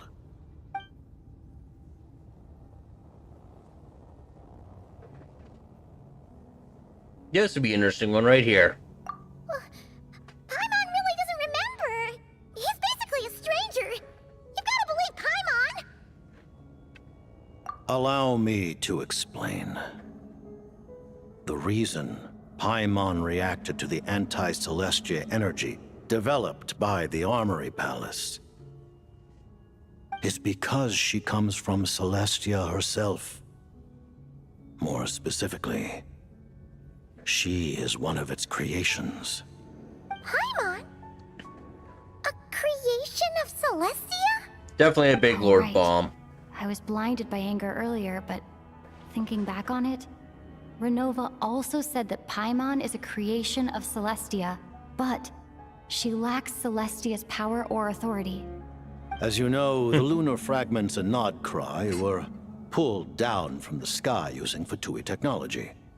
But the first application of this technology was in Conria over 500 years ago. I used this technology upon the heavens, and the response I received was none other than Paimon descending from Celestia. I presented her to the Vinster King, but he took no interest in this gift, nor did it satisfy him. Paimon then took up temporary residence in my palace until, of course, the arrival of the Cataclysm. Wait, Paimon's a little confused. You're talking about things that happened in Conria 500 years ago. You're saying Paimon was So there for Paimon's that? as old as Yemiko and Hida. But Paimon doesn't remember any of that. Falling from the sky? Being given away as a gift? None of it. Having lived through the Cataclysm, perhaps you too were burdened with some manner of curse. Although, losing your memories would indeed be the smallest price I've ever seen paid. But it's not just her memories from Conria. Paimon doesn't even know how she spent the last 500 years. She only has memories from the past few years. No matter how hard she tries to remember. What was Paimon like back in Conria?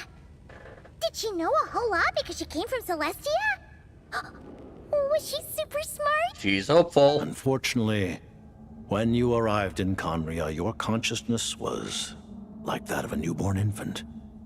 None could say what kind of being you once were in Celestia. During the time you lived in Conria, your personality was no different from how it is now.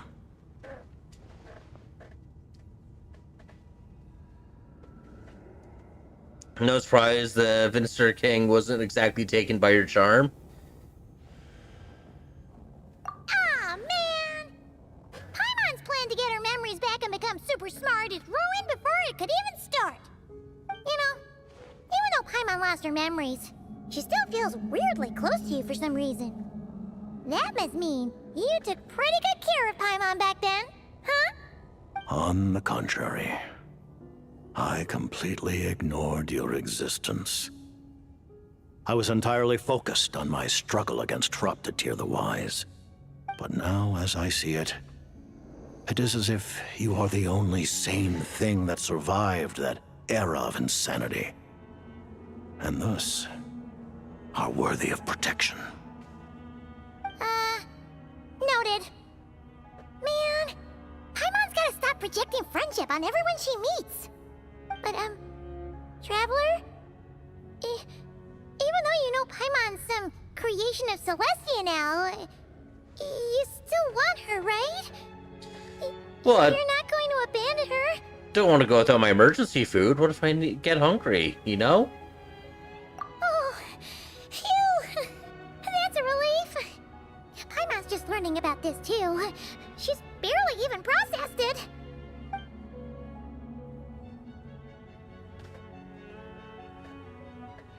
That covers all of those. Thank you for telling me so much. I'm a bit surprised, honestly. I didn't expect you to be quite so transparent with me. Given the circumstances, the Fatui need not hide anything from our allies. Allies? To advance Project Mistleton, we must first resolve our issue with the Ruler of Death. And if I presume correctly, you have no intention of letting her actions go unpunished either, do you? That's right. Ever since she said she intends to reclaim Paimon when we next meet, I figured reconciliation was out of the question. Against an opponent of this caliber, deliberating over our allegiances would waste time we do not have. We must join forces unreservedly with whomever we can, if we are to stand anything like a fighting chance. You're going to challenge the Ruler of Death? Just for Paimon? But Paimon's only... Thank you! Oh, thank you! Oh, gee! Now Paimon doesn't even know what to say! Anyway, Paimon's super touched! The Tsaritsa will return in triumph in short order, and the Fatui shall hold internal discussions regarding the enemy. The time for us to meet again will come very soon. Got it. Thanks for your help with Paimon. I'll be sure to look after her for you. There was just one other thing. Well, it's just a request, really. Paimon really wants to see what this Mistleton thingy you're gonna use against the Heavenly Principles looks like. Of course, Paimon knows it's top secret and stuff, but she just had to ask. It's okay if the answer's no. Certainly you may. Oh, for real? That was quick. Actually, maybe it's best not to. What if her Nova suddenly pops up again? She might take this chance to... While the technology is not yet fully developed, it has nevertheless reached the stage where Celestia's creations are unable to damage it. In that regard, you may rest assured. Oh. Wow. No wonder Paimon felt so out of sorts recently, even though it was super far away. Alright then! Paimon's ready to take a sneaky peek at this top secret super weapon!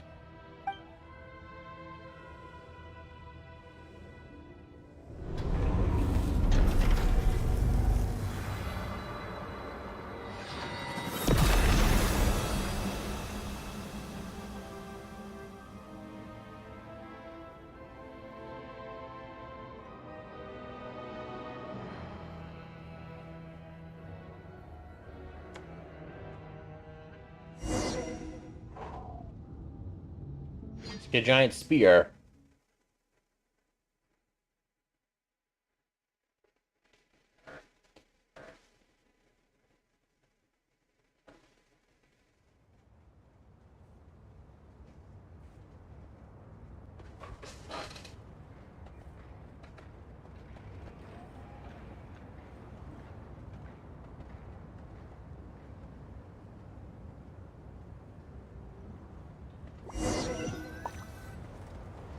Durza HQ, yeah. Thanks for reminding me. I was just thinking about that. Huh?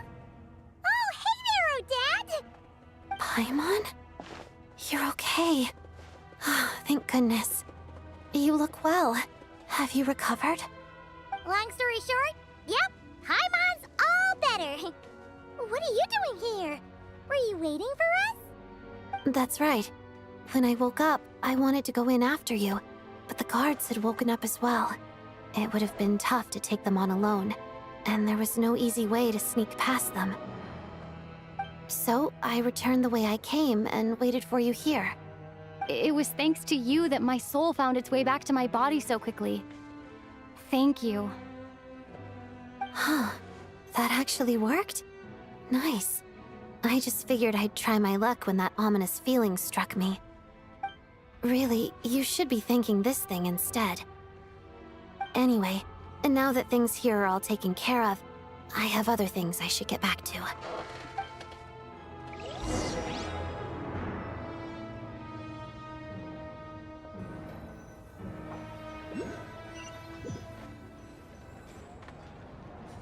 Ah, Director Chuganov, you're back. We just received notice that Project Stuzha has been suspended, so we've convened an emergency meeting. This is the preliminary plan. In addition to expanding production capacity, we've also discussed feasible layoff plans to optimize revenue and expenditure structure. Our calculations indicate that the factory's profits will increase by at least 30%. Just give the word, Director. That won't be necessary. Leave the energy for those who need it. Whether they use it just to get by or to run a business, that's up to them. Start preparing to halt production and lay off the staff. Make sure the workers are able to land on their feet and that they are duly compensated. Thank you all for your hard work during this time. Am I hearing you right? Why? After all the tough times we made it through, now is exactly when we should start to turn a profit. I just suddenly don't want to do this anymore. Huh. Does there have to be a reason? Iskra. It's time to rest. Dear esteemed members of the Rokat, given the effects of Lelik's radical actions upon our organization's reputation and social stability, a decision has been made to permanently withdraw this codename from use. Considering that Lelik did what they did for the benefit of the people, the Rokat has nevertheless negotiated with the authorities, ultimately securing a waiver for all penalties due to them. Lelik will be suspended for a period of time. Depending on their future performance, they may be allowed to adopt a new codename and continue acting as part of the Rokat. The purpose of this notice is to remind everyone once again that motives and methods are equally important when one operates in the shadows.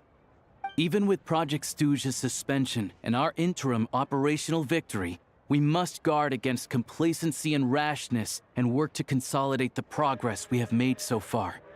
We act only for the greater glory and solidarity of our nation. May the aurora shine ever on, and the tundra always stand firm. We act only for the greater glory and solidarity of our nation. May the aurora shine ever on, and the tundra always stand firm. Looks like it's finally over. You mean for us? Just thinking out loud. I've never seen the Snezhnaya so lively before.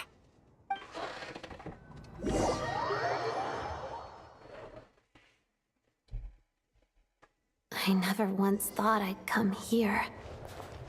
But I understand everything now, Rosaline.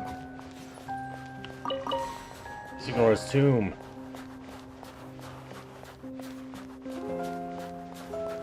Can't jump or do anything else.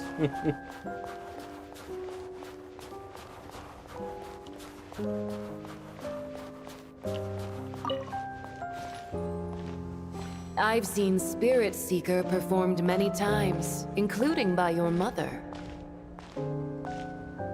Why do you bring that up all of a sudden? Even though the choreography is always identical, every dancer finds a way to make it her own.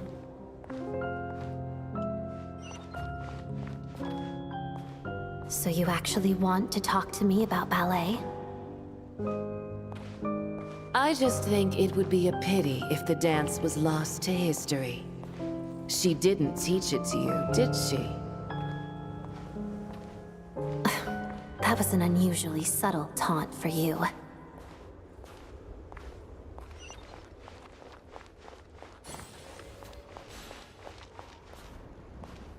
We embraced one another on the snow-swept plains, melting the ruthlessness of time. But when our bodies, in pieces, are cast to the winds, what of our love will remain behind?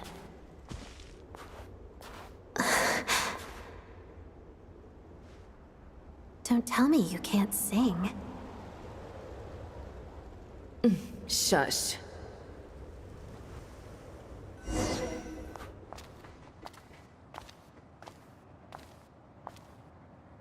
I understand her hatred. The Fatui robbed her of the life she should have had. I never opposed her dancing. Yet still I became an enemy of her ballet.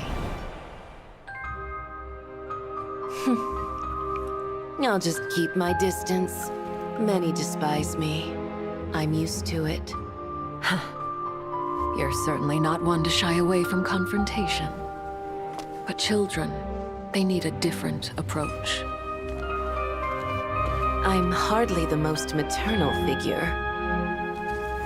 Yet, she is a child. In my experience, while a father commands authority, he must still yield to love. You should tell her what you think about her dancing.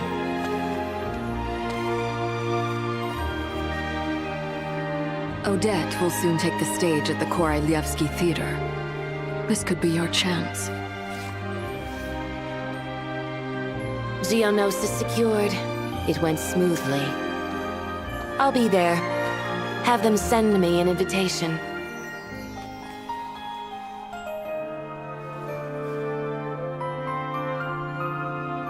Sadly, things didn't work out.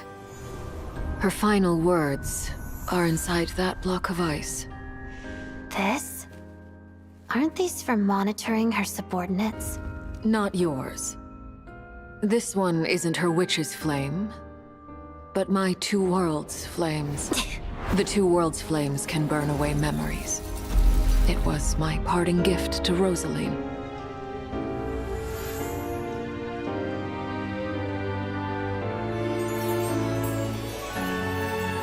If all goes to plan, she and I will both live to see the Tsaritsa succeed. I believe she'll find peace. But if anything happens to me, she needn't follow in my footsteps. The cryo-energy will fade away in time. Then the two worlds' flames will burn away all memories of the Fatui. She'll be free to dance. She deserves this. I will handle the aftermath. The choice is yours, child.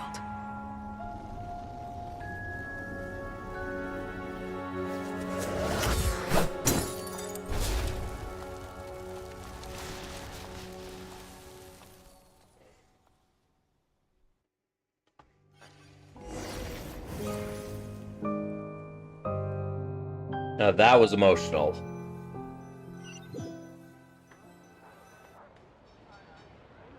Odette made her choice. Fresh air at last! Paimon's head isn't spinning anymore, and the fever's all gone. Paimon's finally free to fly again!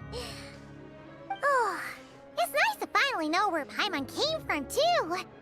It did make Paimon a little nervous at first, but it's such a relief now. Like, who cares if Paimon's a creation of Celestia? She's probably not anyone that important. Probably just the fairy of food and fun or something. And like you said, this doesn't have to change anything between us. You're not gonna just... Hey! Hurry up! Why are you walking so slowly? You've spent the last few days lying in bed and stuffing your face. I didn't think you'd be able to fly this fast. Sassy They don't call her White Floaty for nothing. Paimon originally wanted to check out the bookstores in Snezhnaya, but she's more in the mood for flying around right now, so let's save that for later. Wait, they've got light novels from Yai Publishing House here too. Huh? And this is Paimon's favorite mystery story from Fontaine! Wow! They got a sequel! The local Snezhnaya books look pretty interesting too, but also kinda heavy. Not the easiest things to look around. I thought you were in the mood for flying around. Paimon can read while she flies. Hey! Look at these two dolls! Which do you like better?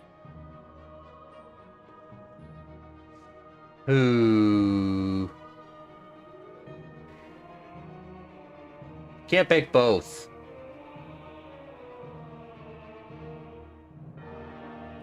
Alright, boss! We'll take both. Paimon will have the other one. Oh, I thought we were only getting one. All right, fine, I'll pay. There you are. Thanks for visiting. Paimon will grab this and then... Huh? Huh? The nesting dolls. How many layers does this thing have? And what are you laughing at? Huh. You knew all along, didn't you? A whole bunch of people are gathered over Oh, the look who plaza. decided to show up. Hey, look! That looks like Tartaglia! Hey, Tartaglia! I know that voice. Of course. If it isn't Paimon and my old comrade. You're looking well, Paimon. All better? Yeah! The Jester knew I was wrong and fixed Paimon right up! Thanks for sending someone to keep Paimon safe, too. Oh, yeah. About that. That was kind of embarrassing. Who could have known that our director would go looking for you in person? So sorry for the misunderstanding. Oh, right. Let me introduce you. This is my little sister, Tonya. Hello, Tonya. Hello, hello. Firstly, I'm really sorry about my brother. Sounds like he's caused you no end of trouble. Hey now, why'd you have to start with that? Not that it isn't true, of course. So she's the real Tonya. She said you two didn't manage to meet up at the theater. She waited ages for me, and when I didn't show, she got a little worried and went outside. I know, right? He didn't bother to say a word to me. I searched up and down the city for him, and he only told me about it when I finally caught him at the gates of Glupov. I've been rushed off my feet lately, so I didn't get the chance to go home. I just figured the Traveler would fill you in when she got there. Well, the snow was bad, and you're never late. So I was really worried about you. How was I supposed to know that you'd stood me up? I'm sorry, Tonya. I really am. I'll make it up to you somehow. Just... please don't tell Mom and Dad. Although the mix-up led to a series of misunderstandings, it's probably for the best that the real Tonya didn't get caught up in that mess. Besides, it's obvious that Tartaglia isn't usually one to break a promise. He only gave his ticket to me because he had to look into Lelek.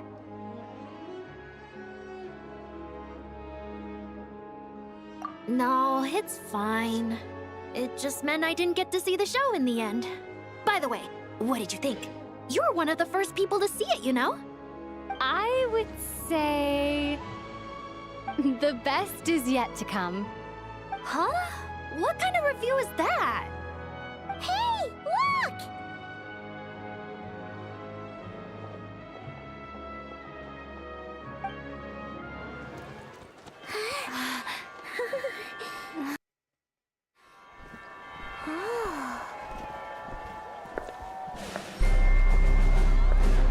It's the Trista.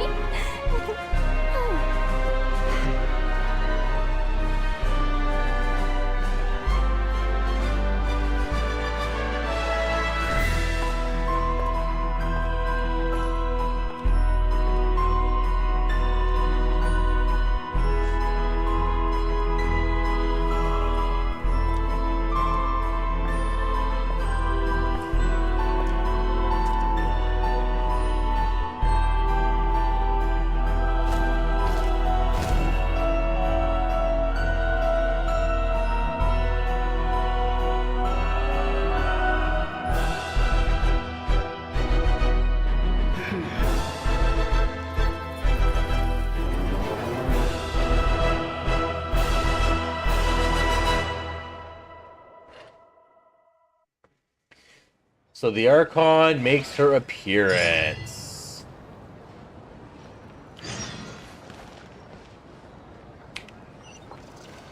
I guess you didn't need to remind me to go there because it just popped up to tell me to go there.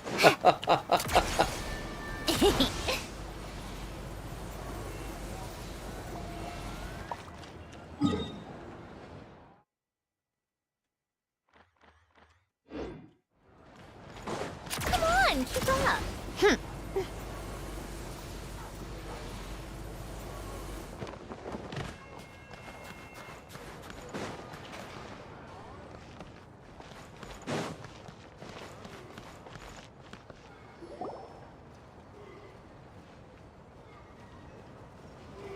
What are they doing? Ready? Go!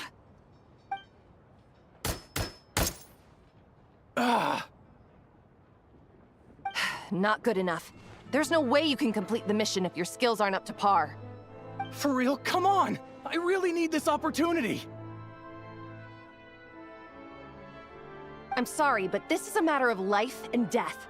We cannot entrust such a dangerous mission to unqualified personnel. Next! Looks like they're recruiting some crack shots.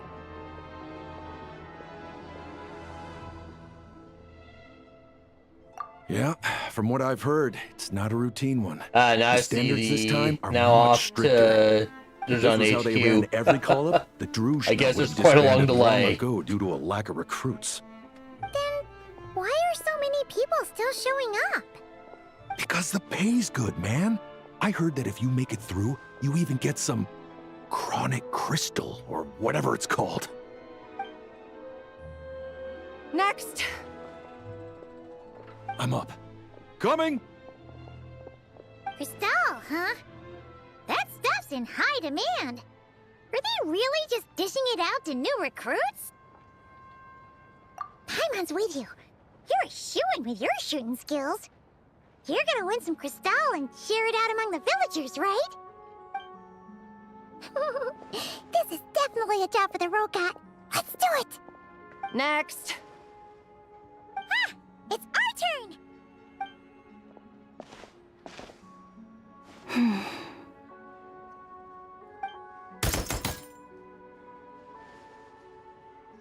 Pass! Oh yeah! Pardon my curiosity, but have you entered the Shadow Realm before? Yes, is there something wrong? Please, follow me first. Judging by the look of your firearms, you must be familiar with the Shadow Realm, and well aware of the dangers within.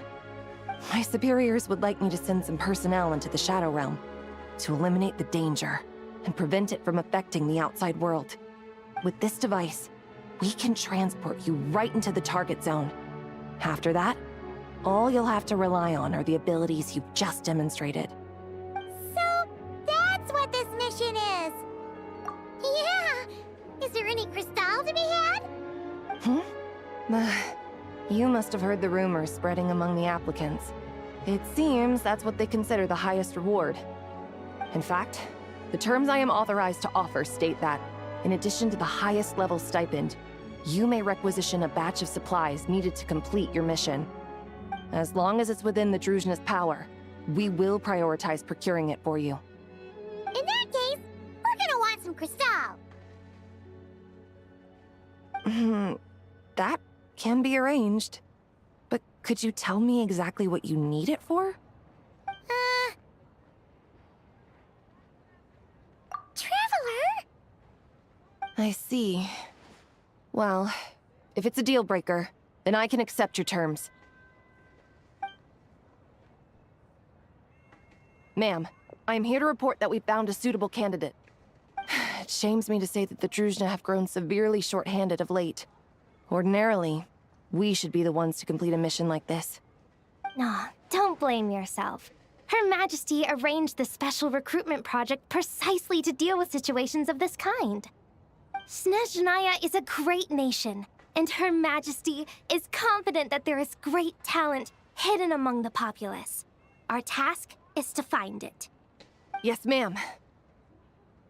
Furthermore, Do not forget that we have other things in mind for these new recruits beyond simply pitching in where the official forces are unable to. Do you think any of the candidates selected in this round show sufficient potential to take on the Tsaritsa's edict? Funny you should mention that. I think you might want to read this candidate's registration profile. She might just be the person we need. Her? Huh. Isn't that interesting?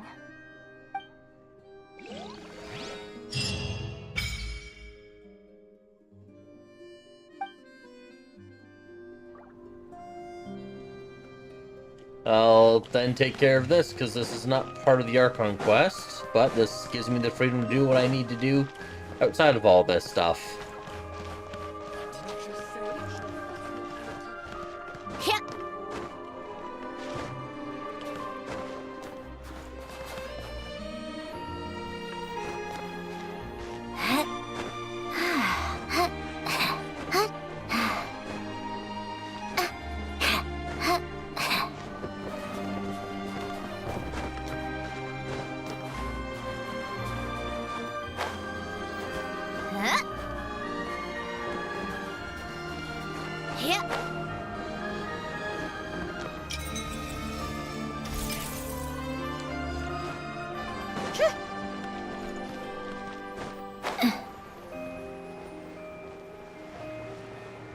Alright. I should probably go in here.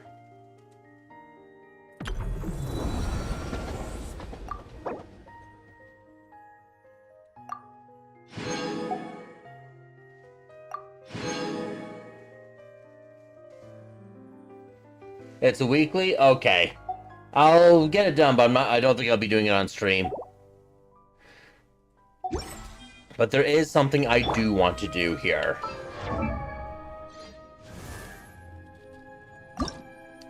This.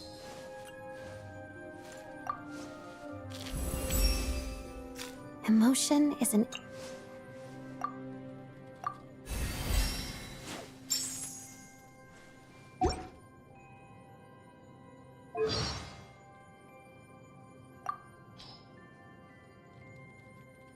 Emotion is an indispensable part of ballet.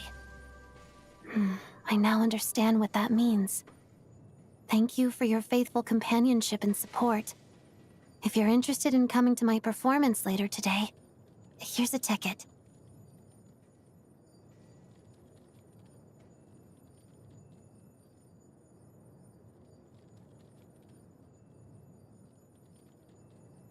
Don't be thinking she's some dainty, harmless butterfly just because of those wings.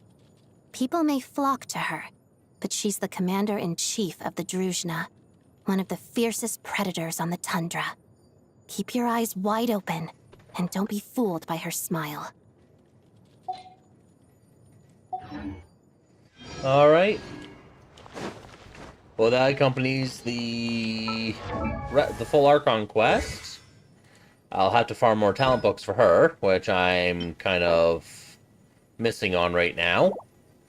So I do eventually want to give her a crown on her elemental skill, and I'll probably get her burst at least to level 9.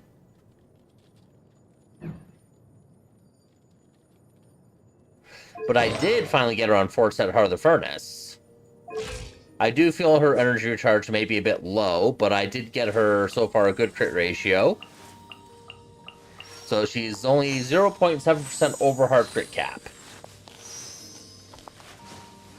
So not too bad. ER, as I said, low elemental mastery, not a big issue because, well, I feel like we have EM buffs from the team and such. What did you just say? That's not in the Druzhna code. So.